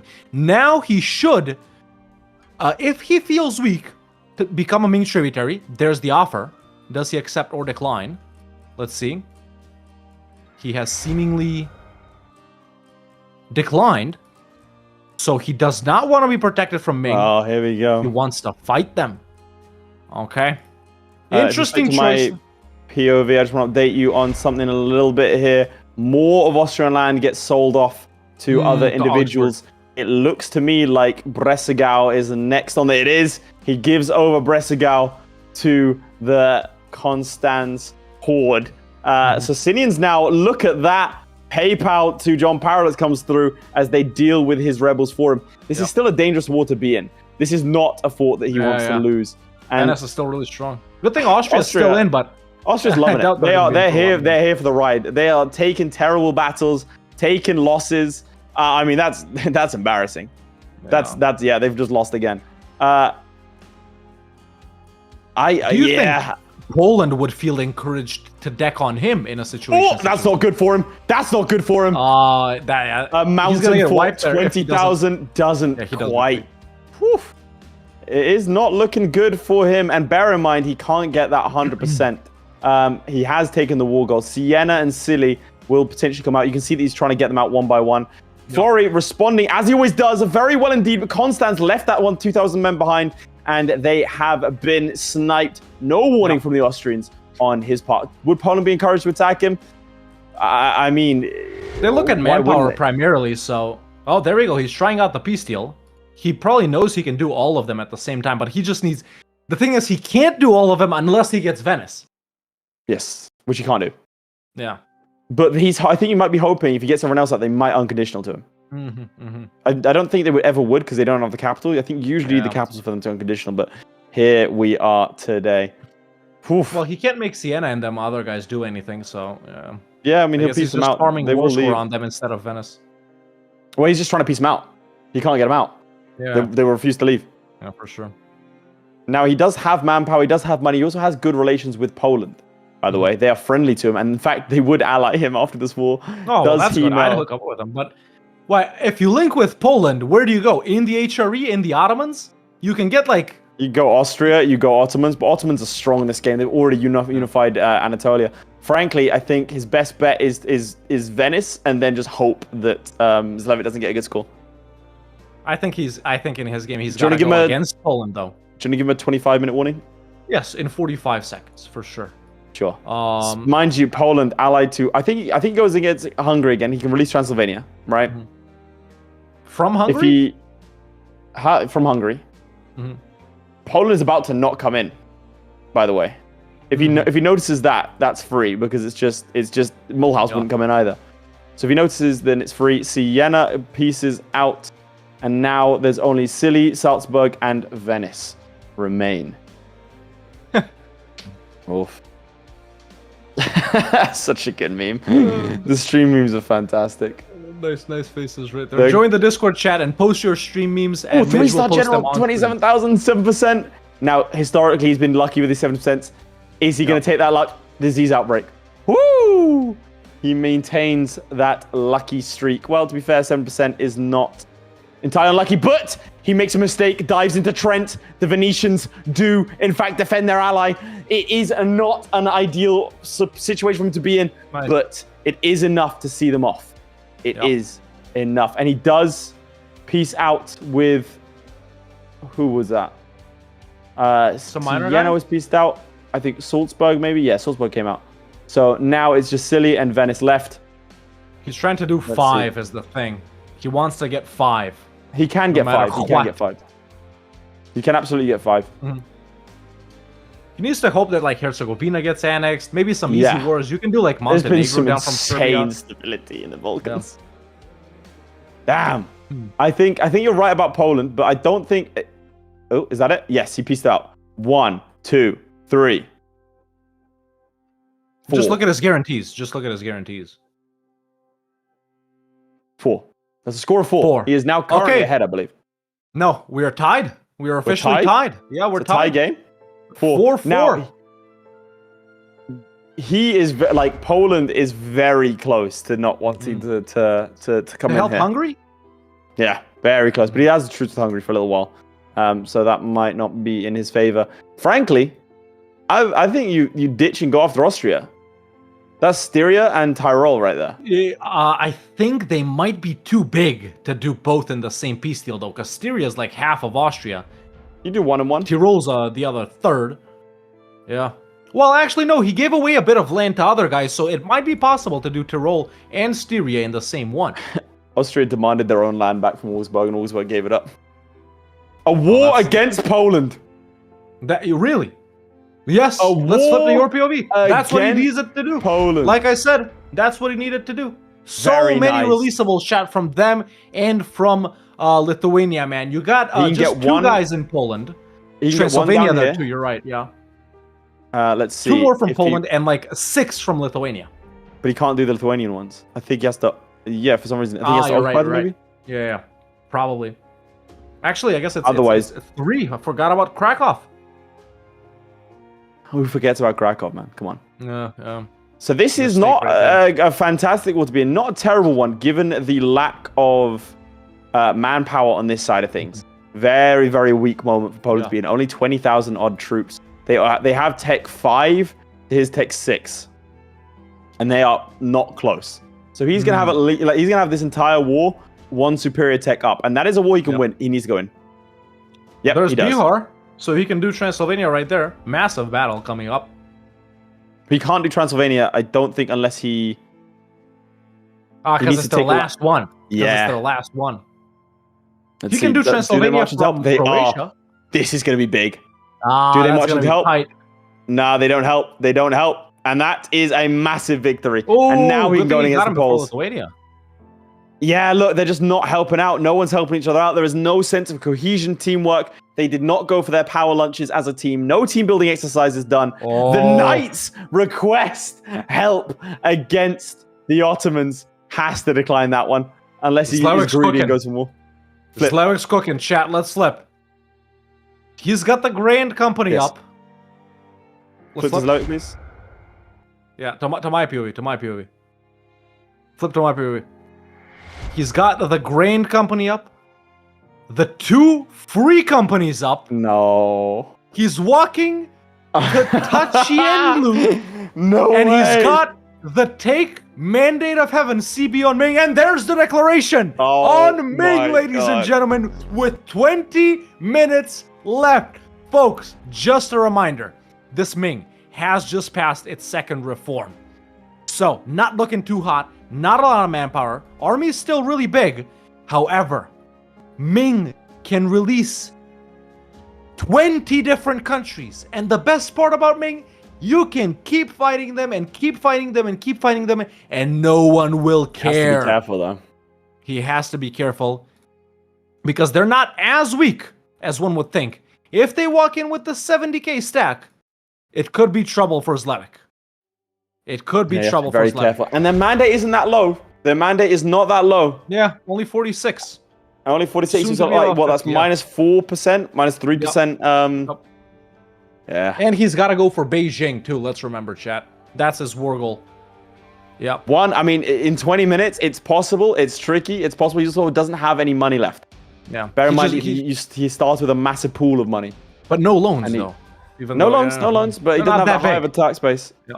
Oh, Does he there have we go, cannons? He runs away. He does not have cannons. And it's Oh, tech that's the 6 over 5. So that's another advantage, but still, walking into a 70k stack, I don't think you want to do. Now, Ming, it has split them up kinda-ish over here. He's got pretty defensive forts. And this one breach walls. falling pretty quickly, yeah. 35%, very nice. Oh, Okay, let's man. go side by side now because Florry is in a pretty big game. War Florry as well. is about to fight Ducal Prussia, leaving behind the siege of Warsaw. He has taken Krakow, which is a nasty fort to take. He's lost Zagreb. He pieced out Hungary for nothing. Oh no, the old switcheroo, and it does appear now. Now this is good for him because they're split up. He's going to lose the 900 men. He's going to lose the siege progress in Warsaw, but he marches straight to Krakow. Lithuania should try and help out. They do not. That means that he does save the siege of Krakow. This is going to be a rather painful war for him, but shouldn't be the trickiest. I think. Zlewikk siege, meanwhile, at 64%, folks, in Cheng, and there we go. He gets There it is. Chengdu, walks into a 25k Ming stack with an 11k coming up behind it to support it, but no, they're not Nice. going there, and he beats them. There He we go. has to do Mandate's he has to still do the not damage tanking. early whilst he has the. There we go. tech Another advantage. battle right there. Oof. That's a little bit more rough. Tricky, but wins it. Tricky, but wins it. It's tech 6 over 5, remember, and Mandate is not that low. But the war goal is Beijing, folks. We have to remember. And he can't walk through all of that Terra Incognita all the way to there because there is forts in the way. Now, his fort over in Tibet. Can we flip to Hawk? I'll Yeah, take let's flip to my what's view. going on. His fort over here, pretty defensible. I think he's walking in to beat their ass. It is mountains. He just needs to get everyone connected up and be careful. And there we go. These guys retreat. They know they're going to get their ass beat. So now he thinks, okay, where do I go? Do I keep pursuing them? And there we go. He's actually going to go ahead and fight them in Ming terrain. Oh, Yeah, but nice. now- He stopped them. there it That's is. very nice. Now he's going to walk that 1k in first, which is going to be tricky. There it is, but these guys get there super quick. That's going to be a wipe potentially, and it is. Very nice. Back to the sieges. Back to the sieges. Ming down to 41k, no manpower. Still not losing mandate, although they should start. Can you show us Ming, please? And I'll then update you on the situation. So here's Ming. Quite a lot of forts still. Sorry, Midge, we're getting you to flicker out a bunch here, bud. No manpower. Not getting mercs up. Corruption is okay. Eunuchs are actually, still disloyal. Oh, flip to my POV, sorry. It's gonna be tricky. Sorry, Midge. We've got breaking news. A massive battle over here. Massive battle. Is he going to win? A 1 to a 3, a 4 to a 6. Runs out of it. He does take Warsaw. Does have 54%. But is that enough for him? He can take 3. But he probably, to be honest, wants to take territory here. He wants to take this, presumably, first. Yeah, maybe try and get that border with Lithuania. Yeah, because I think he has to declare war on Lithuania for it to count. Also, Austria did break the alliance with him. He had no trust with them because he did not. He abandoned the knights. He has taken back Zagreb. Now, finally, a big battle. Stack wipes the Poles, and that should be the end of his troubles. Still looking good financially. Still looking good militarily. Let's go back to the slaying of the giant. Yes, let's vote to my POV, ladies and gentlemen. And with that, get your votes. And once again, ladies and gentlemen, one in the... Wait, I forgot who it was. Mitch, bring the poll back up. One in the chat for Zlewikk, 2 for Florry. Zlewikk currently sieging Xi'an. And I thought that was Daiviat or something. Ming trying to unsiege Chengdu and siege down Dege right here. Realistically, he should be able to get this before they do, but this goes down to -14. He has to overstack over here because Zlewikk does not know what's around him. So by him splitting up his armies right here, he could risk a Ming stack walking into there. But no, Ming has 55k. All of their troops are right here. They abandoned the siege on Dege, potentially because Zlewikk has baited them to try walking this way. Ming still down on Tech 5, and they're above 50 mandate right now.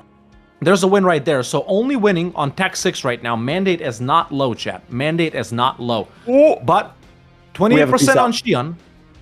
We have a piece We have a further 3. That takes us to 7 over. So it's Mazovia, Galicia, and Krakow. Mazovia, Galicia, Volhynia, and Krakow. Okay. Now, Florry in the lead. Hungary getting taken out. Dex on Bohemia? Dex on Bohemia. Can we flip his POV? There's 15 minutes left.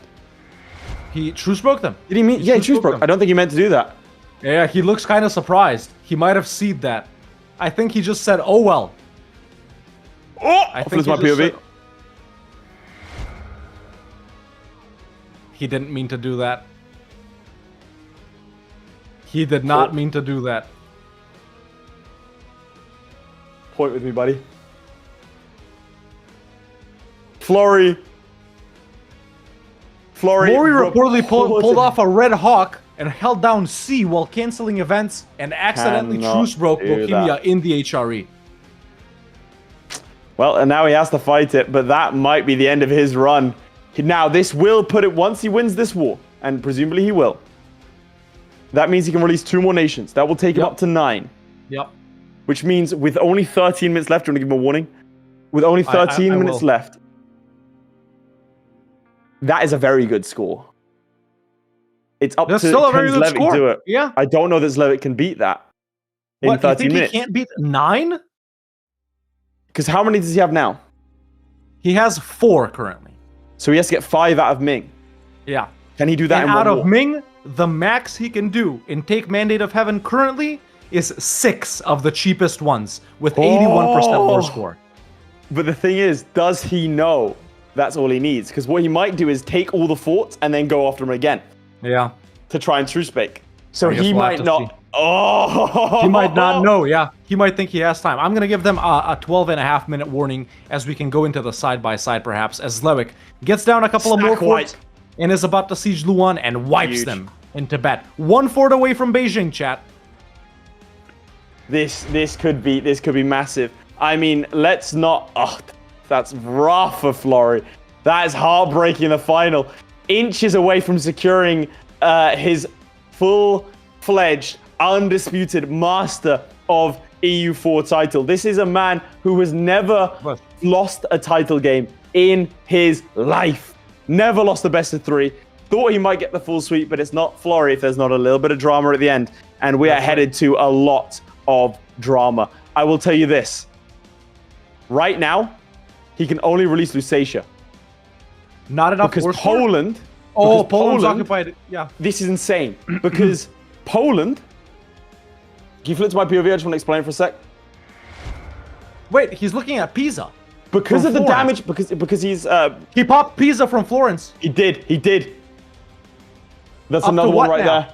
Up to what? 8. That's up to 8. I Up didn't to see that 8. one before. That's up to 8. So because he weakened Poland, look at this. Defender against Nietzsche. Sorry, there's the Poland side of things. Did he do another one? I gotta keep track of this. Look at his guarantees. He did... Who could he have done? Kellenberg. He did Kellenberg. From someone up here. Did But he? he's guaranteeing them. Yeah, look. Yeah, if he's guaranteeing them, yeah. So 9 for Florry now. Right? Is there anyone Yeah, new? 9. 1, 2, 3, 4, 5, 6, 7, 8. 8. But one might have disappeared. Yeah, I think 1 got annexed or something like that. Yeah. It should be 9, right, Chet? I'm fairly certain. But the problem is, because Poland occupies this one province, Yeah, right he over can't here, pop now Moravia. it's fine. Now he's fine. He yeah. can pop Moravia. Okay, let's go to... Yeah, let's go back to my POV. POV. Let's remember Florry up to 9 right now because one of his guys got annexed. Oh, a Ming sack walks into him in Beijing, and now he no longer has enough troops to keep sieging it down, even though it's an... Oh, no! The Ming sack off the top rope with the steel chair wipes Zlewikk in Beijing as Ming gets up to Miltech 6. Not low mandate, and now is officially more powerful than him. This is tricky, chat. That was devastating, 7%. I mean, you cannot tricky. leave things that are like that. That was Ugh. tricky. He went back to fight them. So just so I'm saying this to the audience as well, to say what was actually happening there, he was looking at a peace deal while that happened. Yeah. And he gets beaten in this as well. He doesn't know they have Tech 6. That's the thing. This could be it. 10 minutes left. I Oh, mean, no. he's gonna have to bring it out of somewhere. He pieces out. He's done. He has actually done some of them. He does 3. So Zlewikk is up to 7 right now. He's released Tang, It's a close game. man. Huai, and Chang Sheng. If we reveal Ming, we'll see them. The 3 smallest ones, Tang, Huai, and Chang Sheng. So It's a Zlewikk up smart to decision. 7. It's decisive. It's decisive, isn't it? Smart. It's rough on that other front. He could have taken so many more, but he does now Yeah. have more options. Delhi is there. Mewar is there. Loads of tags for him to take. He is down, but not out. Yep. Bear in mind, Florry in a Yep. much worse position. Yeah. Let's go back to Florry then, and I'll keep you updated if Zlewikk decides to Sure. deck on someone else. Because Florry is I in don't a know war. what dark magic that he has done for this coalition to not declare on him.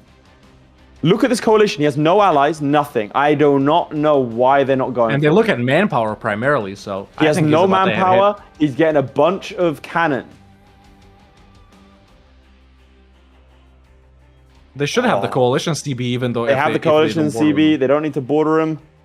Yeah. This is baffling. Why is the coalition not killing him? Now, chat, some of Oh, you guys they are saying Florry he can fans. just release nations from himself in the true. coalition, but he can only do 1. He can only do Hungary in the coalition. So, yes, that is possible, but not that many. Not that many. And he's assaulting. He's going to get a couple more here. So we agreed he was on 9, yeah? Yep. Zlewikk, meanwhile, does declare on Delhi, who drags in Chagatai, Sind, Sistan, and Yarkand. Now, from Delhi specifically, if we flip to my POV, there is the potential, if he goes all out, to release 4 nations from them, which would take Zlewikk up to 11. 2 ahead of Florry if Florry doesn't do anything else. If he full forces Delhi right here, Sind, no one from Sind, and Chagatai, Fergana from Chagatai. So, yeah. But then he can truce break Delhi, do it again. He could choose Big Delhi, do it again, which he could pop Delhi is one easy more to do. from. Because Multan and Punjab are so big. And then you do it again. Yeah. But with 7.5 minutes left. Does he have All right. time? Delhi, Florry, easy province to Florry's siege, peacing of out. If course. you don't mind flipping to Florry. Let's see. Florry's POV. And Florry does whomst. He's No one about to just peace yet. out. Looking to no CB. But it looks like he's going to take France? 3 here. Yes, he knows he CB's knows France. How is this coalition not firing? He What does. the hell? He's going to take 3 more. I've never seen coalition not fire. That's Yeah. 3 more, bringing him up to 12, I believe. Yeah, a solid Florry score. is at We 12. thought the max Florry was is at 12.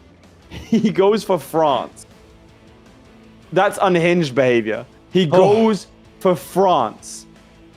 How is this coalition not declaring? Flip to my POV. What does he know? It is 7-11. chat. How? 7-11. This is ridiculous. Bosnia bordering him. No truce, nothing. They could right now do this. Coalition. 500,000 troops. 500,000 troops versus 40,000. I don't know what dark calculations, what virgins this man has Do you think sacrificed to the get this kind of coalition is favor. not looking at itself and only looking at tech here? Someone in the chat says tech 7/5. Dude, that coalition will roll you tech 20/5. What are you talking about? But yeah, it could be that the AI does some over here in calculations like Paris. that. He's taken 1 fort. What is this man cooking? What dark secrets does he hold?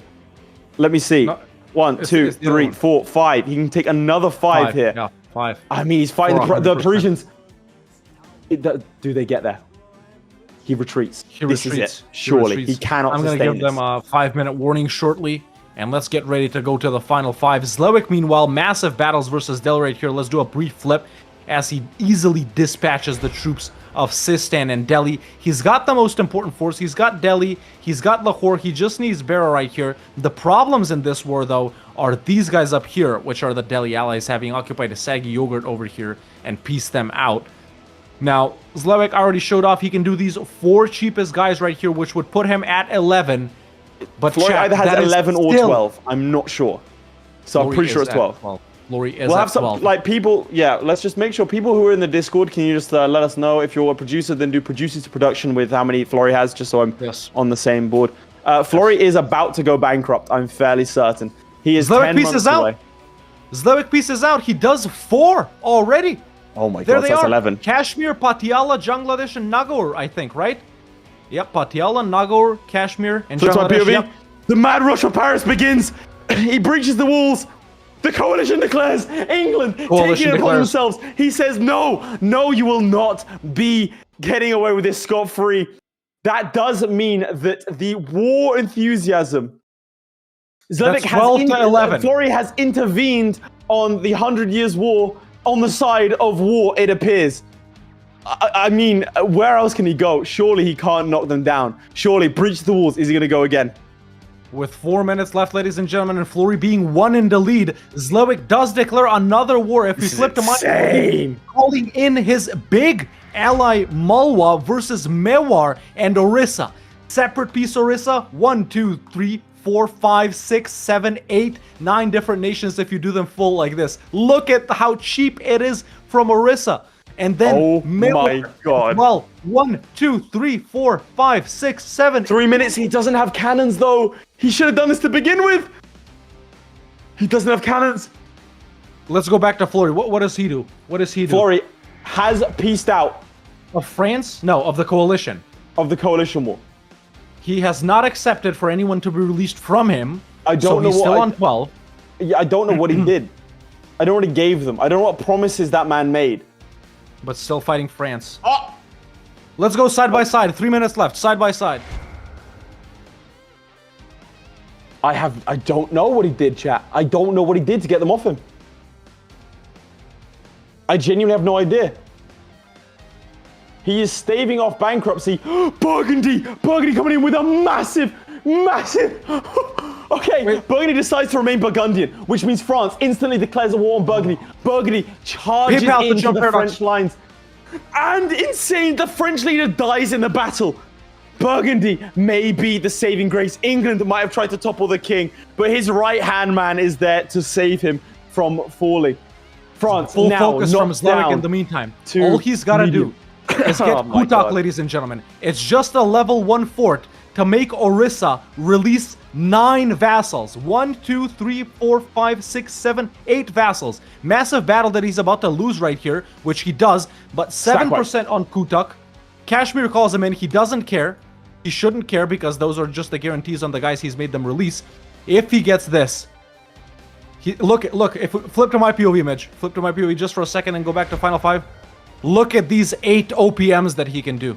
8 OPMs, back to Final 5. He gets Kutak. Does he peace out? Let's see. 1, 2, 3, 4, 5, 6, 7. How many does he do? You can do 6 right away. He needs to beat them. There we go. There's the battle. Give them a minute and a half warning, please, as we take a look at this. Yep. Catches the Orisa army. Wins. 79% war score versus Orisa. Still not looking to peace out. Florry, in the meantime, Or he's out changed Croatia. tack. He looks like he's going for Croatia. I don't think he thinks he can hold France. Instead, going for Croatia, presumably to try to peace. He can't make them do anyone. He can't because he has to occupy them. Yep. I think Florry in his mad dash for France isn't. I mean, it was a bold plan, but I don't think he's going to be able to do it. And I think that's it. He's bankrupt. He's bankrupt? He is bankrupt. The French looked like they were going to teeter, looked like it might be done, and you are going to have to do some counting. Zlewikk, get some. Is that enough? Is that enough? Did Zlewikk just secure his ticket to the second round with the last minute tickering on? No way. Zlewikk releases many nations from Orisa, folks. He's going for more. He's going for more, yeah. Running Florry towards gets war. one more. No way. Florry up to Florry 13. gets one more. And Zlewick's out, and he gets 2 more, as far as I can tell. An insane funnel dash. The seconds are ticking down, but that is it. That is it. Defeated looks That is on it. both of our players' faces, That is checking it. their notebooks. But there Done. it is, chaps.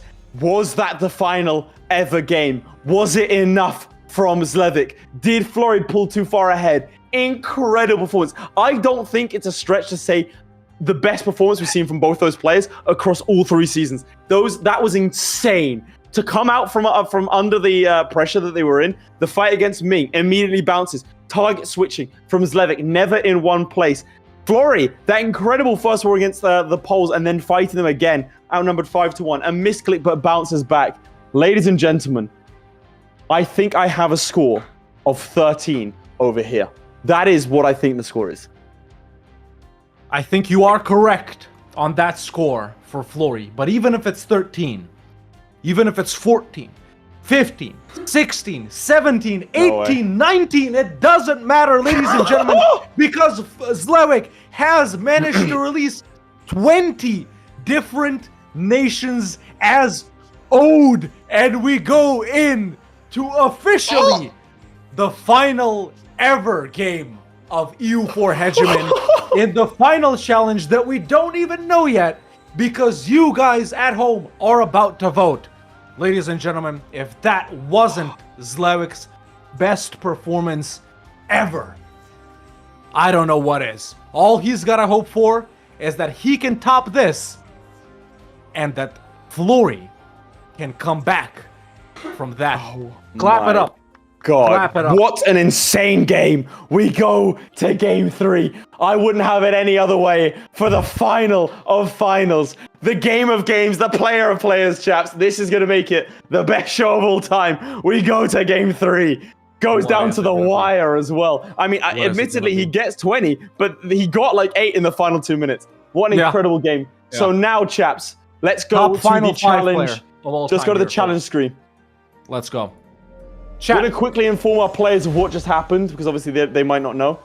Yes, let's do that. Is Zlewikk around, Midge? Put Zlewikk in front of... Oh, man. Let's not forget World Conquest, won by Florry, by a landslide. The pick was Bahmanis. I think he knows. I think he knows. Gentlemen, we can confirm with his actions in the final 2 minutes, we go to game 3. An incredible display. We're not going to keep you here for too long. You get a well-deserved 5-minute break before we have a chat to you about how this worked. We just wanted to inform you about the scores. We will talk to you both in 5 minutes' time. Get a drink, walk around, enjoy yourselves. Congratulations, Zlewikk. We go to an incredible game there. We'll see you in 5. Guys, Oh, we kicked out Zlewikk. He was saying something. Sorry, you You were were saying saying something? don't vote the conquest. All right, sorry, Midge. Can we go back to that screen if you don't mind? Yeah, I just want let's go to. back to that screen. Yeah, who's gonna set up the poll? Oh man! All right, I chat. swear to you now. Every single time we do this, I sit there and think we can't top last year. We can't top last one. The first one comes down to the wire. Habibi versus Florry. No stomps. Then last year, 2 ducats with a reverse sweep from Florry, 2 provinces. Zlewikk with a mad dash at the end. But this time, Zlewick's mad dash was enough to carry The him into the maddest final. of all dashes, chat. The 3 maddest of all dashes. seasons of EU4. 12 years of gameplay for both of these guys. Thousands, tens of thousands of hours to thousands of people watching at home. And it comes down to one final hour. One final game. And it's yours at home to decide. We have left. There we have it. Number 1. 0 to hero.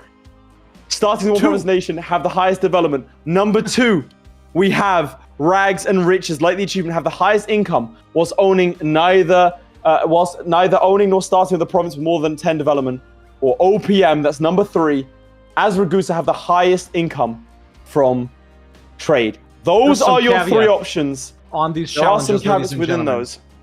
So, for the first one, for 0 to hero, we are looking at the Great Powers list, which is own development plus half of subjects. So for 0 to hero, subjects do count. Then for Rags to Riches, obviously they can't start or finish with a province with 11 dev pretty much, and OPM, the pretty much most straightforward one, as Ragusa have the highest income from trade. Currently, 0 to hero is winning, but OP-M is catching up. So vote, get your votes in. You can vote during the interview as well, but you can also vote during the word for our sponsor, W Mantis. Absolutely. Now, caught me a little bit unawares there, but let's do it anyway. Chaps, wait, Now why is don't when you we see do what it, C right? Mantis means to you? Hawk. W Mantis. Let's get that That's screen what up to right say. there, Midge. Nice. Now, I am ready if you want to flip to my POV. Yep. Thanks, mate. Right, so chaps, this is what it's all about. This is what Nightbird Skill, the senior executive producer over there, I believe he's the only senior executive producer, is all about. Let's take a moment to thank him because he is making this season possible. Really? He's making these votes Truly. possible. He is the person that, frankly, I think engineered this whole thing because he is, in fact, a phenomenal writer. And the only thing that can top the writing of this season is, of course, the Path of Ascension, the Lit RPG adventure books. I'm not sure what Lit RPG adventure is. It's a combination of the adventure genre with video game elements. If you like video games, and frankly, chaps, you've heard me say it 1,000 times, you all like video games, then you're going to love this genre because it is directly tied into the narrative. If they get a new skill, you can see here, literally, his tier 1 talent is rated as detrimental. No guild or group will take him. It feels like an RPG when you're reading it. It has those vibes. Imagine your most immersive gameplay, a playthrough of a video game. Now imagine if someone turned that into book form from the perspective of the video game player. That is essentially what we're looking at here, directly from within the characters' perspectives. There are 10 of these books. There's going to be 11. The 10th book, I believe, comes out in a couple of days. And you can get this Kindle Unlimited for free, which is how I got it. I'm halfway through book 2. Book 3. I'm liking the series. There's the audio book is also available if you prefer it. Let's say you got podcasts, let's say you're driving, perfect for that. You can get it in hardcover if you're that kind of person. I'm actually going to buy one in the after party today, and I'm going to get it for my bookshelf. I think it will look great. And we have a paperback edition as well. Don't take the wording from me. You have 8,000 people have rated this over 4.5 stars. We're looking at 4.7 stars, almost 5 there. The first one, the print length, That's is just one book. pages. So it's a lot of entertainment, a lot of bang for your buck. And again, this is an individual who didn't want anything corporate. He just wanted to support what we have going on here. So if you don't mind, click the link. It tells his publisher, right, that we are doing our jobs properly, right? So That's let's right. show how good the Parabellum community is, how supportive it is. So click those links, and then the publisher goes, "Whoa, my God, we should sponsor these guys again. Let's get more money flooding into Parabellum, and that will be all because of you." And again, C-Mantis didn't want us to talk about this long. All he wanted was to briefly mention it, and we said no, we could do one better. Come to the other community, guys. W Mantis chat.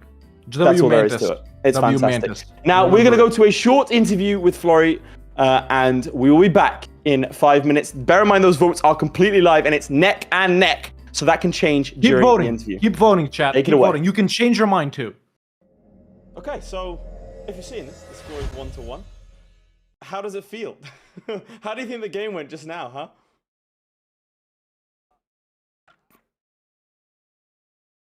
Yeah?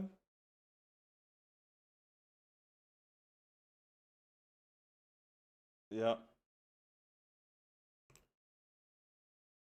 We're never beating the pre-recorded accusations, dude.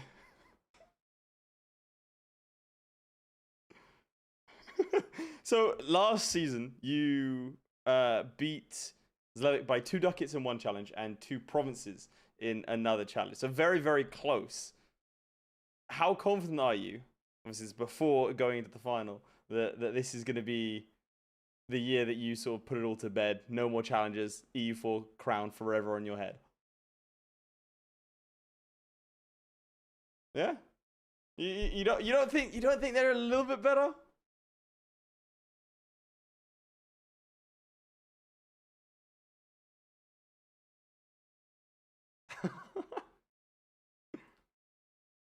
Mm-hmm.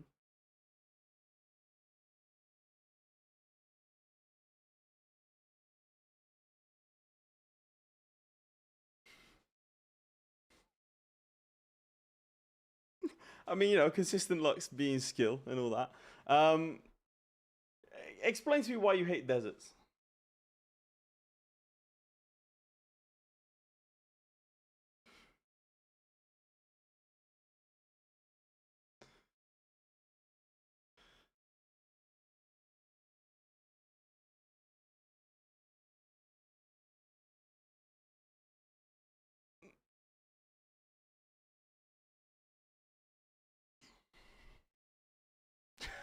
Feels like a hate crime.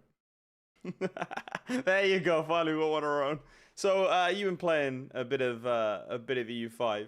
How different do you think something like this is going to be in EU5? Sort of the whole Hegemon format, the whole 1v1 challenges.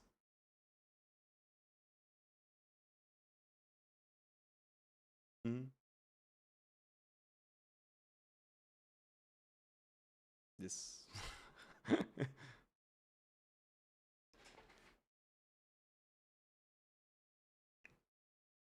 Do you have a favorite nation that you're sort of playing at the moment?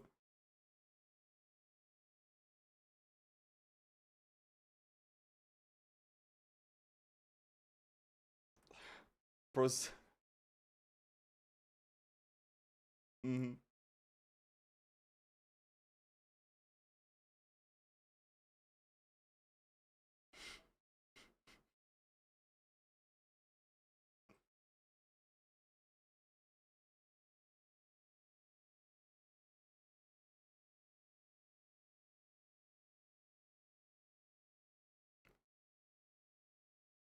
Just enjoying yourself. Well, I mean, what's one thing from EU4 that you're gonna miss going into EU5? Because I talk about this with Hawk a lot. He's of the personal opinion that EU4 is his it's the perfect game. There is no game ever like EU4. That's his genuine opinion. So what's your take on sort of that? What's something you're gonna miss?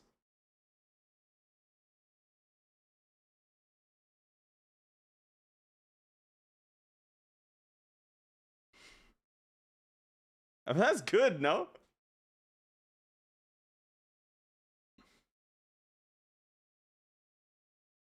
Mm-hmm.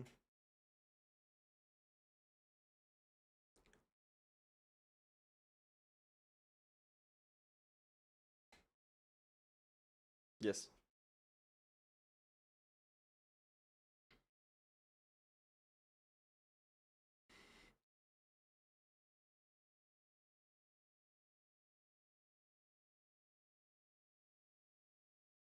Yeah.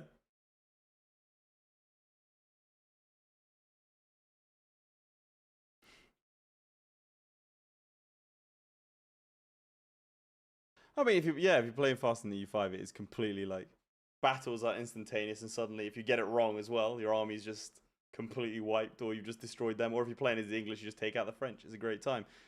I mean, I think we're coming to the end of this rather short interview now. So final reflections on EU4 Parabellum. This is the final show of all time. This might be your final ever formal interview here. Any words?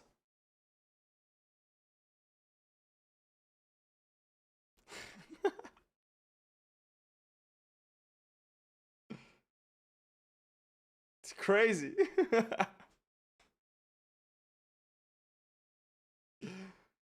Appeal to the audience to vote for your challenge, I guess. The challenge you want, right? Because you know.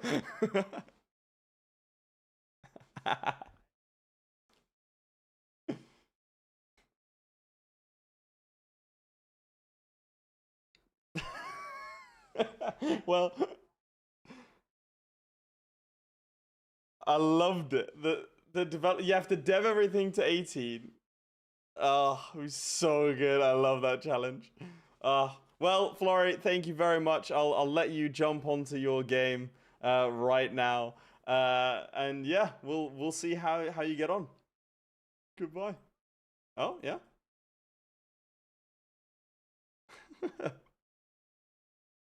Well, I'm glad you enjoyed it. We'll see if it continues into E5.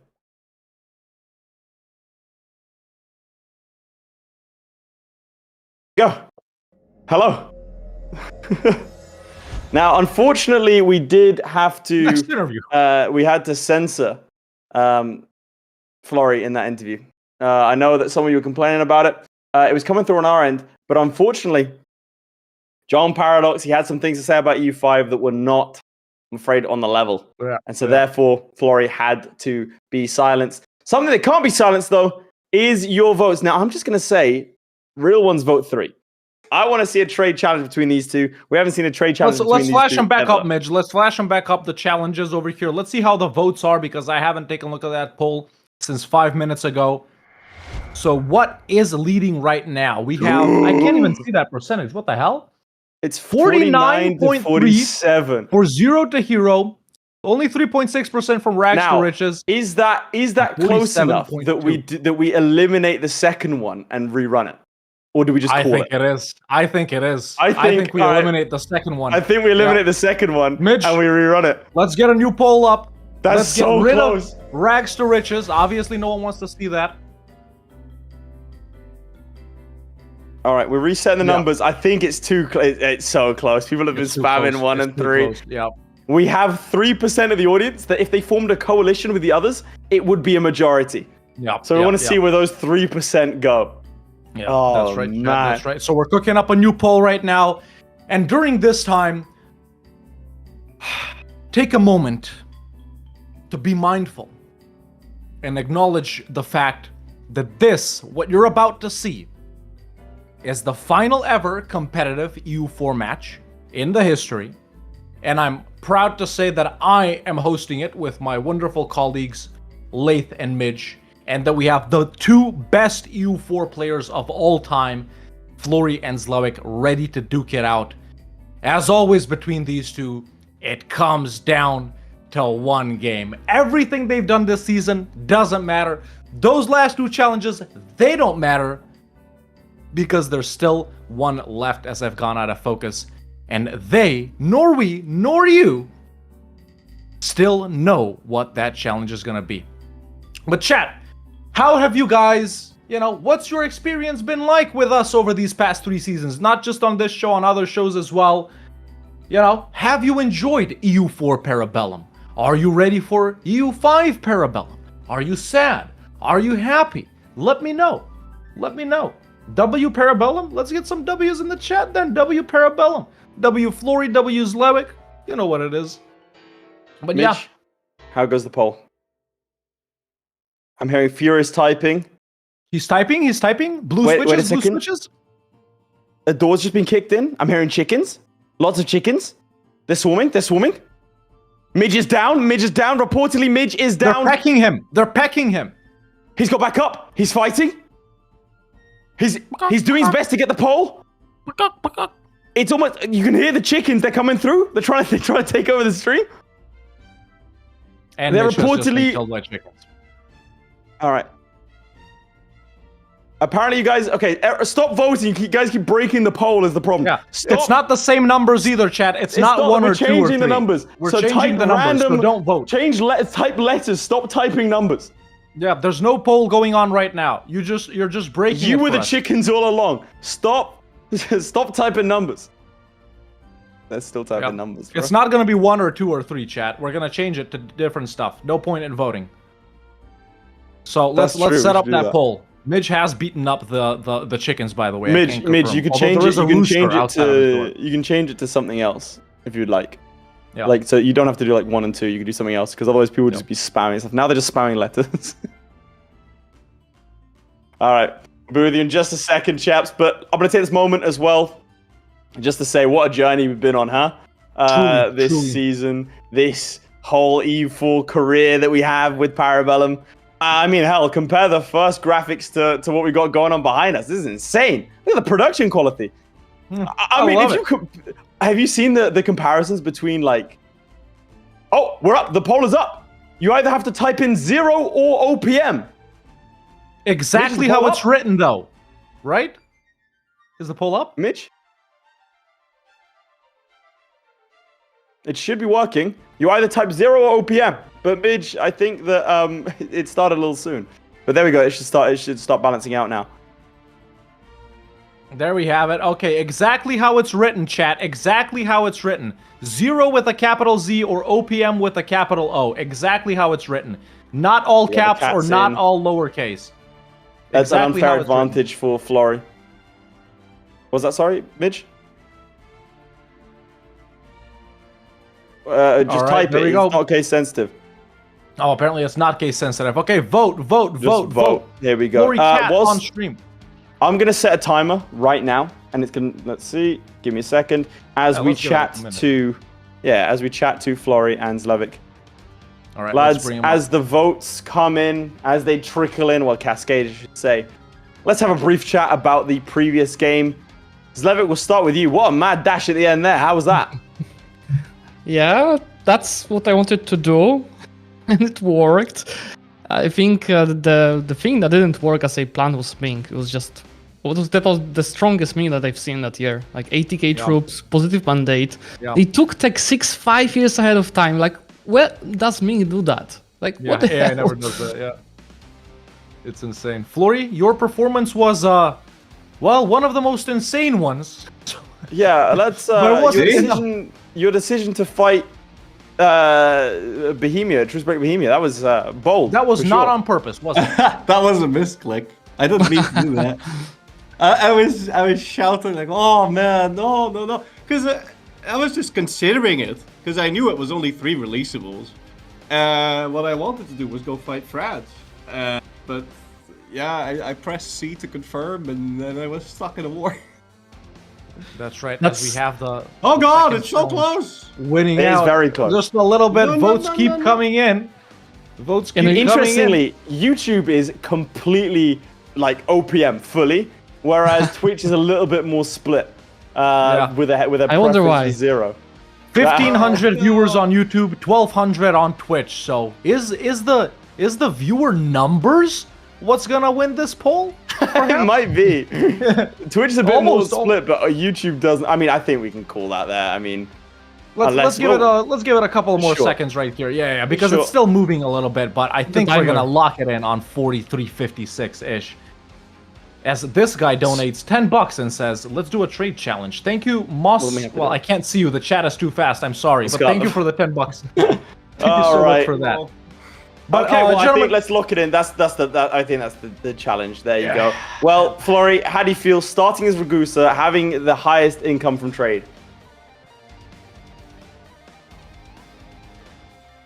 Yeah, well, this is not exactly my cup of tea. So, Would you have preferred the other one?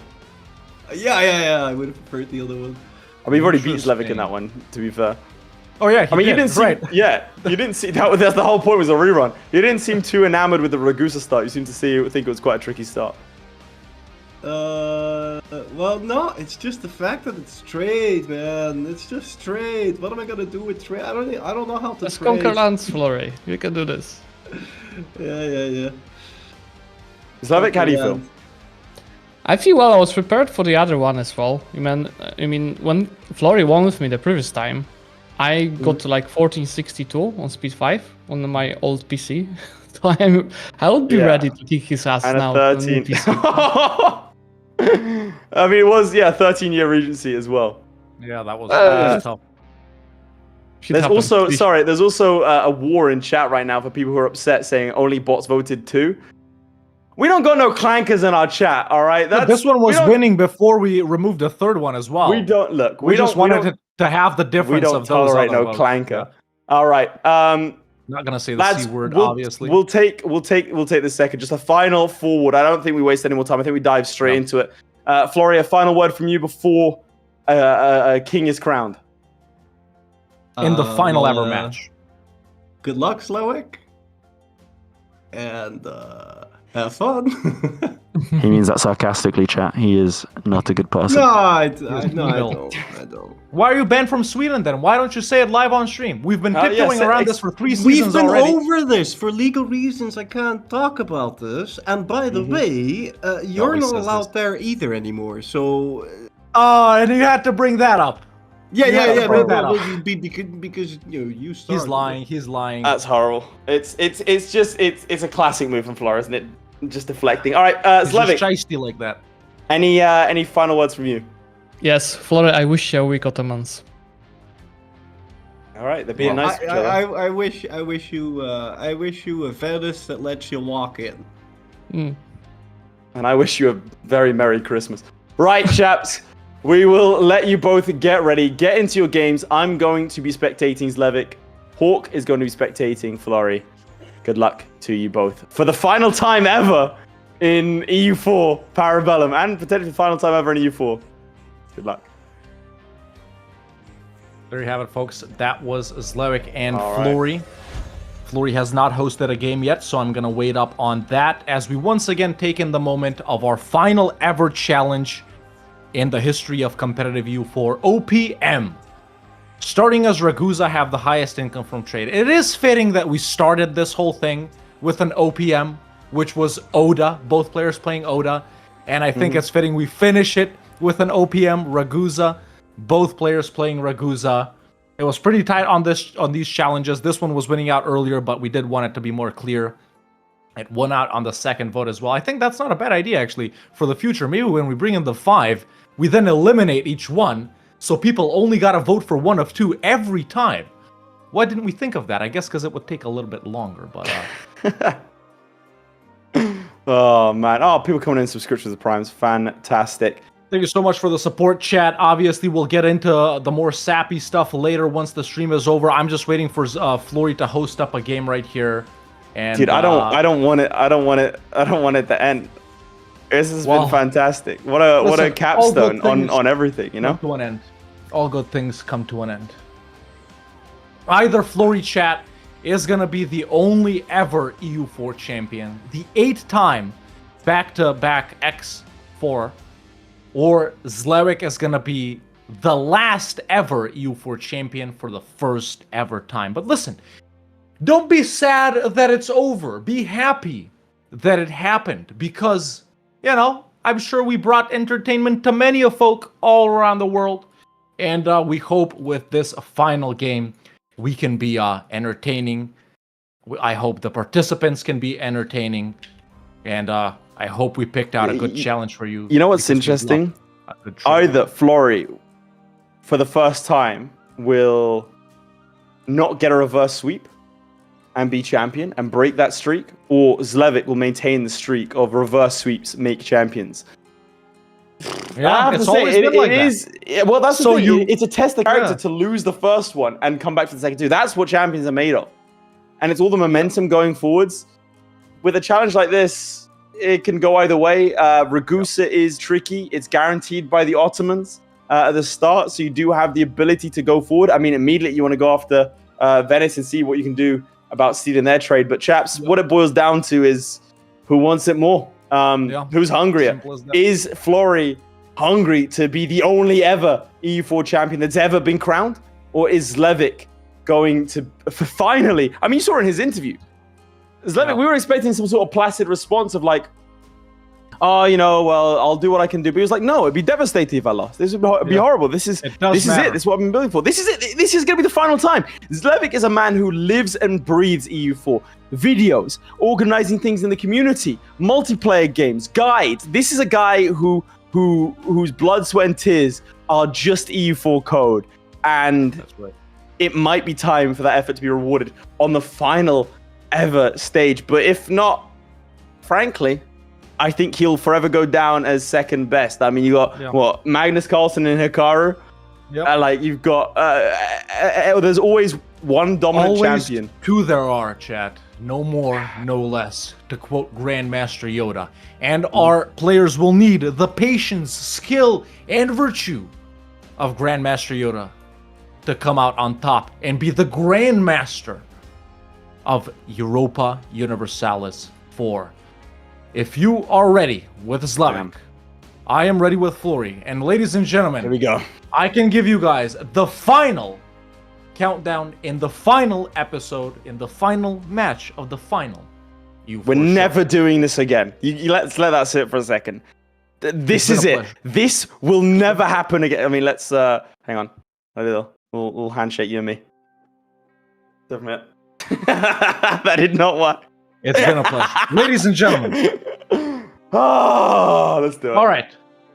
5, 4, 3, 2, 1, and we're off. Here we go. For the final time ever, we dive in as Ragusa.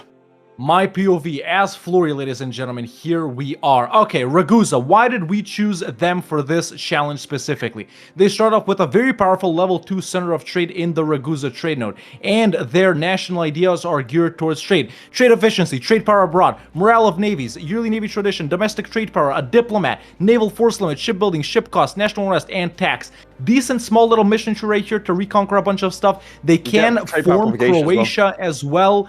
So Dalmatia too, lots of other trade-focused things right here. You know, they're in Eastern Europe. If they move their capital to Venice, they can trade company all of this, expanding down into Constantinople, possibilities here in Italy, everywhere. So lots of conquest to go around, but also lots of economy going around. You need the money to build up the buildings, the trade company stuff, to build up the trade company investments, and you need to be powerful enough to face Venice and the Ottomans. Here we are. There's the setup. Man. Final ever setup. What we're going to look at. 1-1. Both of them locked in. I mean, both these guys can take a win here. Both these guys can. I'm pretty sure that the record is even between them, these two in Parabellum. Yeah, I think it is. I think 1, 2, 3. Yeah, because... Yeah, it is. In the finals, Zlewikk lost twice to Florry, beat him once. Then he beat Florry this season and last season. First season, Florry beats Zlewikk. Yeah. So wait. If we go first season, it's 1-0 for Florry. Then second season, Zlewikk comes back. Then 1 in the final, 2 in the final for Florry. 3-2. So it's 3-2. Now Zlewikk beats Florry. It's 3-3. And 1 win each, it's 4-4. Yep. In Parabellum, it's literally so the winner takes everything. The winner takes it all. Thanks, Cavalry, for the 500 bits. 500 bitties. That's right. Okay, setup done. Florry unpaused. Sorry, let's just focus. You could not get more poetic than this, could you? To chat for the final champion, they are 4-4. One of them takes not only the championship but the all-time EU4 Parabellum record over the other one. The champion is crowned not just of this season, but of historically how many times they've played against each other. There is no better way to do this than in the final of a best of 3. We've had hours of fantastic gameplay. Who takes it away? Now let's get some more focused commentary. We'll move away from the macro. I'm sure we'll get to the Sappy stuff later. But we have 57 minutes of fantastic EU4 ahead of us. War were has been declared instantly. Let's flip to my Show us. POV. Insta war. Obviously, the first war you ever do as Ragusa into Herzegovina. They're small, they're weak. Sometimes they ally Wallachia, sometimes they don't. But this is gonna be an easy wipe for Florry right here. Then I think you go in on Serbia and Bosnia. Serbia brings in that gold mine from Kosovo. Bosnia, just some nice land. However, if they go in on Serbia directly, Biz is in this. So you could steal Constantinople from the Ottomans and Athens, two nice centers of trade, before they get there. Ragusa, Catholic, you can ally Austria, Hungary, Poland, Lithuania. Even maybe the Mamluks somehow, if you're threatened enough by the Ottomans. Go in on these fools, conquer all of this land. I think the key here is going to be Venice, Ragusa, Constantinople, man. Those are the key trade nodes right here, I'm thinking. Move capital to Venice, trade company everything else over here, spam buildings. I think that's what's got to be it. And vital, if you're going for focus conquest, obviously the centers of trade. Yeah. There we go. We're already won. We're about to see a peace out right here as soon as the diplomat is back. Florry saving every single day. And there's the peace out on Herzegovina. Show strength, by the way. That's what he does. Not regular conquest. Like that. You want to show off Ragusa some ideas as well, by the way? I did already at the start. What the hell? Yeah. Like this, he does lock himself out of fighting Serbia and Bosnia, though. Which, for me personally, they're vital. At least the gold mine. Yeah. And it gets you land access to Albania. He's going to go after Venice with Austrian help. Can he get an alliance with Austria? It looks like he can. You think Venice first? Yeah, it should be possible. He can't royal marry them. Yeah, we'll see. I think we're going to see a different strategy over here. Zlewikk has declared the same initial war. No problems. Easy stack wipes over here. A 5-1, 4-1. That's not a great starting general. Decent, but not great. I think he's going to win this, and it looks like he is looking to go after Serbia. So he is spying on them. Nice. Yes. I mean, the gold mine is a good plan. The problem is Ottomans will probably get rid of their guarantee if you take those lands. They won't unless you fight them. Yeah, they won't. They never remove guarantee unless you fight them. Yeah. Yep. Okay. That's facts right there. Now, someone in the chat said gold doesn't give you trade income. Yes, but it gives you gold income, chat, which gives you money for mercs and armies to fight to get that land for trade income. Obviously. They don't have to stay as an OPM, to be clear. Yeah, they don't have to stay as an OPM, yeah. Should we have made them stay as an OPM? Probably not. Nah, right? God, that's such a boring challenge. Let's see. Yeah. What does he do? Oh! Wait, Biz is in that. What the hell? I've never seen that one before. Yeah, that's a rare alliance. Can he actually get there? Allied Herzegovina. I imagine he probably could. Access? Any access? Question mark? Can't get access here. Because he's rivaled them. Access? Yeah, so he can get there. Surely he wants to, right? Biz's army is trash. Like, they have 14,000 troops, which is a lot, but... Yeah, but, I think it's worth overstretching like that just to boot absolutely. Especially with guaranteed by the Ottomans. Yep. And to be clear, if you are correct in saying that they'll never fight you, or they'll never remove the guarantee. Yeah. Unless they end up in a war with you. Yeah, that's what I mean. So if you can take Constantinople, you're the only person in the world that can take Constantinople without fighting the Turk or come into conflict with. Yeah, this could be massive difference, actually. Could be huge. One goes for Venice, but he doesn't look like he's going to do it. Can we go to Zlewikk directly, if he's connected up his POV? Yeah, he has. I don't think he's thinking about it. Diplomats right here. Obviously, he's got to be staying in that war for that. But if he thinks he can get Constantinople later anyway... I don't think that's... I think you have to go for it. I think he absolutely can smash them. Maybe speed 5 for Tech 4? It could be, just to have an easier time versus he grabbed the aristocrats, which give him morale of armies. So it looks like he still wants to fight people. I'm curious. I'm very curious. He's getting a claim on Bosnia as well. They have diverged. They very much diverged paths. I think he wants to get the next tech. Look, he switched out to full focus on different rulers. So he's got 11 now coming in mill. Any potential alliances on Zlewick's side? Florry, meanwhile, has allied Austria. Florry has allied Austria. Okay, nice. And they are willing to help versus Venice, and he's allied Milan as well. They're also willing to help. So, yeah, Florry gearing up for Venice immediately here. And that's an awesome first war, man. So many centers of trade.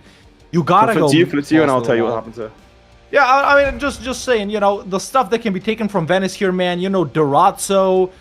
You can do freaking Istria over here, Verona. Obviously, you gotta go for their capital of Venice. Move capital here, I think, is the vital thing. Unless you want to trade company stuff in Western Europe, but you can't really.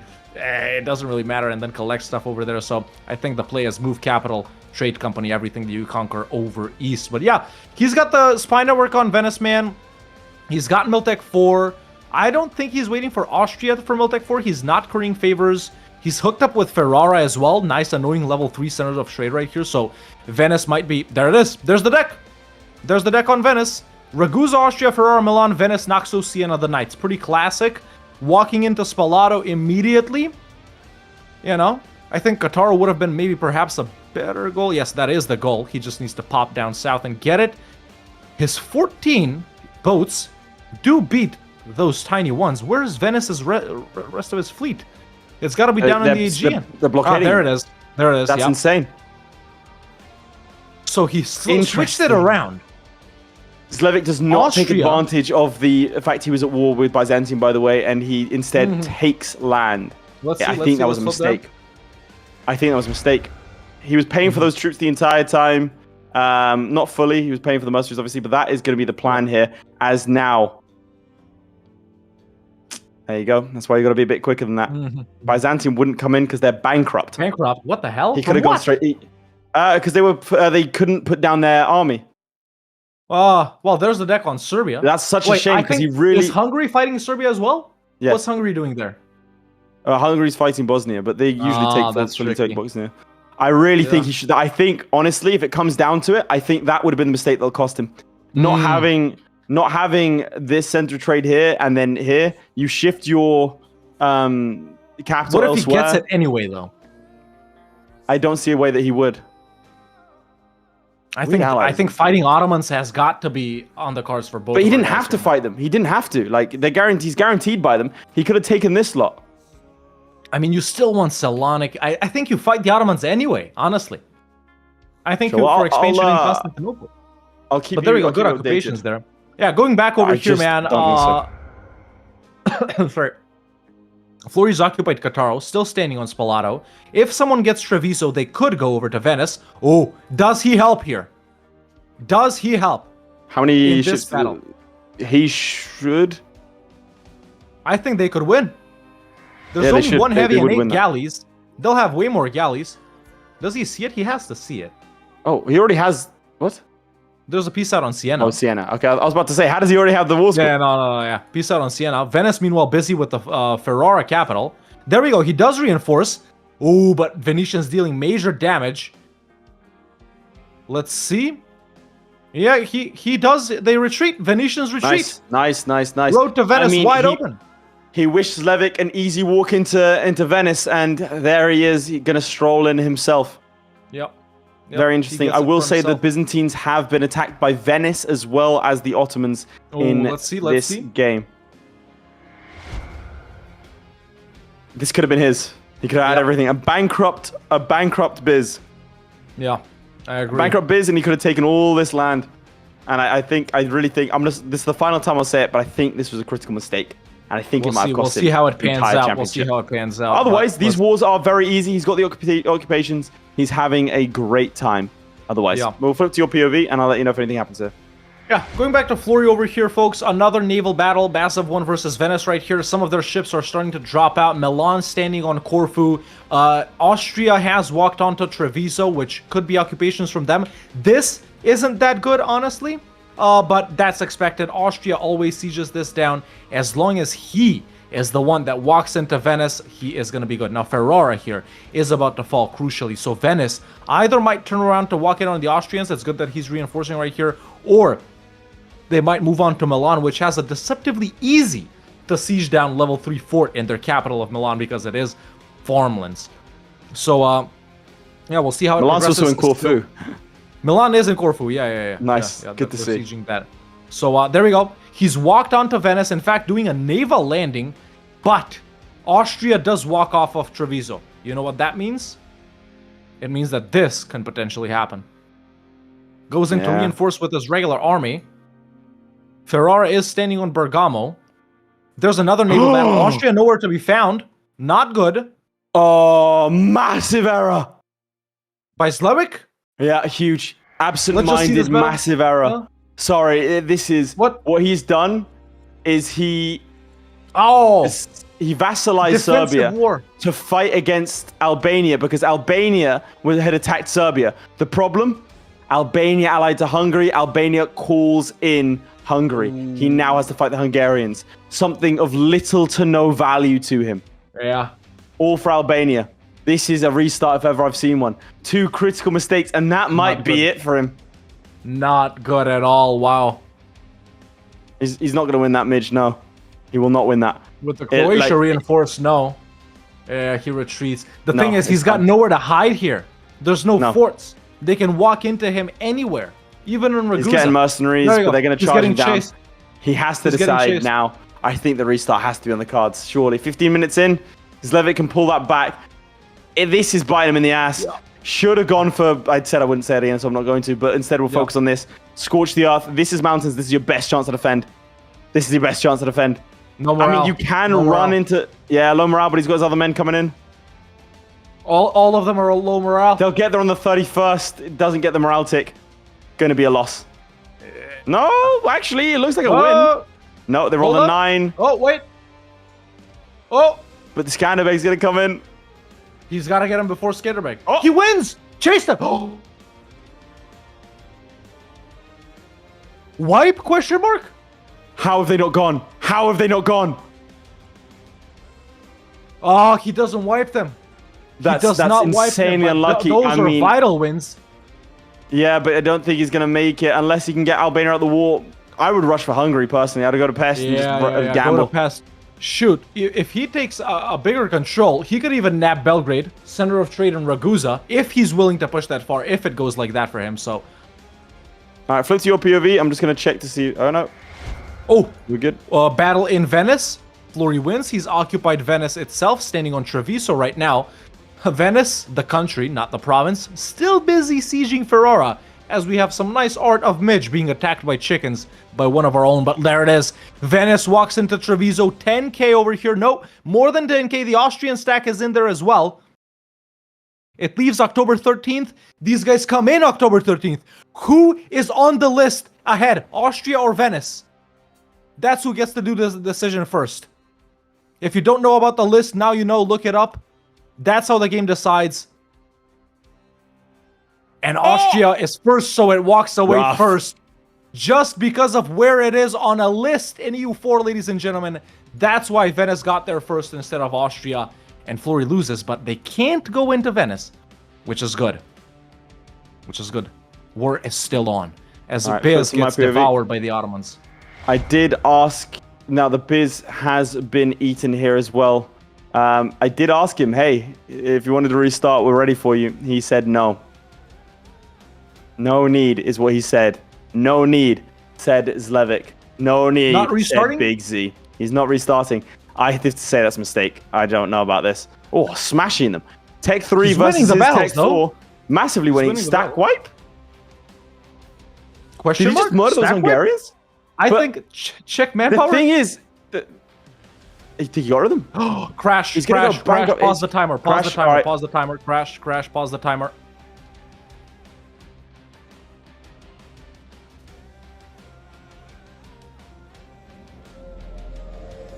Sorry about that, chat. That was actually me. That's never happened. Apologies for that. My EU4 has crashed. Okay. I didn't know EU4 could crash. Yeah, it can't. It must be something on your end. Yeah, I don't know what happened. Okay, I'm just gonna go ahead and play. I guess I hot joined Florry's game right here. Yep, I'll tell him to make sure.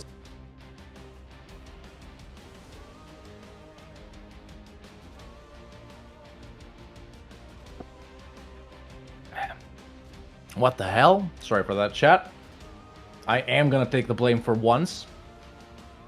Ladies and gentlemen, while we have this pause, of course, this is your opportunity to check out both our series sponsor, the wonderful C Mantis W Mantis, or check if you've got a Twitch Prime that you could dump on us. We're getting really close to 1,000 global producers, which I believe was what we reached last season. So if you can get us back to 1,000 global producers, heck yeah, that's looking so good for next season. Plus, you get all of the access to the after party right after we crown the winner, where we have exclusive talks and all that cool stuff.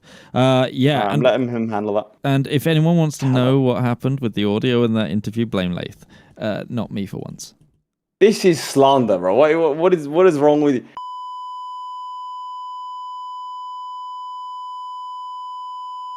Are you done? Clanker. How was that? Are you ready to get cracking? Is it the same password in game ID? Well, yeah, it should be. Yep, okay, I'm trying to load in right now. I'm loading.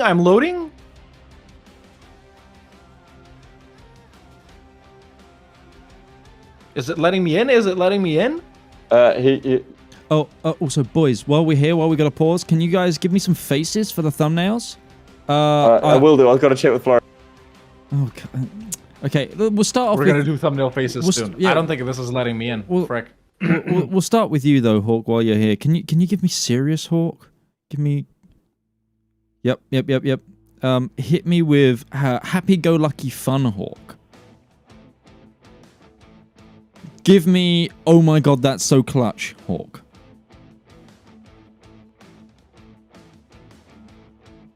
And give me despair at the grand final and this being the last EU4 show, Hawk.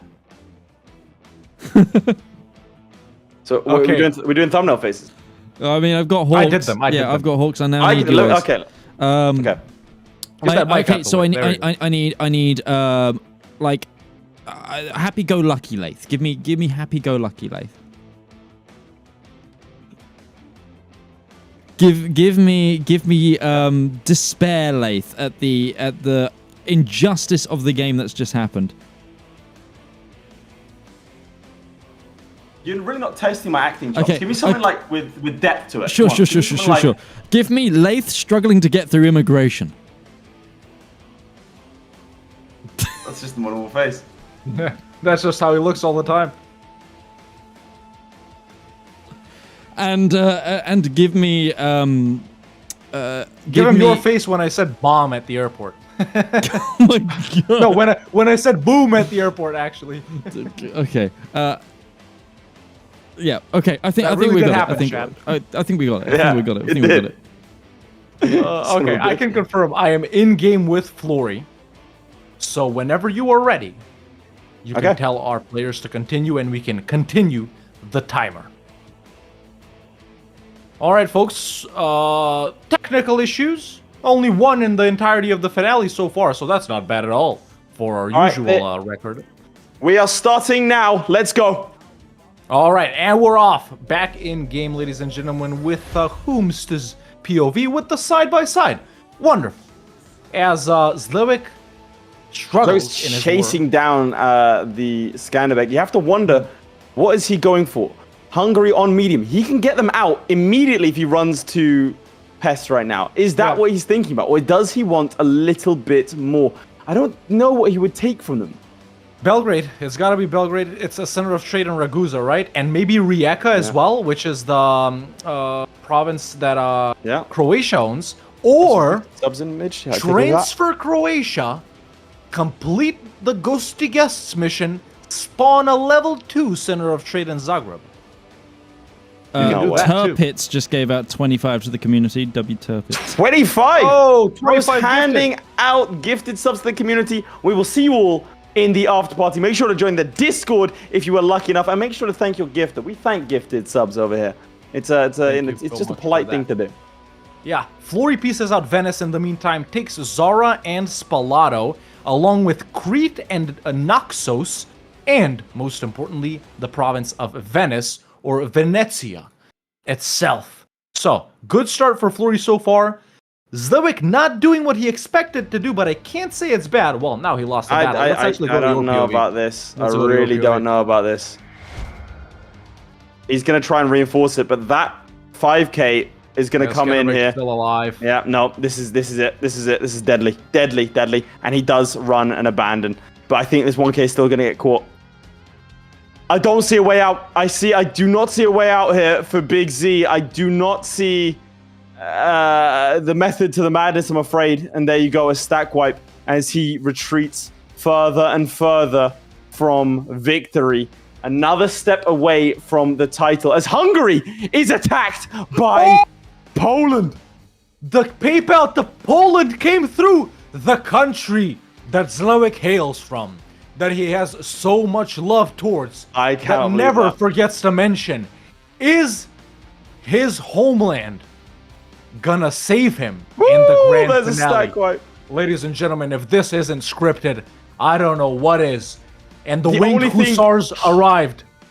Well, the only writing better than this can be found in C. Mantis's lit RPG adventure This is books. true. Thank you to Foggy McFockface and Damba for your 10 gifts each there as well. 10 gifted each, let's go! 102 We away have from their 1,000 1,000. producers, chat.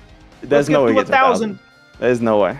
I'm We pulling it gotta now. get to 1,000. I'm a believer, chat. Let's get to 1,000. That's YouTube and Twitch combined. Today, He can't. you Oh my work God, together he's stack for wiping. us to be able to pay our bills. He's just stacked with the Albanians again. That does take Skanderbeg out. And Skanderbeg lies dead, dead. at Zlewick's feet. He's dead. He killed Just him. got blown wide open. He killed him with his bare hands. The Now- Poles inspiring him. Oh my God. War what is done. happens next? Rush Belgrade, rush Rijeka, peace out Hungary, come back for Albania. It's gotta be it. Or even get Belgrade and Rijeka in the main peace deal versus Albania. Honestly. You can't Now have he thought can do this it. was his plan, though, right? I mean, this is not a bad plan by any stretch of the imagination. Saved this by is Poland. a weak Venice, and he is improved relations with Austria. Austria, friendly, ready to come in on side, ready to provide that helping hand. Poland, friendly, also ready to come in. What is this man cooking? If he can survive this war, which it looks like he's going to do, I did ask him if he wanted to restart. I was not a believer in Big Z. He was a But he has believer. put me to shame because it looks like he's going to get these allies, collect them, and go on his merry way to take out the Venetians. Look, the Lithuanians believer. even stepping to him Oh, that's ridiculous. can he reach Rijeka? He's not even thinking about it. He's just full focusing on Albania. Oof. Oh, that's not good. The Hungarians not out yet, but that is mountains. That is unscorched. The Hungarians peaced out. Krilly, thank you for the 10. And also Dr. Nikov, thank you for the 10 gifted. We're climbing on yeah. up. We're actually so close to, a lot closer to 1,000 I thought we would be. Let's get that 1,000 chat. If Kai Sanat can get 1,000,000, we can get at least 1,000. Fuck my life. Let's go. That came from somewhere deep, that. I mean, I wonder why he held on to the Hungary war for so long. Because again, there were times which he could have just stepped on Pest, and they would have been out. I thought he was going now for it rebels. to get stuff from them. Yeah, me too. I think it was a mistake. So 2 mistakes. He now has 38 minutes, a long time to be clear, to correct the record and set it straight. Oh, yeah. Now, Wait. take us through what Florry's going through. Now, What? we're 22 minutes in, and we still haven't ever checked the score. That's true. So Florry, 2.23 income from trade. What's Zlewikk? 1.25. Florry in the lead right now. There we have it, ladies and gentlemen. His more careful gameplay right here. And honestly, probably the most important war you can do right now. He's taken Venice. It's Take us paying through what off. he's done. So yeah, he's pieced out. I think I already showed this, didn't I? I did. He took Zara and Spalato, released Dalmatia. They've got some cores, Istria, Rijeka, Lika over here. And he's coring up Venice as we speak. Nice. He should be moving his capital over to Venice because we do expect them to trade company stuff this way. And of course, he has Crete and Naxos. So, yeah, we'll see how Nice. that progresses. Every little Building helps, up chaps. You see a that? spy Naturally network keeps us up. on the Egyptian Nice. Sultanate of the Mamluks. Nice. Look at this. It's nice to see more gifted subs come rolling in. Now, if you flip to my POV, Albania, more like Albania, because they are gone. And it Oh, I looks thought like... they were albino, but No, he can get an alliance with Austria and Poland here. Nice. Does he choose to do so? Can we go to Bruh. him directly? Ally Austria and Poland fight Ottoman. I just poked myself in the eye. he's genuinely injured. It is a dangerous job, this, which is why we appreciate your gifted subs. Trained professionals only. Hawk may have lost an eye. It may be over for him.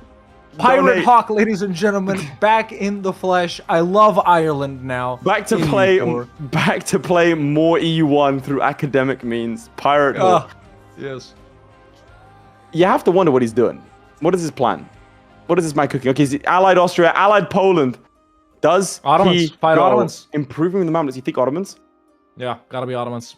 Gotta Gets be the trust Ottomans. by the allies. Gets improved relations. Takes Florence. He's not to in rival, this his own war rival. anymore, right? He's not in the war. No, There he you go, peaced step out. 5. Yeah. I think maybe he was concerned that Poland, who have There's peaced the out peace now, out from Poland. Yep. huge peace out. I think he was concerned maybe it was a post-Union war, Yeah. which would have been real bad. But Croatia, now independent. I think like this, he's got time to come back on them. Not that there's too much stuff to take from them, but potentially that stealing of Croatia, I think, would be very nice. Well, Croatia's now independent. Oh, Croatia's independent. Nice. But Yeah, he's still so got he the can- same long truce with them, though. Still got the Yeah. same long truce. I think he wants to go after So, Hungary. Oh, yeah, he really think definitely so. has time. But I think he's got to do something more before that. Now, Florry, building up the Ethiopia, right? navies. Still. Capital has, let's check. Capital has not been moved. It's still in Ragusa. Austria keeps threatening. Actually, no, that's Naples. Austria has ditched him already. The thing is, he doesn't have the ability to easily go in against the Mamluks right now. Now, looking at some alliances, he could link up with Poland. And he can link back up with Austria, funnily enough. Dude, Poland, who has Lithuania, and Austria, more than enough to beat up the Ottomans easily if you catch them fighting someone here, and even if they're not, still easily. It's just going to be the crossing over to Anatolia that's going to be the tricky part, but I think, it's looking a bit easier for Florry right now, even though things have kinda balanced out now that Zlewikk is out of this Hungary war. Man, let's do another check. Now they're both out of wars. Yeah. 443. 1.76. Oh, Florry's starting Venice to run away. is big. I mean, Florry's Florry, starting has to he run moved his away. capital to Venice? No, I No. just showed that. What about his trade capital? No. His trade capital's there, though. Trade capital is there. Yeah, Yeah. trade capital is there. You're right. You're right. But for me, it was about the actual capital because it enables you to trade company stuff over here. Right? He can't trade company like this. That's why it was actual capital for me. But I wonder if it's beneficial or not. He has Dalmatia as a vassal. Yeah. I didn't. I swear, you've pointed out like 5 things I've said so far. I'm trying to focus on 2 games at the same time. Sorry, we have 33 minutes left of the most. Listen, when you're talking, game we've I ever look had. at your screen. I'm just saying, man. You just can't come at me like that when we're live. Save it for therapy on Thursday, bro. Dr. Jensen. This is what he was saying, man. Trying to embarrass me. Yeah. Anyway. You're right. Listen, I acknowledge the fact. Let me read what he said. I just internalized. I acknowledge the fact that the words I've said may have potentially hurt you.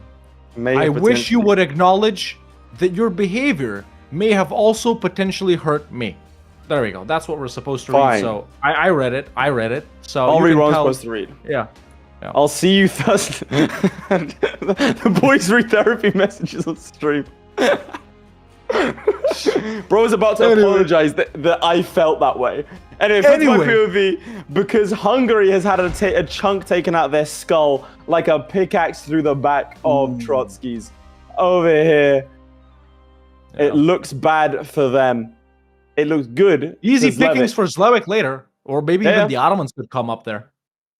I mean, he's improved relations with the Mamluks. Do you think he can get that alliance? I don't know that he It's can. super rare, man. Whenever I've looked to fight the Ottomans, and I've done that, honestly, more than 50 or 60 times as a nation as weak as Ragusa is in these 2 games, I think I've only gotten the Mamluks as a European country. As a Christian country, I guess.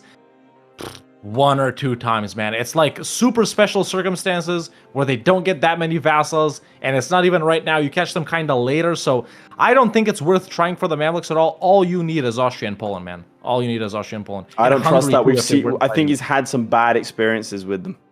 He's had some real bad experiences with them. Also, they're friendly. I don't think they'll come in. I just don't think the Ottomans are the play here, and I'm not sure what else he's going to do. Building a spy network against Bosnia, who have been spat out. They're there. Might Why as well. not? I'm Right not now, I sure what gotta the say, macro strategy is, but It's Florry's better looking in Florry's stronger. game. Yeah, Florry's looking 100%. stronger for sure. 100%. Venice up to 4.97 right now. His income from trade, by the way, which is what we're looking at. Why would he 4.87 right now. Beating up some rebels down in Naxos. Improving relations with the Ottomans. Is he looking to ally them? I don't think so, but yeah, his allies right now looking like this. Just no one. I don't know. Aside from the Ottomans, He's looking for a war against the Mamluks. who? Florry? Florry. Well, yeah. But I was saying he could have linked up with Poland and Austria, and he still can, to go against the Ottomans instead of the Mamluks. You think that's the play, though? Zolar coming in with the 50 Danish kroner, which is actually quite a lot. Couples therapy isn't cheap. Here's a donation towards that. Appreciate Thank you that. so much. It really It's gonna- isn't. it's And gonna by the way, strengthen you're our paying on relationship. Thursday, so I paid last time. Yeah, every Thursday. Okay, let's have a look at this now. If you flip to my POV, we have a war against Bosnia. He's going to take that. Also, welcome back to the map, the Byzantine Empire. They were gone very, very briefly, but ladies and gentlemen, they're here, and I'm pretty sure they are here to stay. Now, we'll see if he's able. I mean, obviously, he'll be able to take out Bosnia. I'm just happy that we have the Byzantines back, really. Makes you happy, doesn't it? Look, they left, the Byzantines are gone, and now they're back. And they're gone again. Yep. Like a mayfly. Wait, are they alive somewhere? No. They gotta be. I thought that was colored in. Or It hasn't was. been colored. No, Chat. so they're gone. 30 minutes remaining of our final ever U4 match, man. Mitch, bring the poll back up again. Let's get spamming, chat. Let's get spamming with 1s and 2s to vote for Zlewikk or Florry. And let's get spamming with them subaronis and memberships, bro. 922 out of 1,000. Only 8 plus 70 away. Only 78 away. Let's get it, boys. Or else, no U5. That's right. I'm not doing it. He's just Vote not. for You're Florry or refusing. Zlewikk. I'm just not showing up. Straight up. All right. I'm not sure what election right Zlewikk does from here. I'm not gonna lie. Like I would have. I'm surprised to not see. He can do that. He can do that. Yeah, but he needs the polls to join in. They will join in soon. Maybe he is, like you say, I waiting thought that for were this. friendly, or is that Ottomans? What do you mean? No, Poland's friendly towards the Ottomans. Towards the Ottomans, not towards Venice though. They would join towards. No, Venice. I mean realistically, it does feel like that. Oh, for 3 years, I thought it was a lot longer than that. Try power -5, not good. Now, you have to hope that he goes in against. There's got to be a plan. Zlewikk always has a plan. I'm just not sure what it is right now. What the There's hell? Relations with. Sorry, what? Look at this. Let's flip, dude. France got coalition by everyone. Look at this. What the hell did they do, bro? Did they Burgundian? They took the Burgundian Union. But by force. Yeah. There's the Liberation War, and there's the Milanese-French Punitive War. I'll be honest. This is actually a war that not only France sometimes and usually wins. If they lose, they only give up like 6 provinces in Burgundy because they're so high dev, and then and they it's still still- get it's the rest still of a net Burgundy. It's still benefit. worth It's still a it. net You should benefit, always yeah. take that. Okay, but now, while he's involved in this, is there a potential that he could snatch something? You know? Pope's getting his ass beat right here in 2 different things. Shit, Yeah. if you can't move it to Venice, let's move it to Urbino. Vital Trade Republic in the Battle of Lepanto. Ladies and gentlemen, watched a documentary on that yesterday. Quite entertaining. And there's a song like that in U4 as well. It's a banger. It is a banger, but that's what's going on in Florry's game. Him not really doing anything, you know, to progress his trade stuff right here. Even though he seemingly is, because he's up to 7.66. Nice. Which is not bad at all. Let's see what Zlewick's up to. So it's currently 1.78. There has to be a plan. Trust in the plan, and the plan has to be Venice. The plan has to be Venice. I'm so sure it's Venice. He's currying favors. I think it is. Charlie with the 5 gifted again. Thank you so much. Another one. Again, a man who edits our videos for your viewing pleasure. Surely this has to be it. Oh, yeah. Yeah. Easy. Now, go How much in. does he Boom, take, boom, though? boom. We have to get the Everything. favors with Austria. Everything. I mean, at this point, he has to know he's behind. He has to know instinctively. He knows that here it is. He's got the 10 favors. 10 favors. They'll both come in. Let's go to him. Does he know? It's like a bit of a waste to call both of them in, but no, he's just chilling. Now he is. Here we go. Yep, there it is. Reconquest for someone? Or no, just regular conquest? Up, yep, forts up, don't forget. Miltech 6. Taking go. it. Cavalry upgraded, eunuchs castrated, merchants dunked into the sea. It's time He's about for to war. declare. Dun All dun, right. dun dun dun dun dun dun dun dun dun dun dun dun. Unless we have music playing, in which case nothing. We do have actually. That's incredible. You filled the silence in between tracks there. That was amazing. No, when It, do like, you hear the music? Do you have perfectly. audio on stream on? I never Yeah, have audio on I stream. do. That's insane, by the way. Also, he's just lost the naval battle immediately. That now leaving Venice this long means Venice. Yep, as you can see, Venice has built more heavies. Thomas Arts It's with gonna the be a rough 5 time. gifted. Thank you so much. Getting us up to 1K, baby. 1K is the goal. Now, what does he do with this war? I Just honestly, take the most. Take the most. Take Venice and then everything else you can, man. Primarily in the eastern half. If you he can, has in access to western the half. Ottomans. Yeah, Yeah. you think he takes like subjects and everything else? He takes like the knights. He takes Cyprus. Depending on AE, I think only the Italians should be mad if he takes Max. Florry, though, interestingly, establishing a trade league at this point. Very important. Very important. Yep. He's got actually quite a few guys in there. Dalmatia. Let's flip to my POV just to show this briefly, and we'll go back to the war. Oh, and we catch the deck on the Mamluks as we flip to my POV. Solo. This could be big. This could be bad. Going in solo on the Mamluks, launching off from Crete, that's not even cored, straight into Benghazi. Or not. Can you check the Baiting? Mamluks' point of view? Yeah. Going into the Mamluks here, he has been decked on just regular conquest. Mamluk armies are... Well, where are they? Oh, they're here. How the hell did they get there? He's just decked. 4K? Maybe they were waiting for him. Where are the Mamluk armies? What?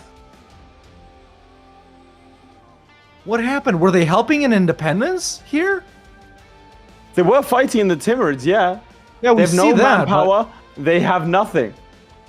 No way. Florry seeing the future. And the future is green. Might have been That is- this?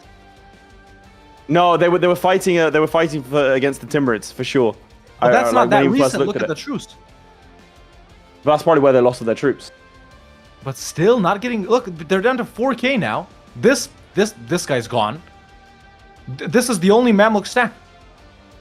Oh my god. That is the freest Mamluks I think I've ever seen. Why do they never look like this for me? I always Well, fight I these know, guys. right? Rulim Maskin coming in with the crazy how Mr. Z has recovered for that Hungary war with the 20 Norwegian kroner. Thank you so much for the support. It is He crazy, has, isn't it? But it has taken its toll. He didn't take Byzantium. Again, I said I wouldn't say it. Oh, naval battle! Florry, naval battle. Florry, naval I was battle. looking at your screen. Yeah, I was looking at your screen. My bad. Yeah, it was down here. He just lost. He does retreat. Because I was looking at Hungary because they're getting ganked by Poland and the Ottomans here in Florry's game, which could be beneficial for later on. But Florry, man, already in Alexandria. Mamluk fleet. Heavies. Yeah. Heavies are what's stronger. This could be bad for him. Let's go to him directly. I want to see that APM a little bit. There we go. Looking for a firing and improve relations guy. Looking for a trade guy, obviously. I mean, what else could he be doing? Or a diplo... No, there we go. Oh, Fired. breaches the walls. Battle of Ragusa lost. Oh, we have the Oh, Mamluk no. subjects walking in there. He didn't expect that one. And I don't think he'll be able to run back in time. I mean, he has take 6. Just the In subject the meantime, still flip to my POV. No way. He saw his moment. And what do we have here? He's walked onto Venice. He walked onto Venice. What he did is he baited out in the Adriatic Sea and then went through. Phenomenal stuff. This could be a resurgence now. We find the tables, as they so often do, have turned. So far, Florry, not in a particularly difficult standing, finds an opportune moment against the Mamluks. But if you flip to Hawk's POV, but now finds himself under siege, having to try and finish this war faster than ever before. And now Big Z manages to get onto Venice itself, manages to get the opportune moment for himself, his allies ready to help out. This is now anyone's game. Let's not forget how far ahead Florry is based on that victory against Venice. And it looks like Big Z is catch up. That's it. Smart. What? I don't think he could have done anything. He's taking Benghazi. He just takes Benghazi. Trade company. Okay, that's enough. That is enough to get another merchant, I think, if he full trade company stuffs it. No, he's got to have more than 50% in Alexandria. No way that's enough. No, it's 50% province. So I think he can not... I don't know, but he'll definitely get something from it. Still no trade company. Bear in mind, he was gonna lose. He was gonna lose badly. I think this is smart. Let's do a final little check right here. Florry, 14.74. So he's straight up 2.15. Season peak. Thanks, lads. Thank you, Vavas. Hopefully we have entertained you. Florry in a massive lead so far, ladies and gentlemen, because he is linearly growing his trade income. We're expecting to see an exponential explosion from Zlewikk right at the end, so don't count anyone out, even though Florry is really looking like if you the flip one to my to watch POV, so far. But let's see. Neglects to take Venice this time around, instead favoring Treviso and Istria and Negroponte and Crete over here is what he has taken. Now we see, can we go to Zlewikk directly? Now we see what Big Z has in store. Well, first, got to move capital. I think he's definitely straight up going to move the capital, not just trade capital like Florry. I think so. And then he can trade company everything in Ragusa. That's going to be very powerful indeed. Do you think that is potentially Florry's mistake right now? Not setting himself up for trade companies over in the Eastern Europe subcontinent and the Levant as well. There's time for him to do it again. There's time for him to do that. I think he didn't have the admin to do it before, and maybe just wanted to make as much money as possible by moving his trade capital. I don't think we're going to be looking at trade ideas here, realistically. Yeah. So, unless I'm very surprised. Wait, get ready to be surprised, because if you flip to my POV, Florry has completed 4. That's huge. And he's just declared on this Lonely Fezan, which... it's definitely 4 of the provinces in EU4. I'll give you that. But aside from that, I don't know. Tunis doesn't route to Venice, man. I guess he could collect elsewhere. It does add up, right? But we're just not something we're expecting.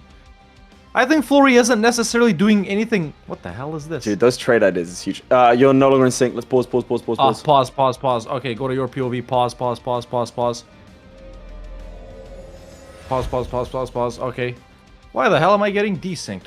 Good news, chat. EU5 will have an option to resync, so we won't have issues with this. But I think I hop out of the game right now. Yeah, hop out of the game and then you'll rejoin. Midge, how long do we have left on the timer right now? We have 18 minutes and 26 seconds left. So just a little under 20 minutes remaining. Yep. Everybody knows... Florry bribed my PC. This looks like... I don't know. Hawk's PC, paid actor. Can you make sure you fully exit out of EU4 this time and maybe restart Steam? It could be some weird jank going on there. But like yes, Steam update stuff going on. Okay. Let's have a quick check from everybody in chat. Let's give me your 1 if you're here for Zlewikk. Give me a 2 if you're here for Florry. This could be it. Someone is walking away with a crown here, and is it going to be the back to back to back to back to back Florry Worry? Oh, to back. One more, mate. Sorry, to back Florry Worry. Or is it going to be the King Destroyer himself, our Polish Lord and Savior Zlewikk? Who knows? Oh, man. As I load in with Casimir Jegelion right here on my loading screen. It could be Excellent. an omen. It could be an omen. Is Florry at his PC, Mitch? Because it sounded like he stood up and walked away. All right. Let me double check. Is he playing? I don't have... give me a moment. No, he can't be playing. He's not playing. He's paused. He's in-game still. Okay. Cool. Yep, But okay. just... This takes a little bit longer to load in, so we're chilling. Whilst also we're loading everything, and just before an advertisement starts for people who aren't subscribed, can we just get a quick... Subscribe now, quick! Can we get a massive W to Lath and Hawk for the casting of this season and continued hosting and idea crafting behind Parabellum? They are the lifeblood. Whilst I might be I might be the puppet master above them, we know this. They are the lifeblood. Oh, they are the lifeblood of EU4. Really, let's face it. That like Florry's good. EU4 the game? Yeah, that's crazy. Like you know, it might be. I feel like that's true. I feel like we're more important than anyone else that's ever lived. I honestly think you might be more important than Johan at this point. Like, I win again. I mean, who did Mitch fired who tomorrow. who did we see first in the EU5 announcement? Was it Johan? No, True. we saw Lath. Not wrong. We saw Lath. Not wrong. And who was I thinking about in that moment? Red Hawk. So if you think about it, that's I how was it is. kind of there too. That's really. how it is. I'm the last man standing for EU4 chat. Honestly, I was a little bit disappointed when all of my peers, almost all of them, not you, have seemingly abandoned EU4 just like that. Discarded it like a used up condom. Today. Oh god. But I'm still here. I'm still standing. Lay's still here. Midge is still here. And so is Florian Zlewikk. Can I say, in your analogy, that means horrible things for us. I don't even know what I was saying anymore, bro. I'd like to say, are you in game? Are you ready to go? Everything. I'm ready to go. Let's go.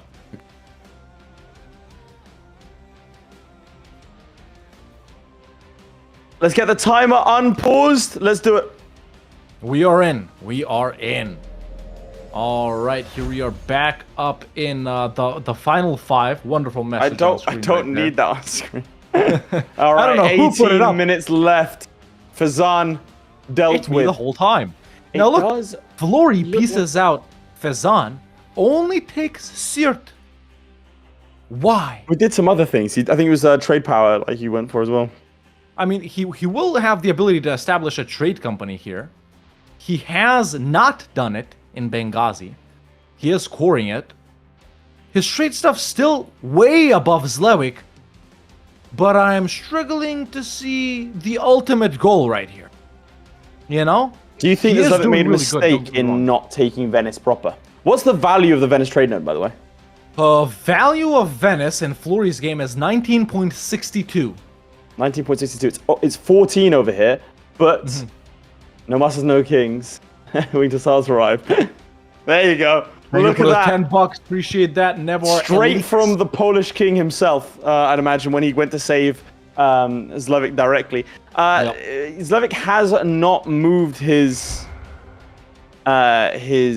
capital, nor his trade capital, so that might explain the difference in... Wait, who's the white guy in KOTOR? Yeah, so he did this. He's created a trade league. Created a trade city. Yep. Interesting. Well, they are defensible. He has got the Anatolia company and the Adriatic company. Wait, what's the Adriatic? It's got to be like Ragusa stuff then. I'm gonna say it feels like he's starting not a final build here, but he's definitely building towards something. He has moved this capital then. The Adriatic company is for Ragusa, isn't it? That's where the Adriatic is. But he hasn't moved his capital. Then how does he have it? Can you see where it is? If you go into the It's over here. It's there? Yeah. His trade company. So he's trade company to Venice? I mean, he can move his trade. The other way around, but I guess they know more than us. No, they don't. No, of course they don't. We'd crush them in this challenge, bro. By now, I would have won it and formed Venice. And Legit, Italy, I and will Roman say Empire. this is like I both these players have been struggling with this challenge. They've had difficulties with it. Which is If good you to see see. Florry score, I don't know if you'll agree. We'll see. We'll see by the end. 15 minutes left, chat. Zlewikk is starting his gear up. Zlewick's I can tell you that building Florry carrots. is in a very nice position so far. Florry, I can also check confirm... your Twitch primes quickly. Do it now. Check it. We're Check 60 it. subs away, chaps. Literally Check 60 it. subs away from hitting our goal. Do it. Florry has a flagship with trade route map plus Nice. 1 trade power per ship and fleet. Yeah, I There think we that's go. what Zlewikk is about to build now. That's why he's building heavies. But it's a Try and heavy get that cracking. for Florry. Wouldn't you want to build a light if you're protecting trade and stuff like that? And Yeah. Florry decks on He decks on Zlewikk. on Zlewikk. It's an MP That's on crazy. Venice. Let's flip to my POV. Going in on Venice. We got a 15k Venetian stack walking in. Massive battle over here in Treviso. Lovely Nice. city, by the way. And he beats them at -7 already. Now, Naples is in this war too. More nice provinces that can be taken down here. You know, Durazzo and 43 whatnot. ships as well. Yeah, massive What's the fleet, fleet massive composition fleet. of that? 26, Light 7, ship. 10. No, Yeah, nice. no. So it guy. isn't a heavy. Oh. It isn't a heavy flagship. It is. It's a bark. Let's see this battle, and I'll the show bark you. is not this, heavy. This is about to be a loss. It's not a heavy. Yeah, You're it's right. bad. It's a light. This is gonna be a loss. Even with this half morale stack, yeah, you gotta retreat right there. Much But like one us on of a them, Thursday night in therapy, there was no hope for that conflict. can Naples track him here? This is where they can. this stack retreated. But they still have good morale. Yeah, but it's They can chase him all 15K. the way down. That's true. No forts. No forts. No. No forts. Oh, Okay. He might get caught. He might get caught in Rijeka. Knights are landing in North Yeah, he gets caught. Africa. He gets caught. Can't in scorch. Rijeka, It's yeah. not his. Sack wipe for sure. Or not. Actually, they are holding. He's got more incredibly morale. well. He's holding. He could potentially run away, but they're still gonna chase him. Yeah, he runs. Naples Rough. continues its pursuit. Venice tries to unsiege Treviso. he Well- could get wiped in Ragusa. Now the problem is, the more money that he spends here, the less money that he will have for his Naples final backs off? preparations. The longer. Oh, lucky for him. Well, obviously skilled because he built the companies, but still the merchant companies. The key part I'm trying to point out here is that if he spends too long in this war, if it's the assault. They got it. They got Treviso. He's lost When it. have you seen them do that? Very rarely. Probably He's gonna twice. assault it back, surely. And the other time is also on this show. Oh, you see that? He didn't get baited up by the 3k that was standing there. No. I'd have gone straight in if that was me. Treviso is Venice's Very capital smart. at this point. They've deleted the fort, which normally stands in Brescia or Verona, wherever it is, or both. I don't remember. It takes Treviso But back. there we go. He gets it back instantly. Obviously, no garrison. Milan being bait right now, but Naples, man, bringing in that 15k. Not that big, but it's pretty annoying. It's pretty annoying. He goes down immediately to get Naples out. Level 1 fort only, and he could potentially nab it if he wants to collect in Genoa too. There we go. Easy wipe on that tiny little Jesus Naples Christ, stack. I am like traveling through time right now to catch up to Zlewikk. I don't know. Okay, I've caught up. I running fast. went. Guys, stop Yeah. the count. Like you're Yeah, a year we'll stop behind. it. Oh, we're DC'd again. We're DC'd again. Okay, let's stop the timer. Let's stop the timer. Let's stop the timer once again. Okay. Give it a sec. Give it a sec. All right. All right, we're waiting for Leith to catch up to Zlewikk, unless he gets desynced, and we'll have to, hop back in like I did. Let's go. Let's go. Timer unpaused. Okay, timer unpaused. Okay, we're live. We're live. Continuing. I was behind by a year and a half. Bro is speed 5 maxing, and when you speed 5 max and there's a slight drop in connection, it's over. Yeah. Whilst you're uncovering that, I'm just gonna briefly show off something here. Yep, let's do that. Remember what we said wasn't possible? Let's flip to Flip to Leith's my POV. POV. He's allied the Mamluks. I'm spitting out fake water. What? Come on. Oh, that's a good idea. We're gonna remove Yep. merchants. Good point. Good point. Let's remove merchants from the outliner. There we go. Done. So we don't see any spoilers. Done. 11 minutes left, chat. That's a 11 suggestion from our minutes left. producers directly. They're using the producers to production chat very effectively. I'm starting to lose my voice. Special I'm chat so for you excited. guys. Join the Discord to join it. Special producer chat, everyone. But Now, where does he go? What does Zlewikk do? Let's flip it to I you don't and know. we'll find out. all I know is there's 11 minutes left. Naples is out. He is getting trade power transferred from them. It's only Venice and the Knights Hospitalier left. He could land on Rhodes, could not, don't matter. Florry paused. What is he looking at? Let's go to his POV. Can we go to Zlewick's POV? Let's go to Zlewick's POV. We're about to have something big. We're about to have Oh. something big. My senses are tingling. Florry pieces out Venice. Not taking land, getting... No, Masterman. what the hell did he get? He's going to deck on the Ottomans. This man is going to deck on the Ottomans. He takes trade ideas. Is it too little, too Pick late? him up. We go into the final 10 minutes as I'm going to give them a Zlewikk warning. does what he always does. Goes for the throat. And Jean won't come in. He allows the Mamluks to come in, not waiting a single second more. Dives in, promises land. Let's see what the Ottomans has in store for Big Z. A massive advantage that should not be being able to be surmounted, but we'll have to see.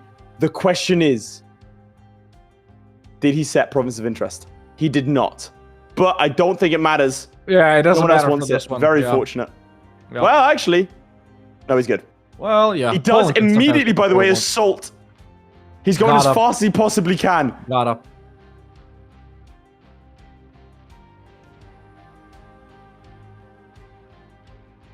We're just looking in Oh awe, my chat, God. and also taking it in, sucking it Look in. at that. It's been less than a year. What does he do from here, do you think? Takes Max, takes centers of trade, Constantinople, Salonik, Athens, freaking Hudavendigar, Shugla, Sinop, anything the Ottomans have, and as Florry also declares potentially one of his final big wars on the Mamluks once again. This time the Mamluks normal power, but involved in the Sistani War for Again? Independence. Again, versus the Timurids and the Great Horde. So, Mamluk army is not here. Alexandria here. Cairo here. Can be sieged down. Get the centers of trade. Transfer to Venice. I don't know what he took from Venice. It was just a straight up peace deal. I have literally no idea. So we have two wars Get across the going strait, on. Zlewikk! Get across the strait! He can do it now! Let's go if he side by runs. side, Midge. Let's go side by side. He can get across the strait right now if he runs. Does he know? No, he does not see. Can he get naval? He can. Can he get He can if he naval? runs now. He can if he runs now. He can't. Oh, there have been a couple of moments. The Mamluks running in again. He can do it now. He can run across now if he chooses to. Where has he gone? He's going Constantinople. Florry doing construction. Boats. Man, Florry's beginning his finals, I think. Yep. Look at that, Yep. paying off debt, cracking on with it. Yep. I don't know what Zlewick's cooking here. I don't know what he's going to do next. Will it be enough? We know that Florry's in the lead. We know he has a better position. Constantinople has fallen and the Has strait fallen. has There been you have it. crossed. There you have it. Meanwhile, on Florry's side, Alexandria has been sieged down. Guys are standing on Cairo as we speak. No Mamluk subjects going in to siege down Ragusa this time. Is this going to be the big one? The one where he takes the Delta? Is it even possible? Alexandria, Rashid, Dumyat, Sharkia, Cairo are possible to take in one war. The three, I guess, most vital ones. But if you go for the Algarbia as well, you can get everything. Route all of that to Venice. It will have super high autonomy. Maybe it won't get court in time, but trade companying is the key right here. Although no one has any trade company, except for Florry. He does have the Egyptian one set up, actually. Cairo falls. There it is. Cairo has fallen. 20% war score on the Mamluks. Unfortunate that Transoxiana trade, is in nice. this. Big nation that's far away, so hard to piece out. But for this, for the vital, he needs 80-something% war Yeah, score probably. to get the 3 up top and Cairo. Can he get it without sieging down Transoxiana? Zlewikk, what's up with him? Oh, I'll Sieging show you what's Ottoman. up. So flip to my POV. We have AIs that are not doing anything. 17,000 stack in Krakow. It is enough for him to presumably win. Tunis getting absolutely rinsed. Can transfer trade from them. Syria about to fall. The Ottomans lost in some... they've actually beaten 40,000 men over here, but he does take Ankara. The Ottomans down to low. Tunis down to low. Zlewikk still thinks they have a chance. Ladies and gentlemen, we have just over 5 minutes left. One of these two is going to be crowned champion. In just 6 minutes, we will have played our final ever game of EU4 Parabellum. One of these men will be utterly disappointed, but both of them should be proud of their efforts here today. A fantastic showing. The greatest final we've ever had. Florry's done. Florry pieces out. He's gotten transfer trade power from the Mamluks, which could be vital. Taking that land from the Mamluks, it would have been high autonomy. He wouldn't have cored it in time. But transfer trade power is actually huge. At this point, I'm not even looking. I have no idea how much money he's making from trade. I do not know, ladies and gentlemen. On this point of view, only a couple of forts remain, but unfortunately for Zlewikk, they are horrible mountain forts. The Ottoman fleet ready now. Let's see. He has to take this fort before the Ottomans take that one. The Ottoman siege ability. Now, it does look good, but again, the AI not really making things go to plan. Tunis has been taken completely. We will have to see as Hawk goes and gives a 5-minute warning to our competitors. It has to be probably a steer trade and transfer trade power from Tunis. Tunis looking to peace out, ready to peace out. Now, the attack here goes into Constantinople. Nowhere to run, nowhere to retreat. Zlewikk desperately trying to push speed 5 here. Florry maxing money right now, getting ready for his final construction push. He takes all. He takes all of the centers of trade in Constantinople, one in Aleppo as well. Everything. He takes Thessalonica. He takes Constantinople. He takes Smyrna. He takes Athens. Negroponte already had. Over here, Adana taken. Sinop taken. The final push for trade begins now. I don't think we're going to see any other wars. I don't think we're going to see any other expansion here. What we will potentially see are rebels that they need to deal with. Trade fleets are being assembled. Just hordes of merchants trying to siphon as much trade as physically possible. I do think not separate piecing Tunis was a mistake. Yeah, other than that, spectacular. No big deal. Now, going over to this POV, let's flip briefly. Florry, loan maxing right now, building trade company investments, putting down the ships protecting trade. Let's see. How do I click? If I go into subjects, there we go. So we got the Dalmatian Egypt company, Dalmatian Balkan company, which I assume is, that's not it. That's Anatolia. He has moved his capital from Ragusa proper to Venice, I think, right? That is, no, it's not. Where is it? Where's the capital? It's in Sirte. It's in Sirte. That's where his capital is. So you can trade company everything there. You got the Balkan trade company, the Anatolian one down here, Adriatic one, which is in Venice itself. Putting down trade company investments. Marketplaces are being built. 3 minutes left. Let's go to the side-by-side, and I'll give these players a 2.5-minute warning. Ladies and gentlemen, 3 seasons, 9 different matches between these two gentlemen right here. The 2 best EU4 players of all time, except for me and Lathe, battling it out to see who will come out on top. It's coming down to this. Thank you for all the gifted subs. 27 away from 1,000 from hitting our goal. I'm going to go ahead and give our players a 2.5-minute warning. You can yell. Shout out to Stolen Recluse for that 20 gifted there. Excellent. Thank you very much. Now, he's desperately increasing autonomy. I think one of the key differences between the two, a very important difference, is that Venice province itself. The reason it's important, it's because Venice can still take money from the Venetian trade node in Zlewick's game. Whereas in Florry's game, he has the majority of that trade. He has the ability to take them from them. I'm not sure what else they're going to do in the next 2 minutes. Sinop! Problems. Oh, what happened there? Sinop trade. They were in a trade league. He does not accept the call to arms. He has to hope they can hold out for a couple of moments here. Okay, yeah, he's gotta, or he can just pause, of course. But unless his constructions are finished, I don't know if he's gonna. They I don't are know if he's not. gonna do it, chat. 1.5 minutes left on Knife's Edge. Everyone giving it their max, their skill, their level of playing EU4 for the past 12 years all comes down to this, ladies and gentlemen. Nothing is more important in life for these two than winning this match. Not Florry's girlfriend, anything they not can do? Zlewick's wife. Nothing. It all comes down to this.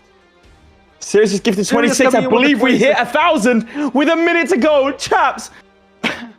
Oh! Skill is here, C-Mantis. I wouldn't have it any other way. C-Mantis, bring it all to a close here. 1 minute left. Less than a minute left. This is it. No more EU4. One champion being crowned. Only one left. Who's it going to be? Neck Keep an and eye out neck. on that interface. Keep an eye out on trade. We need to lock it in case these guys don't pause. Flip to our POVs. Flip to our POVs. No, don't flip to our POVs. Stay on leak theirs. it. But then They're gonna we'll leak leak it. But then we'll leak it. 30 seconds. Oh my god, 30 Okay, seconds he's left. hitting the sidebar. He's hitting the sidebar. 28 seconds left, chat. 28 seconds left. Okay, who's it gonna be? Is it gonna be Zlewikk? Is it gonna be Florry? He's done.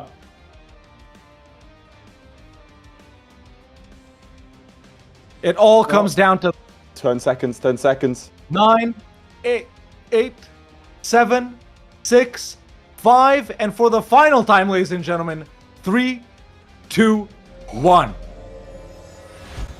There it is. Let's take a moment. Turn off the music, Midge. Turn off the music. Oh, that's it. That's it. It's It really over. is. Ladies and gentlemen, we have in front of us the final scores. 3 seasons, 12 years, tens of thousands of hours, all coming down to this. Starting as Ragusa, have the highest income from trade. I'd like to take this moment to thank all of you at home for the gifted, the subscriptions, sitting there watching, supporting us, joining the Discord, stream memes, people drawing like Zeb, people gifting, C-Mantis doing everything he can to support the stream, and then gifting at the end of it. I'd like to thank Midge for doing a phenomenal job running the stream. No audio issues that were his fault this time, chaps. Hawk, we'll do a proper goodbye in a second, but... We will. Chat. I think we've said it enough times. The last this, the last that, the last this, the last that, the biggest this, the biggest that, the final this, the final that. Thank you for helping us reach our goal. I think it's time to see which one of our 2 players reached their goal. So, Midge, bring back the music. Hawk, let's go first. Ladies and gentlemen, you said you want me to go first? Mm-hmm. Okay. It's currently Okay, out. there's ads on Twitch. We're waiting. We're waiting. There's ads on Twitch. We're waiting. We're waiting. Don't worry, guys. Don't worry. The Someone in the tension's chat killing says me, ads. man. We'll wait. We'll wait. Don't worry. This is it. Just to mull it over even more, either Florry will become the 8-time only EU4 champion, or Zlewikk will become the final ever EU4 champion. Amazing achievements for both of these players, no matter who achieves it. They're obviously the greatest EU4 players of all time. Like Leith said, just like in chess, there's Magnus Carlsen and Hikaru. In EU4, there is Zlewikk and Florry. Roger who's Federer, Rafael Nadal, and Djokovic, I guess. But there's 3 of them, but it's 2 of these guys, so you get it. Ronaldo and Messi. LeBron and Kobe. We don't need all the comparisons. Oh man. I think are the ads over. Frost Midge, or- and Senna. Midge? But if ads are done, Verstappen and Hamilton, of course. Okay, ads are Chat. done. All right. Do it. The score that Florry has put up. And Zlewikk, get ready to... Sorry, Mitch, get ready to go to either camera over here because they're probably listening to the stream. The score that Florry has put up is 70.57. That's the score to beat. 70.57. Ladies and gentlemen,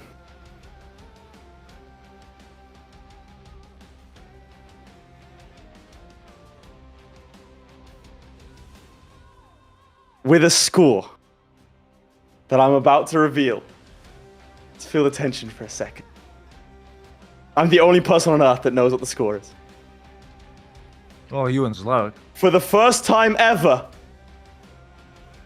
Florry does not do the reverse sweep, but he does take it 2-1, 21-56. Florry is the final ever EU4 champion. There will be no other champions. There will be no one else. There will be no one else but him. He is officially the greatest of all time. Florry Worry confirmed the Hegemon. There will be no more challenges to his rule. And that's There it is. ladies and gentlemen, your final and only EU4 Hegemon, your final and only EU4 champion, the 8 years in a row. Ladies and gentlemen, give it up for the Dutch demon himself, Mr.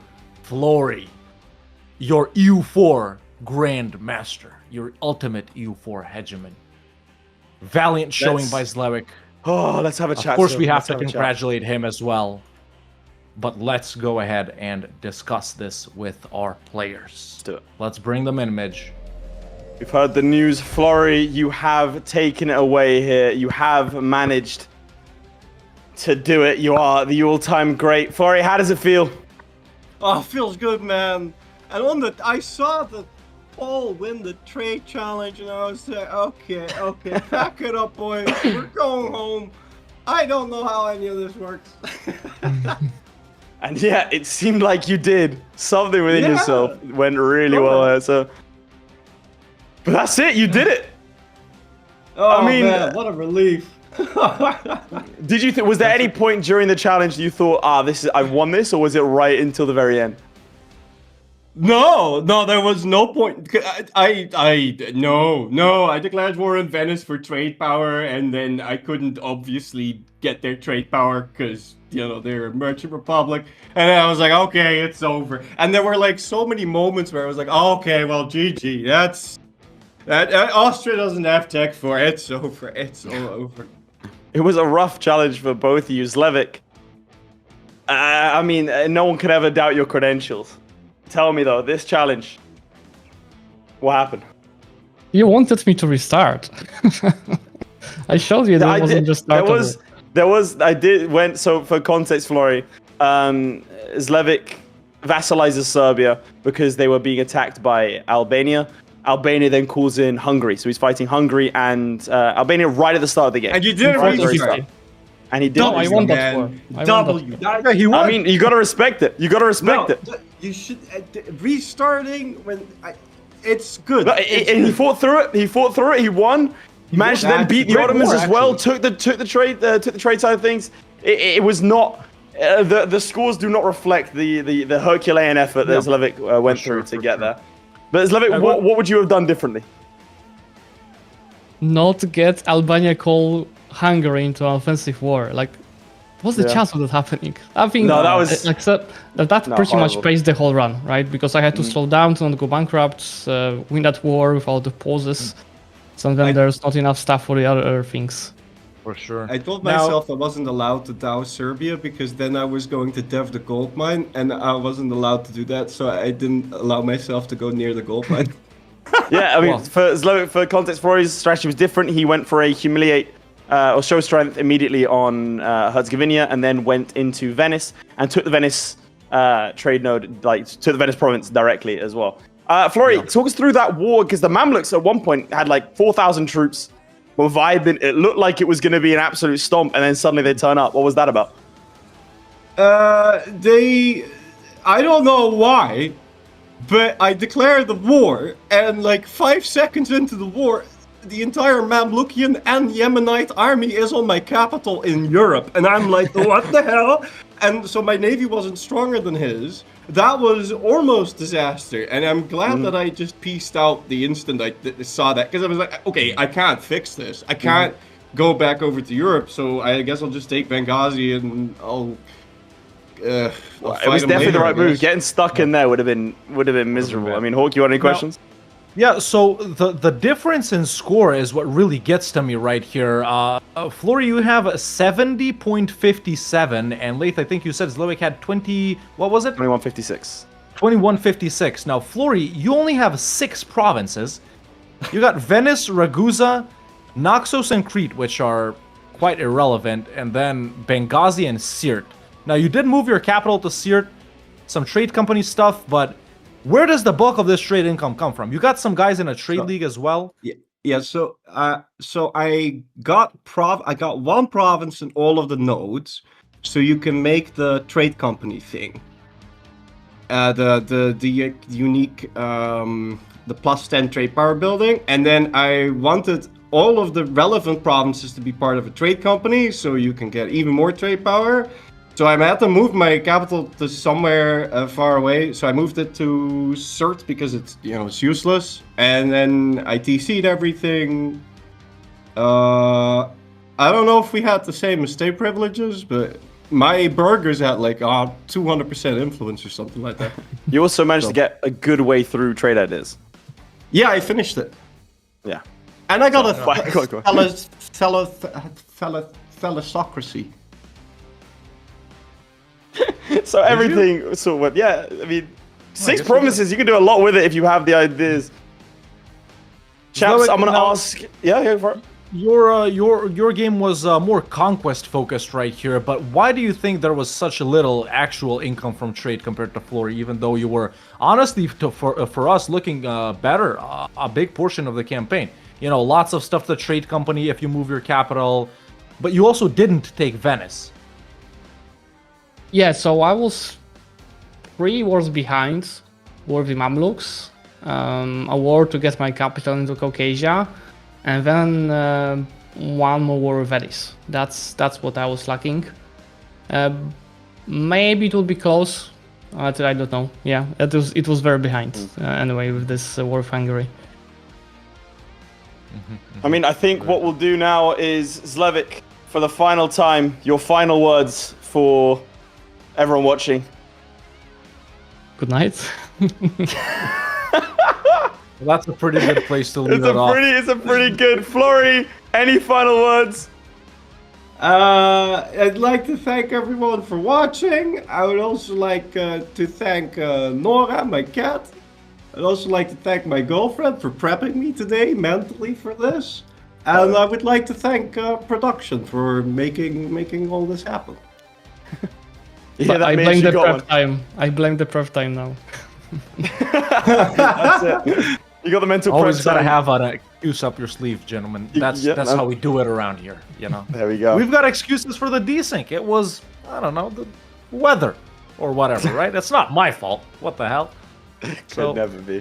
But yeah, gentlemen, that was chaps. our final ever competitive EU4 show. Possibly the final time you two ever face off in a format such as this, in EU4, obviously. I think we'll have plenty more chances in the coming years in different games, or maybe even a little throwback to this one once in a while. We'll see. But I want to thank you all, for participating these past couple of seasons and putting on literally the best shows ever. Yeah, for would us. not out have of been anyone. anywhere close to the same if it weren't for you two.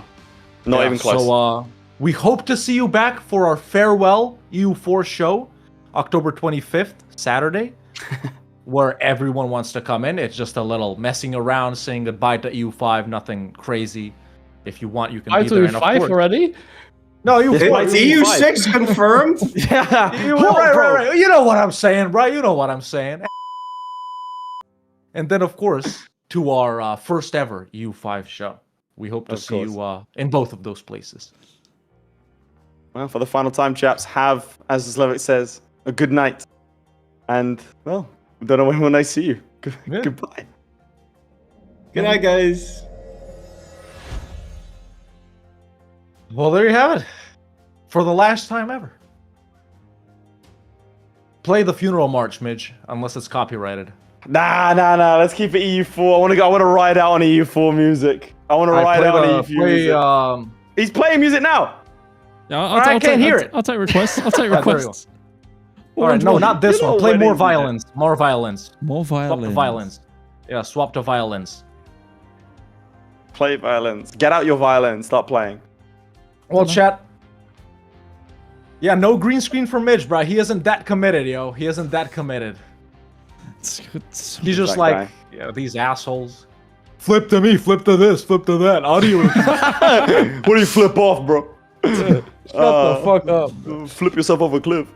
But yeah, chat, I think that's at it. this time we'll take the time to give a massive, massive thank you primarily to Nightbird Skill, aka Sea Mantis, man. Honestly, this season probably wouldn't have happened if it wasn't for him. Yep. Major support coming in from him, and it's you know, it's enabled us to do this season. Obviously, massive thank you to everyone watching, man. Everyone that became a member on YouTube, subscribe to Twitch, you know, subscribe on YouTube, followed on Twitch, liked, commented, said you guys are awesome, you guys suck balls, said I love Florry, said frick Florry, everything that participated in any way, even if it's just one stream during these past 3 seasons of EU4 Hegemon. And of course, a massive thank you to these 2 guys right here next to me for running this show, you know, with all of us together right There you here. go. And of course the players. Yeah, Can't and of course forget the players can't have it giving up without their the players. time. Man, precious dude, time. I'm so not ready to say goodbye. Let's not forget that it's not a full goodbye because we have the final ever E4 after party immediately after this. So make sure you join the Discord if you haven't already. If you're on Twitch, YouTube members will get. Oh, I don't want to get close to the end. YouTube If you're on members. YouTube, stay on YouTube. If you're on Twitch, join Discord. That's what he's trying to say, and we'll do our little after party in there. Obviously, this is the goodbye for EU4 Hegemon. EU4 Hegemon. It's been amazing, guys. We started this, like, to be clear, the way this started was with the death of Speed 5. That same day, Hawk and I said we want to do something like this. I immediately Literally flew out same to day. Sue Hawk, to see Hawk and us to discuss it. We went, we don't know what we're doing. We asked Midge, hey, do you know what you're doing? Midge fortunately knew exactly what he was doing. And that's how we're here. I mean, look at the difference from, like, in our faces from the first season to now. And it was only We're last all- year. Yeah, You but still fight- better you quality. forget It's us been go such an incredible journey. This has been, like, every time it happens, it's always the highlight of my week. I've always been so excited for Wednesday nights, man.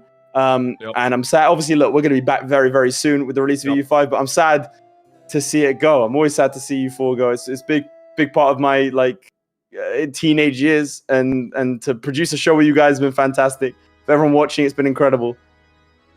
I got nothing more to say, man. Otherwise, things are gonna get too emotional, and then Hawk's gonna mock me. Yeah, Midge? I just wanna thank everyone who's been so kind enough to help us, and like also like people that are willing to spend their time just in chat every week as well. Those of you, we noticed the names on the Discord, the people that have been like doing everything on the Discord, people that have been like genuinely giving us feedback in the after parties as well. Like those producers that are actually doing that and allowing us to, you know, create for you guys. It's an absolute honor that you trust us essentially with your time, with your money, with your eyeballs, and yeah.